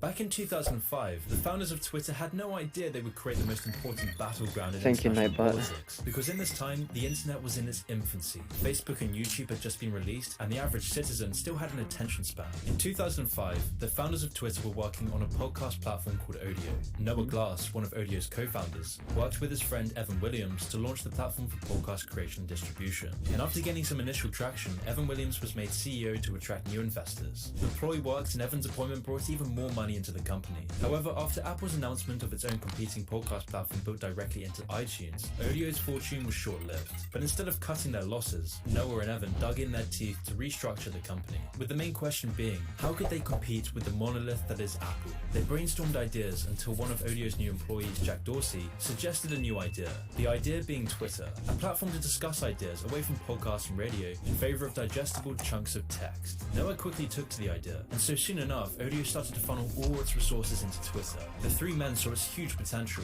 and everything seemed to be going great. But underneath the surface, Machiavellian moves were being made. It was at this point that Noah confessed to Jack Dorsey that he thought they should kick Evan out of the company. But Jack was already 2 steps ahead. After convincing Evan, Jack played his cards, and the decision was made to fire Noah. I did feel betrayed, Noah said. I felt betrayed by my friends, by my company, by these... This is such a plot twist, man. People around me I trusted and that I had worked so hard to create something with. And this was only the beginning of the betrayals and duplicity that would later come to define Twitter. I don't understand why all these companies need to have something horrible happen to them to make it so successful. Like, Facebook, like, Elon Musk screwed... I mean, no, not... Elon Musk... Okay, man. Yeah. The Queen of England is also the one who created America, man. Yeah. No, but during Facebook, man, like at the beginning of Facebook, Mark Zuckerberg, man, the lizard himself, he really screwed over a bunch of people, man. Like there's a movie about it, but I haven't seen it that much, man, to be honest. This was the start of a multi-billion 4D chess game. 4D chess After game. removing Noah and consolidating I their power, learn how to Jack play and Evan 4D began chess. to make their next moves. By this time, Odeo was well on its way out, because Twitter had become the main product. But, for reasons that came clear later, Evan had started to pull back from his position as it became supposedly too much to handle. So Evan resigned as CEO, leaving Jack Dorsey to fill the vacuum. Oh, wow. During this time, Twitter was growing exponentially. Celebrities, influencers, politicians, and journalists were all scrambling to the site. In fact, so many new users and tweets were being made that WhatsApp and Instagram are owned by Facebook, and I find that insane.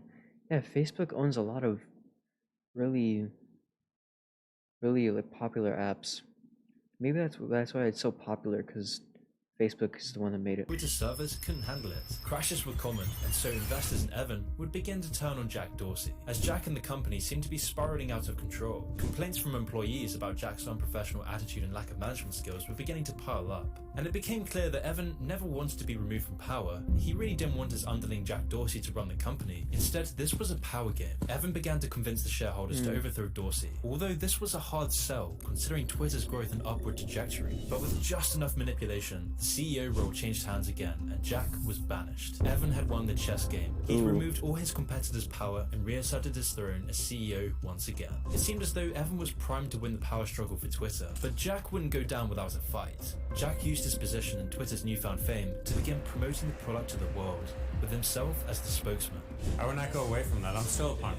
While Jack was doing interviews with Oprah and appearing at numerous tech conferences, Evan was settling into his position as CEO. However, Evan's time didn't last very long, and in just under 2 years, he began to step down as he was replaced by the company's former COO, Dick Costolo. A few years ago, I got there are so many fired twists from being the CEO of Twitter, which was incredibly hard and devastating.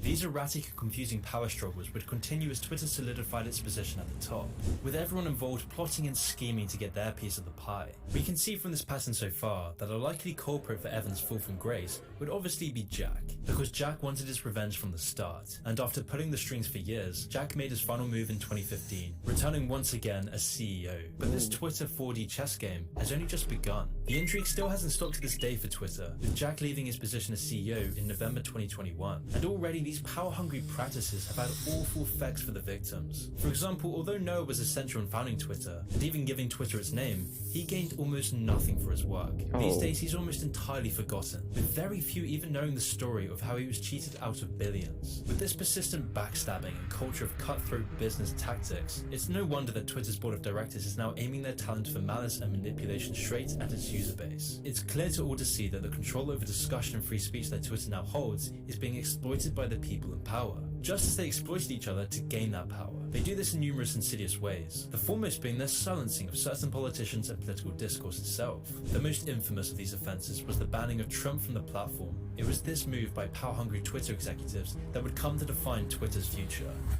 Yeah, so toxic. Before the waves of banning and censorship, Twitter was the virtual town square, where everyone would give their opinions and stick their fingers up at authoritarianism. In fact, this philosophy was a part of Jack Dorsey's main message. In 2009, Jack Dorsey claimed, quote, "Twitter is the free speech wing of the free speech party," because Twitter was a place to give everyone the power to create and share ideas instantly without barriers. It was this sentiment that fostered global Twitter revolutions, most famously the Arab Spring riots across countries like Egypt, Tunisia, and Libya, and even back in the United States, Twitter served as the catalyst for the Occupy Wall Street movements. But like all sweet things, comes the inevitable consequences. With Twitter's increasing annual revenue, advertisers, corporations, and governments understood one thing. With Twitter's power and influence, the elites would soon be held too accountable for their liking, so things began to slowly change. The free speech core that defined Twitter began to rot, and today, we are living in the aftermath. As Twitter's popularity continued to grow, bigger demands came down from above. Following the Arab Spring riots and the Occupy Wall Street movements, the cracks within society were beginning to surface. This was very dangerous for the elite, because if you're going to run a country for the benefit of a few, it's very dangerous to let... Wait, why do governments really... The government only wants to be in power, man. It will shut down anything that threatens their power. It's crazy.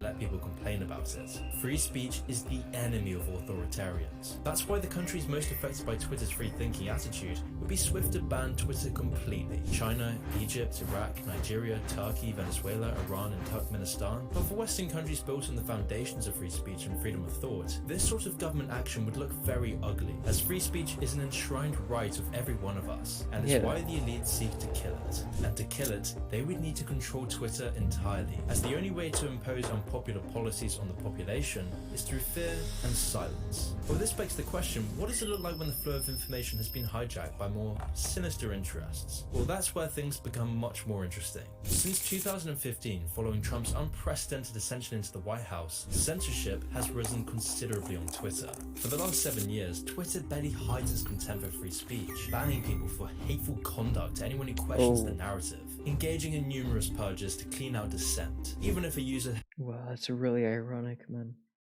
It was made as a free speech website, but it's been... Oh wow, man, it's really ironic. That's all I gotta say, man. Hasn't broken any rules, only to further stoke the flames of cancel culture and spit on the face of free thought. Yeah, the worst thing that came out of Twitter is cancel culture. For as a concept, it's good, but come on, you're canceling the wrong people. the whole time, man. Like, they try to. I don't know where to start on cancel culture, man.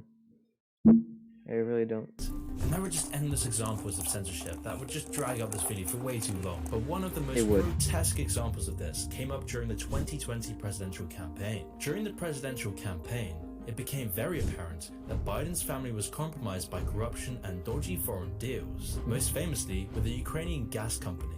Now Joe Biden's only surviving son has found himself at the center of a controversy over his business dealings with the Chinese Communist Party and the Ukraine government. In any normal society, this would raise a lot of questions about a man soon to become the president. In any normal society, a story like this would spread like wildfire. Everyone on social media would be talking about it. It would desecrate any political candidate. Wait, but then Twitter censored it. Ooh. His hopes of becoming president. But in this campaign, that wasn't the case. Far from it. The story barely made a dent in Biden's presidential bid. So why was this the case? Well, because of big tech censorship. Ooh, that's crazy. Twitter knowingly suppressed the story from properly developing in the eyes of the public and outright banned certain viewpoints on the affair. In the build-up to the 2020 US presidential election, the New York Post published an article detailing information about Hunter Biden's involvement. It was titled "Smoking Gun Email Reveals How Hunter Biden Introduced Ukrainian Businessman to VP Dad." Despite the fact that this article was from a totally legitimate news source, Twitter suppressed it anyway. They even removed posts linking to the article, and in doing so, they went far beyond just simply suppressing an individual's right to free speech. This event marked the first time. I think I'm gonna go to sleep now. Have a good night, day. Yeah. Good night, man. This is. You wouldn't. What? I was gonna say something, but.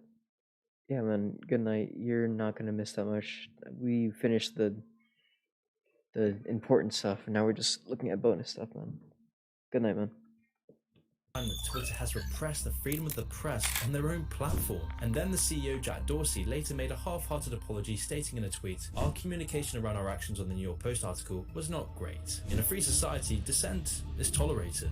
Reason and civil discussion is encouraged. Dissent. People aren't punished for wrongthink, no matter how stupid. Sure, people are influenced into what views they may have, but this isn't controlled. Your thoughts are your choice." But now this sort of reasoning is perceived as a threat. So it shouldn't be any surprise that as soon as Biden was swept into office, the Twitter vultures swept in and banished Trump from the site. Because Trump's influence on Twitter was eroding the influence of the mainstream media, always putting him ahead of the news cycle. Now there are two ways that you could see Trump's ban. Either this was done as a purely cynical, business-focused decision, as Twitter was pilloried as the co-conspirator of Trump's rise, or it was a directed attack with collusion of mainstream media, lawmakers, and advertisers against the free speech of one whole side of the political spectrum. Both of these options speaks volumes of Twitter, because it shows that Twitter isn't above manipulating and banning you for money, even if this comes at the price of I don't know what's up with these, every one of these companies and stuff that have to manipulate.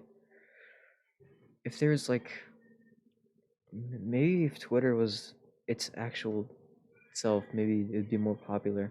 Healthy society. This is cultural imperialism, where a handful of technocratic elites silence political outrage over actions that destroy the masses' lives. Big tech giants like Jack Dorsey like to pretend they're for free speech and progressivism, because to publicly stand for censorship in the status quo would look very ugly. And this is the problem with our stilted, room temperature political discourse. No one stands up to this. Cutely just stood there for like an hour. It's so bad that even congressmen and senators begged Jack Dorsey for more censorship to prevent any, quote, misinformation. That's why Twitter's control of perception is accepted and even encouraged. It's why the prevailing drivel of Twitter journalism assumes every adult is a complete boneheaded droog. Everything that someone disagrees with is misinformation, man. It's just... Why can't people let other people have their own opinions? They really need to just like ban them and stuff. I'm not talking about me, be quiet. But they really just, like, there's some exceptions, but they really just get rid of people just because they have the wrong opinion. This isn't democracy, this is their democracy. This isn't questioned on a widespread level because the journalists whose duty it is to hold the powerful accountable are now the servants to power. In fact, they're in the same group. They dine with the big tech executives, they play the game and are rewarded by Twitter's algorithms and censorship teams for their conformity. And now, thanks to the surge in bots, governments and companies around the world are freely molding the minds of a generation. Because of Twitter's wide open application programming interface, Chinese and Russian bots have infested the site. In just 2018 alone, Twitter released over 9 million tweets connected to the Russian Internet Research Agency. Many of these bots were attempting to influence Twitter users' thoughts on the Ukrainian issue. And when it comes to China, Twitter actively works to censor on behalf of authoritarians. Like when Professor Anne-Marie Brady was suspended just for mocking China's 100-year communist celebration. But after the banning of Trump in 2021, Twitter would begin to nosedive into censorship we've never seen before. That's crazy, man. But before we move on to this next section, I want to talk to you about today's sponsor, Masterbox.io. Good job for getting your money, man, but I had to skip this, I'm sorry.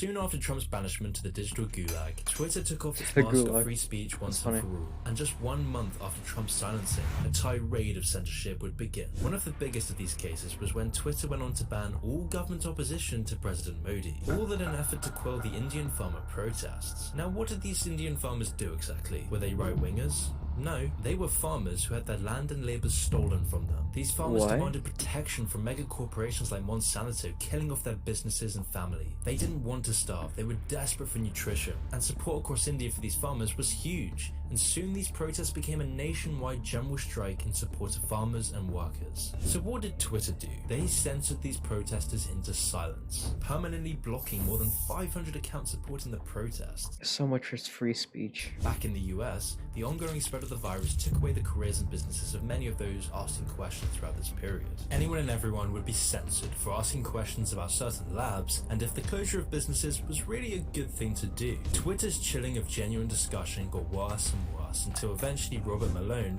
the man behind Pfizer's shot, was sent to the digital gulag. So why was Robert Malone banished? Because a man with more information than about almost all of us, and certainly anyone at Twitter, was asking too many questions. But the most egregious of all has to be the banning of the Maxwell Trial Tracker. The Trial Tracker was a Twitter page documenting Maxwell's court case, a court case that had been shunned from the limelight, a court case involving the most prolific musicians, writers, politicians and billionaires that couldn't be broadcast to the general populace, because that would be far too risky. And it's probably why you never saw any of this court case in the news, even though it's the most important trial of the decade. So the Maxwell Trial Tracker took on the duty to show the public the unfiltered raw facts of the court case. But something like this, something going against the narrative, something highlighting the grisly nature of those ruling our countries, was too inconvenient. So Twitter acted as you'd expect by permanently banning the Maxwell Trial Tracker page. Dude, Twitter is so sensitive, man.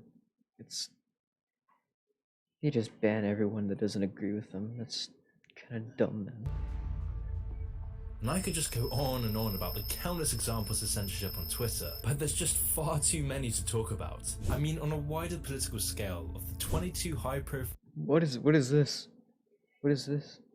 bannings on the site, 21 of them were on one side of the political spectrum. Can you guess which side it was? Twitter attempts to justify this bias by using wiggle words like public interest. But the question is free speech not in the public interest? How could the public interest even be known without free speech? The public interest is in free and open discussion, not in what Twitter executives think. The flimsy justification for Twitter's censorship is to prevent supposedly real-world harm. But as we've seen, their repressive acts lead directly to much worse consequences for both people and society itself. And they know this, of course, but acknowledging it and doing the right thing would prevent them from pushing their biased agenda, or the agendas of others. So you'd think that with Jack Dorsey finally resigning as CEO of the company, that this censorship might fade away. But the sad truth is that all of these problems are only going to get worse. Recently, Twitter appointed a new CEO, Parag Agrawal. To get an idea of who Parag is, let's take a look at his thoughts on free speech. A few months ago, he did an interview with Technology Review before he became CEO, claiming that, quote, Twitter's role is not to be bound by the First Amendment, but but our role is to serve a healthy public conversation and to focus less on thinking about free speech, but instead thinking about how the times have changed. Okay. I mean, this quote speaks for itself, as we've already established freedom of speech ranks extremely low on Twitter's radar. They're so encouraged to do this at this point that they openly admit it. And in that same interview, Parag also said that Twitter's emphasis is now on who can be heard. This both means that Twitter itself wants to control what you're allowed to hear and also silence those they don't want you to hear. But again, this is all for a supposed healthy conversation. The reluctance to denounce this, and influencers, commentators, journalists, and lawmakers' encouragement of censorship is a result of a deep reticence. A reticence to critique censorship for fears of being labelled a right-winger. But this should never be a bipartisan issue. See, I don't... It's like the Democrat... It's literally the Democrat and Republican thing. I don't know what the right wing is. I don't know if it's the Republican side or the Democratic side, but they really just banned a whole side of America, man, just because they didn't want to hear what they had to say.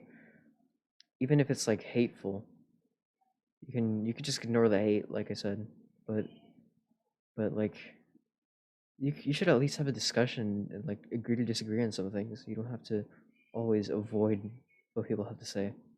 This fascistic censorship model adopted by Twitter would be bad enough if this was confined to their employees alone, but this fascistic mentality now permeates modern culture and society. It is eroding the fabric of Western civilization. The only thing we can do, the only power we have left, is to put a spotlight on such evil and call out big tech censorship for what it truly is: authoritarianism. That's... wow, man.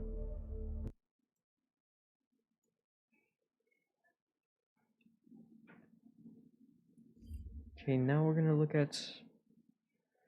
oh man, I don't know if we have enough time for this, but... no, we have time, Oh man, so, here's another thing. We're gonna be looking at Moon's opinion on Elon Musk, man. I think he's like one of the nice rich guys, I think, from what I've been told. Okay, Elon Musk's media work has given him one of the biggest followings on the planet, because he's one of the only billionaires passing the joint to the left, tweeting memes, calling out the media, starring in Rick and Morty, and giving kids the inspirational 100-hour work week lecture. They put in, 80 to 100-hour hard work pays off every week. All of this stuff has helped Elon Musk become one of the most likable billionaires out there. But you see, that's the trick. He sold the public on his backstory and personality to get you hooked onto his products. He has become a walking advert for all of his businesses without having to pay a single penny in advertising. Instead, his advert is the story of a man going from nothing to conquering the world. So then the real question is, was any of his story actually true? Who is the real Elon Musk? Well, after hours of extensive research, I bring you the untold truth behind a man who built his life on lies. The story begins in Pretoria, South Africa, 1970. The Musk family was extremely wealthy, with Elon's dad, Errol Musk, owning half of the shares of an emerald mine. He later recalled in an interview on Elon's childhood that the family was, quote, very wealthy. We had so much money at the time that we couldn't even close our safe. One person would have to shove the money in, and the other would have to slam the door shut. I hate that flex so much. If you're complaining about having that much money, give it to me. Give it to me. I'll improve on my everything, on my setup and everything, man. I'll get a better green screen than this, man. And yeah, I'll do so much more good with that money, man. So hand it over, please. And then there'd be all these other notes sticking out, so we'd have to empty them into our pockets. End quotes. Although having said this, it was far from a happy childhood. Whilst being born into incredible wealth, Elon suffered relentless abuse from his father. It was very violent. It was not a happy childhood. My father has serious issues. But it didn't stop there. In 9th grade at Bryanston High School, even the school kids went after him. And when asked about being bullied in school... I was almost beaten to death, if you'd call that bullied. Oh, in an interview with NBC that's not News, good. Elon's mother, May Musk, told Maria Shriver about her son's struggles. He was always brilliant, but brilliance doesn't always go into practical benefits. Elon would recall that he was basically hiding from this gang as they hunted him down, because he accidentally bumped into this guy in assembly that morning, and this guy had taken some huge offense at that. They're so... What's with the pettiness in this, man? Why is everyone so petty? So later that day while Elon was having lunch, this guy snuck up on him, kicked him in the head, and then shoved him down the stairs. When Elon reached the bottom of the stairs, a bunch of other guys gathered around him and started kicking him while the first bully slammed his head into the ground to the point of Elon blacking out. As a result, he had to go to the hospital, missing school for weeks. This dark childhood affected Elon greatly, as it would for most people, but the effects of this would later become more apparent in his future life. That does not sound good. Elon eventually left South Africa for the US, where he would go on to intern for a startup in Silicon Valley. During his internship, he had the idea for his first business, after a salesman for Yellow Pages walked into one of the offices where he worked and tried to sell his startup. The salesman's idea was for an online listing ad in addition to the company's normal Yellow Pages listings. But the pitch was poor and the guy didn't really know anything about the internet, but Elon saw a glimmer of promise in the idea and used it for himself. So in 1995, Elon and his brother Kimball formed Global Link Information Network, which changed its name to Zip2 because Global Link Information Network is a terrible name. The idea behind Zip2 was to convince businesses to create a web presence on a searchable web directory. At the time, this was very ahead of the curve. Something that allowed you to get maps and directions on the internet, and then something that allowed you to do online manipulation of content, kind of a really advanced blogging Manipulation? We started getting some interest. I mean, half the time we'd be like, what's the internet? Even in Silicon Valley. But then occasionally somebody would bite and we'd get a little bit of money from them. The Zip2 story is the first part of Sorry Elon's if that was current quiet. PR strategy. Elon always makes out that his time at Zip2 was the classic Silicon Valley origin story. You know, he'll always talk about how he had to risk everything with only $2,000 to his name, a ton of student debt, whilst also being so broke he couldn't afford an apartment. But things were pretty tough in the early going. I didn't have any money. In fact, I had negative money. I had huge student debts. So, in fact, I couldn't afford a place to stay and an office. But this was just a story. Musk was in reality living on his father's money, who also paid for his university fees and invested $28,000 into the company. Despite this, he tried to claim that his father was broke, painting himself as coming to America with nothing. Why does everyone... Can you guys be quiet? Stupid voice crack. Okay. I don't get why people need to have a bad I don't understand why people need to have a bad origin story to like get to the top, as they say, man. Like, you came from nothing and you've got to the top, man. But I see the likeness of it, but that doesn't mean everyone has to be an underdog, man. That doesn't mean everyone has to have a miracle to do something. Like, I'm pretty content with what I have, and my life isn't that bad, and I'm up and coming, as they would say, but I don't think I'll be as successful in the future. That's just what I think. Things could change for me, I don't know. But I'm just gonna keep trying because I enjoy what I do. I enjoy doing this, man. But what else was I gonna say? I was gonna say something else. I hate how forgetful I am, man. But I understand why he'd exaggerate his beginning story, and there would be no harm done if it stopped there. After 4 years of working on Zip2, Elon and his brother finally reached the golden point that most tech startups could only dream of in the beginning: the acquisition of the company from a bigger company. In 1999, the company was sold for $305 million, with Elon getting his $22 million share. And this is where Elon's public story begins to take a more dishonest turn. Hi, Elon Musk speaking. It's 7 o'clock in the morning, and Elon Musk anxiously waits for his golden payoff, his prize for paying his dues in the valley. A year ago, Musk sold his software company, Zip2, which enabled newspapers to publish online for $400 million cash. 3 years ago, I was showering at the Y and sleeping on the office floor, and now, obviously, I've got $1 million car and quite a few creature comforts. Oh man, he even found a girl that likes him for him, man. That's how lucky is he? Company. So this is an ATM. What we're going to do is transform the traditional banking industry. What do you mean by I do that? not fit the picture of a banker. X.com, this is Julie. One of the many misconceptions about Elon is that he was the co-founder of PayPal. So, I'm going to put up something that probably looks familiar to most people here. This is the homepage of PayPal in 2000. Elon was a co-founder. He's not. What happened is Elon Musk started a company called X.com with the money he made from Zip2. The basic goal of X.com was for customers to be able to email money to each other rather than having to deal with everything in cash. There was a little feature that just seemed like an obvious feature, which was the ability. That's really good, man. I like that concept where it's like you can just like really, what do you mean really? You can give someone money online. It's really convenient, man. So you don't have to really. It's just I feel like it's really good. It's really cool. Ability to transfer money from one person to another by entering a unique identifier like an email address. Musk essentially grew X.com's user base by giving money away for referrals. Until the business was eventually bought by X.com's competitor Coinfinity. This was primarily because X.com had some important paperwork for financial regulation that was pushed through earlier. However, in his time running X.com, he was reported to be a terrible manager. X.com was losing a lot of money, and important talent was getting so fed up with his micromanagement that they were leaving rapidly. The rest of the employees eventually got so fed up, they enacted a coup to get rid of him. Although, when X.com merged with PayPal, Musk re-emerged, becoming CEO once again.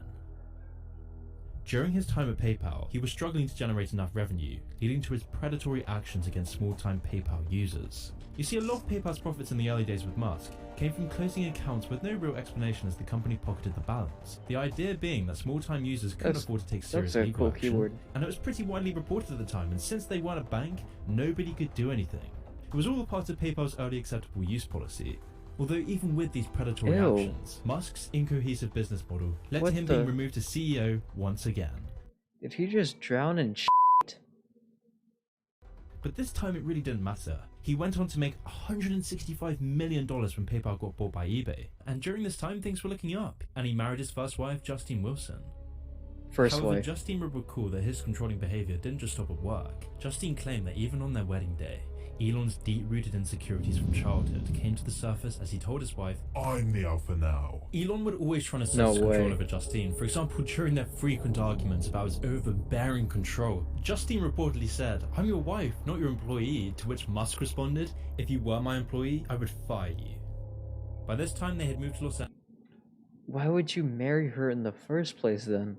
Angeles and had their first child, a boy named Nevada Alexander. The same week, Nevada went down for a nap and stopped breathing. He was 10 weeks old, the age when male infants are most susceptible to sudden infant death syndrome. By the time the paramedics resuscitated him, he had been deprived of oxygen for so long that he was brain dead.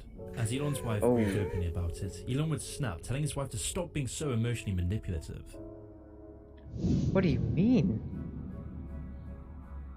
Elon Musk, man. After getting fired from PayPal, Elon began crafting a persona and fake story. He'd seen the success this had brought Nike and Apple, so he would take it one step further, using his media presence as an advertisement for his products. And he employed this ruthlessly, fabricating and straight up lying about who he is and how he got to where he is. So far I've shown you just some of the exaggerations and unflattering truths behind his origins, but it was in 2004, as Elon joined Tesla, where we can start to see just how much dishonesty there is behind Elon Musk. Interesting. The point being that these ventures now seem to have wonderful momentum and things are going well, but I remember well there was a point in time when each of them had their tipping point and could have gone either way. I wonder if you could talk a little bit about the origins of Tesla. Sure. After PayPal, I decided I wanted to get back into electric vehicles and make something happen in that arena, particularly since GM had come out with the EV1, and I thought, okay, well, there's not really a need for a startup company to develop electric cars because obviously GM is going to create the EV2 and the EV3, but so I thought, okay, well, we've got to try to create. Hello, I'm back again and I can't go to sleep. Hey, man. Hello, welcome to the stream, man. What? Nightbot, man. Come on, we know this guy. Or girl, yeah. Or other gender, yeah. It wasn't as though. Yeah, you can't go to sleep. I know that feeling. Oh man, it's really hard to go to sleep now. I've been trying to every time I go to sleep, man. Especially during school days, I just can't change my sleep schedule anymore. I usually go to sleep around like 1 or 2 in the morning. Sometimes 3 if I'm feeling a little frisky, man. In creating these companies that we thought that we would be successful, I thought that the most likely outcome was failure, but it was still worth doing. Seems like quite an inspirational story, but did you notice how Elon never alludes to the original creators of Tesla? It's a lie by omission. You see, Tesla was actually the brainchild of a tiny band of obsessive Silicon Valley engineers who had gone to collaborate with and collide with Elon Musk. He wasn't the founder in the sense of he wasn't, you know, we started it. Well, I mean, this is one of the things that I found kind of fascinating about him is that, you know, he's actually accomplished some amazing things in his own right. He's totally amazing. Yeah, SpaceX is amazing, and, you know, he's done some interesting things with Tesla for sure. I'm not sure why he has to also say that he was a founder when he wasn't. I don't understand that. Yeah. Their vision was for transport to use energy that was better for the environment. So they approached Elon, and after hours of convincing, he invested. I can never get to sleep on school days, but always can on the weekends. Yeah, it's so stupid. Because the weekends is where you do nothing at all. But you just, I don't know. I wake up in the afternoons and the weekends though, so it's not that good.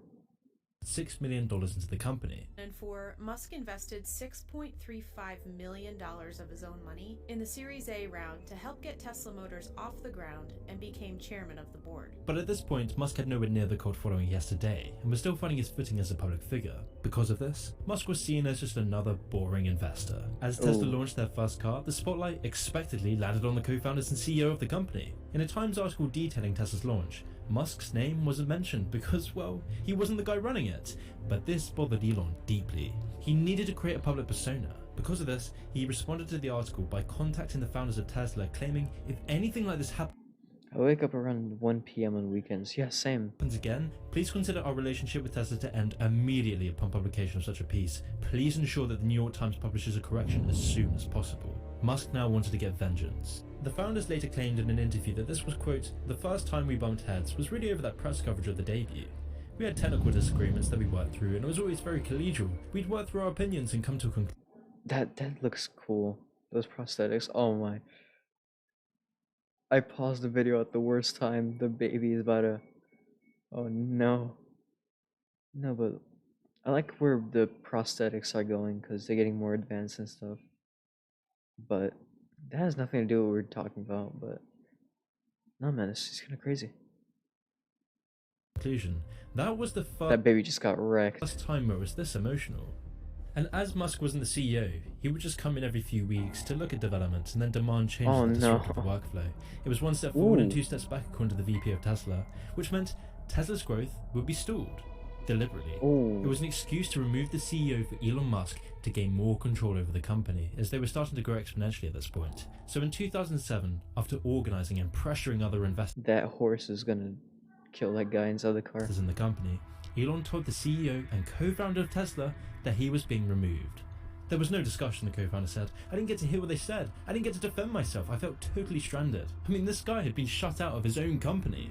And after a series of court battles, Elon Musk managed to kick the original founders out. They settled out of court, and Elon was now legally allowed to call himself the co-founder of Tesla. No. Is there anything you can say about why you left? No. Well, you know, I was voted off the island and in a rather rude way, and it wound up with some lawsuits and some settlements, and you know, it's history now. Yeah, so I can't say a lot about it. Musk was now running the show, going on to make Tesla one of the highest He does car look like companies Elon in Musk. the world. But have you ever wondered how? How is it that a company selling thousands of cars a year is now valued more than all the other car companies that sell millions of units? I mean, the easiest thing in the world is to get a bunch of smart engineers to design a really cool car. The hardest thing in the world is to build hundreds of thousands of them profitably, you know, and distribute them profitably and service them profitably and adequately. That's sort of the moat that these other car companies have. I mean, Porsche is coming out with a tremendous electric car in a few months. You know, Audi has a whole series of electric cars coming out. The first one is out already. Even Jaguar, in your home country, has a terrific electric car out in the I-Pace, and the next XJ sedan is going to be electric. And these guys all know how to build cars. Well, this is where Elon Musk's PR work has worked wonders. See, he pitched Tesla like he did with X.com with his larger-than-life picture. He'd used the media to make people believe in his products as being at the forefront of innovation, giving his products fancy looks, telling every interviewer he could about his bootstrap origin story, working 120-hour work weeks, creating all these products as a result of his genius innovation. When you buy into the story, you start to buy into the products. You feel Is as that though his wife? if you get that Tesla, you'll be making a change Oh, in the no. world. And, you know, Tesla has 10, 11 billion dollars of debt, you know, tens of billions of purchase obligations to Panasonic and you know, all kinds of other liabilities out there. You know, there's the wild... Oh man, when I heard Sonic, all of a sudden I had an appetite for fast food. Oh no. I know it's unhealthy, but look at me. I won't gain any overload of pounds anytime soon, man. I probably won't. Kilograms, I should say. I won't weigh that much, man. Look at me. Look at me. I'm all bony. Card of Elon Musk. The man is a pathological liar. Oh jeez. If you don't mind me asking, why do you wear a mask? I was gonna say a stupid joke that me and my friend made up. There's a ow. Me and my friend went on I'm sorry I'm telling so many stories, man, but it just keeps reminding me of everything. I'll answer your question after this, but my friend were going on Omegle, and then we're in a call and stuff, and I was wearing my mask, and then every time someone asked me why I wore a mask, I said COVID. It's kind of funny. Oh wait, I didn't censor that. Oh, that's not good. But yeah, I'm just wearing a mask because I don't know. I don't feel like I need to. I don't think my face needs to be seen for people to hear my message. Yeah. I don't know. I'm not really comfortable without my mask right now. In the future, I'll take it off. I'm planning to take it off in the future, but for now, man, I'm just gonna be a faceless. Well, yeah, faceless. I'll just be faceless for now, man. Not deny having committed securities fraud here in the U.S. with that false buyout. Any other CEO would have been fired by his board in 2 hours for that nonsense. Tesla is a completely dysfunctional organization. But of course, this guy's Musk going never crazy. talks about this, just like he never talks about the fact that most of his companies are only alive because of government subsidies. But when it comes to government subsidies for normal people who've had their businesses and livelihoods... It's crazy. The government's using their money for Elon Musk, but they're not helping the army in any way. Oh my. No, I don't know that. I'm spreading misinformation, man. I don't know. Ignore the last part, man. ...gets crushed in the last year, he'll say that's a very bad idea. That's crazy. In fact, it was these subsidies... Wait, what did you say? ...crushed in the last year, he'll say that's a very bad idea. Another government stimulus package is not in the best interest of the people. Wait, that's ironic. In fact, it was these subsidies that have led to Tesla being currently sued by both Germany and Canada for subsidy fraud. And Musk's dishonesty doesn't even stop there. Musk has defrauded Tesla investors billions of dollars, not to mention all the other countless personal lawsuits. If you look at some of the things that Musk has promised over the years, in 2013 he said they were going to be producing the Model X by 2014. We look back 2015, 16, 17, 18. Each one of those years they put out releases saying they're going to ramp their Gigafactory. They're going to break ground on the Gigafactory in China. Still hasn't happened. They said they were going to do 100,000 to 200,000 Model 3s in the back half of 17. They did less than 2,000. So I think what Tesla does and what Musk does is he puts out these targets, these claims for investors to be happy about in the future, and thus give him money to fund current losses, and then he misses them. And this has happened. We've counted over 115 mistruths, and the board continues to let him put out these tweets. 115. So I think the board is respected. I don't think they understand the auto industry, and I think he has very little to no oversight, and I think that's a problem. So why is this stuff not common knowledge? Well, because Elon is a master of PR. He and his team know exactly what people want to hear. He knows that in this time where wealth inequality is the highest it's ever been, we all want to think that those with hundreds of billions made that money through hard work and innovation. So that's why he spends so much time crafting his appeal to millennials who are burnt out, depressed and poor. That's why you see him making cameos in TV shows. That's why he'll go on the Joe Rogan podcast for 3 hours. It's why he'll tweet all the things that people want to hear. He'll convince you that he is a man driven not by greed or power, but for the betterment of humanity. Meanwhile, he'll fire his employees for being pro-union and make up some bogus reasons about them testing positive for THC, and then proceed to smoke a blunt on the Joe Rogan podcast. And this is just the small personal things, let alone the fraud and the fake origin stories. The whole thing is a facade, and people seem to be buying into it more. I think I'm actually gonna try and sleep now. Do you stream every day? No, I stream on so you probably see me on Saturday or Sunday. But this week, this weekend, this weekday, this week, I don't have school for the first 2 days, so I'll probably stream on Monday or tomorrow. And I have this thing where every weekend, it depends what weekend it is, but on Saturdays I wear this, and on Sundays I wear my shark robe, man. But yeah, that was unneeded information, but yeah. And more. He's literally the monorail guy from The Simpsons. Cloud, is there a chance the track could bend? Not on your life, my Hindu friend. What about us brain-dead slobs? You'll be given cushy jobs. And so it all starts to fit together. From the twisted childhood, the lies about his past, the lies I don't have school for a whole week. Oh man, must be nice. About his companies, the court battles, the lawsuits. This is exactly why Neil Armstrong and Buzz Aldrin denounced him, not just because of his mission to privatize space, but because they knew his mission was built on lies. They know the real Elon Musk, and they don't trust him. But most of the public actually do, which just shows you how well a good PR campaign can convince anyone of anything. So as Elon Musk... So he's not like genuine when he's... Oh, wow. He's not genuine when he's... Oh, that's kind of heartbreaking, man. I really thought he was different from the other rich people. Huh. Continues to rapidly develop Neuralink, which is Elon's pet project to introduce brain chips into the general population. You'll notice that there isn't any outrage, because the PR... Oh yeah, that isn't. And now that I think about it, he was the one who wanted microchips in people's heads.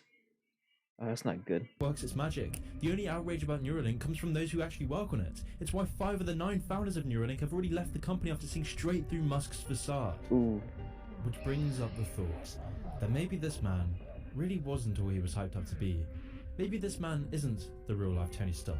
Maybe Elon isn't the savior he's made out to be. Maybe Musk is just another man making billions from dishonesty, inheritance, manipulation, and ruthlessness. He really hates Elon him. Musk is just a symptom of a sick society. This dude Moon, man, this dude. He's wildin', bro. He's wildin', man. Yeah, man. That's crazy. Now we're gonna go to the last thing for today. It's been almost 5 hours. This is the most Okay, hold on, Moon. Alright. But yeah, man. This is the last thing we're gonna check out for today. And yeah, and then after that we're gonna end stream. I was gonna show you guys a movie, but this has been a little too serious to add that many bonuses in there. No, not Twitch, please, no. I mean, Twitch, yeah, but when I'm working right now. Working, really, this isn't a job. This is the most important video I've ever made, and it begins with the realization that you were always meant to be poor. Now, I'm not talking about poor by the standards of the great majority of human history. I'm not talking about the poverty of child soldiers in East Africa or starving North Koreans. No, you were meant to be poor in a very different way. You are the end result of decades of selfish and unwise decisions made by selfish and unwise leaders. You live a life of seeing YouTubers giving away millions to other millionaire YouTubers. You look at all these billionaires going into space wondering how is it possible? You spend every day struggling to pay the rent, the bills, the debt. Prices keep increasing, taxes keep hiking while your income is stagnating and your time is wasting. Living in dystopian citadels with transient inhabitants squabbling cheek by cheek for space. Where your only free time is spent being shuttled on a grindy, slow, packed public transport through a dangerous urban sprawl. Where you go home with just enough energy to mindlessly watch a drip drip of lethargic, empty entertainment. Where any moment without the next dopamine hit is a moment wasted. Where you wake up in a pod and go back to work for the bidding of your corporate slave master. Only for you to repeat the same cycle every day of every week of every month of every year. That's crazy. But it doesn't have to be this way. There is a formula, a mindset that will allow you to escape this trap. By the end of this video, you'll understand the subliminal mindsets and insidious and Did you just say L in lowercase? This dude. Let me on stream. Come on, man. It's kind of an important stream, man. I don't know. Maybe after this freaking video, I'll think about it. I deserve to be on stream. Okay, bro. With that attitude, nah. Indoctrination that's Let me, nah. stunted your development. But the I'm confronting you about what, bro? About the comments. Look, man. thing is, this Let me finish this video, bro. You said... What did I say? What did I say? No, let me in. Okay, man. Fine, man. Fine. Alright. Wait. Okay, me. Let me in now. Okay, man.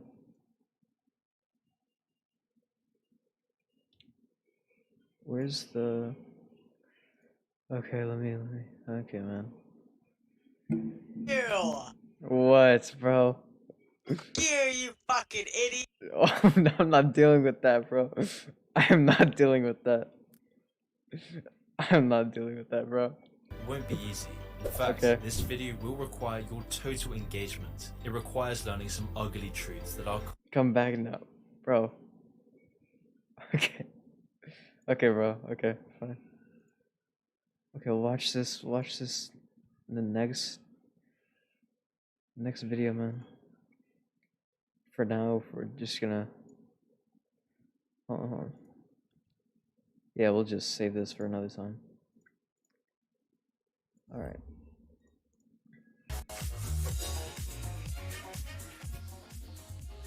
Let me in, you're black. Okay, bro. Alright, let's do this. What, bro? Let me in! Let me in! What do you mean, let me in? Let me in! What are you... Fuck you and your What are you comment. talking about, bro? Fuck your comments! What are you talking about?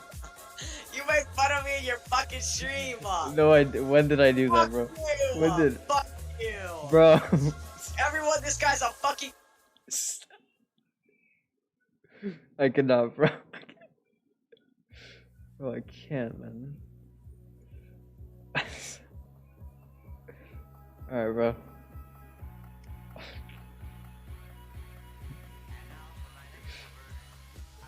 Alright. We've been streaming for... Everyone... He's a neo-Nazi. No way. I'm a neo-Nazi. Bro. Nah, man. That's it. Ban him. Ban him. Ban him. There we go. He goes to rallies. And hates Hispanics, bro. Okay, man. Okay, we've been a little too winter here, man. But yeah, I'm gonna end stream now, man. Cause the mood has changed, man. The mood has changed. But yeah, we're gonna continue this stuff another time. I don't know when. But yeah, I'll end stream right here, man. So yeah, and then his messages are still there, bro. That's good. That's good to know, man. That's good to know. Right. But yeah, man. If you enjoyed the stream, then kill him, bro. Okay. So, if you enjoyed the stream, man. BLM. Yep. So, if you enjoyed the stream, man, then like or something, man. I don't know. Do what you want, man. But yeah. I hope you enjoyed the stream, and... Okay, man. Subscribe to follow, yeah, alright, bro. On YouTube. Alright, man. So that is all for the stream, man. I will see you guys next time. Bye-bye.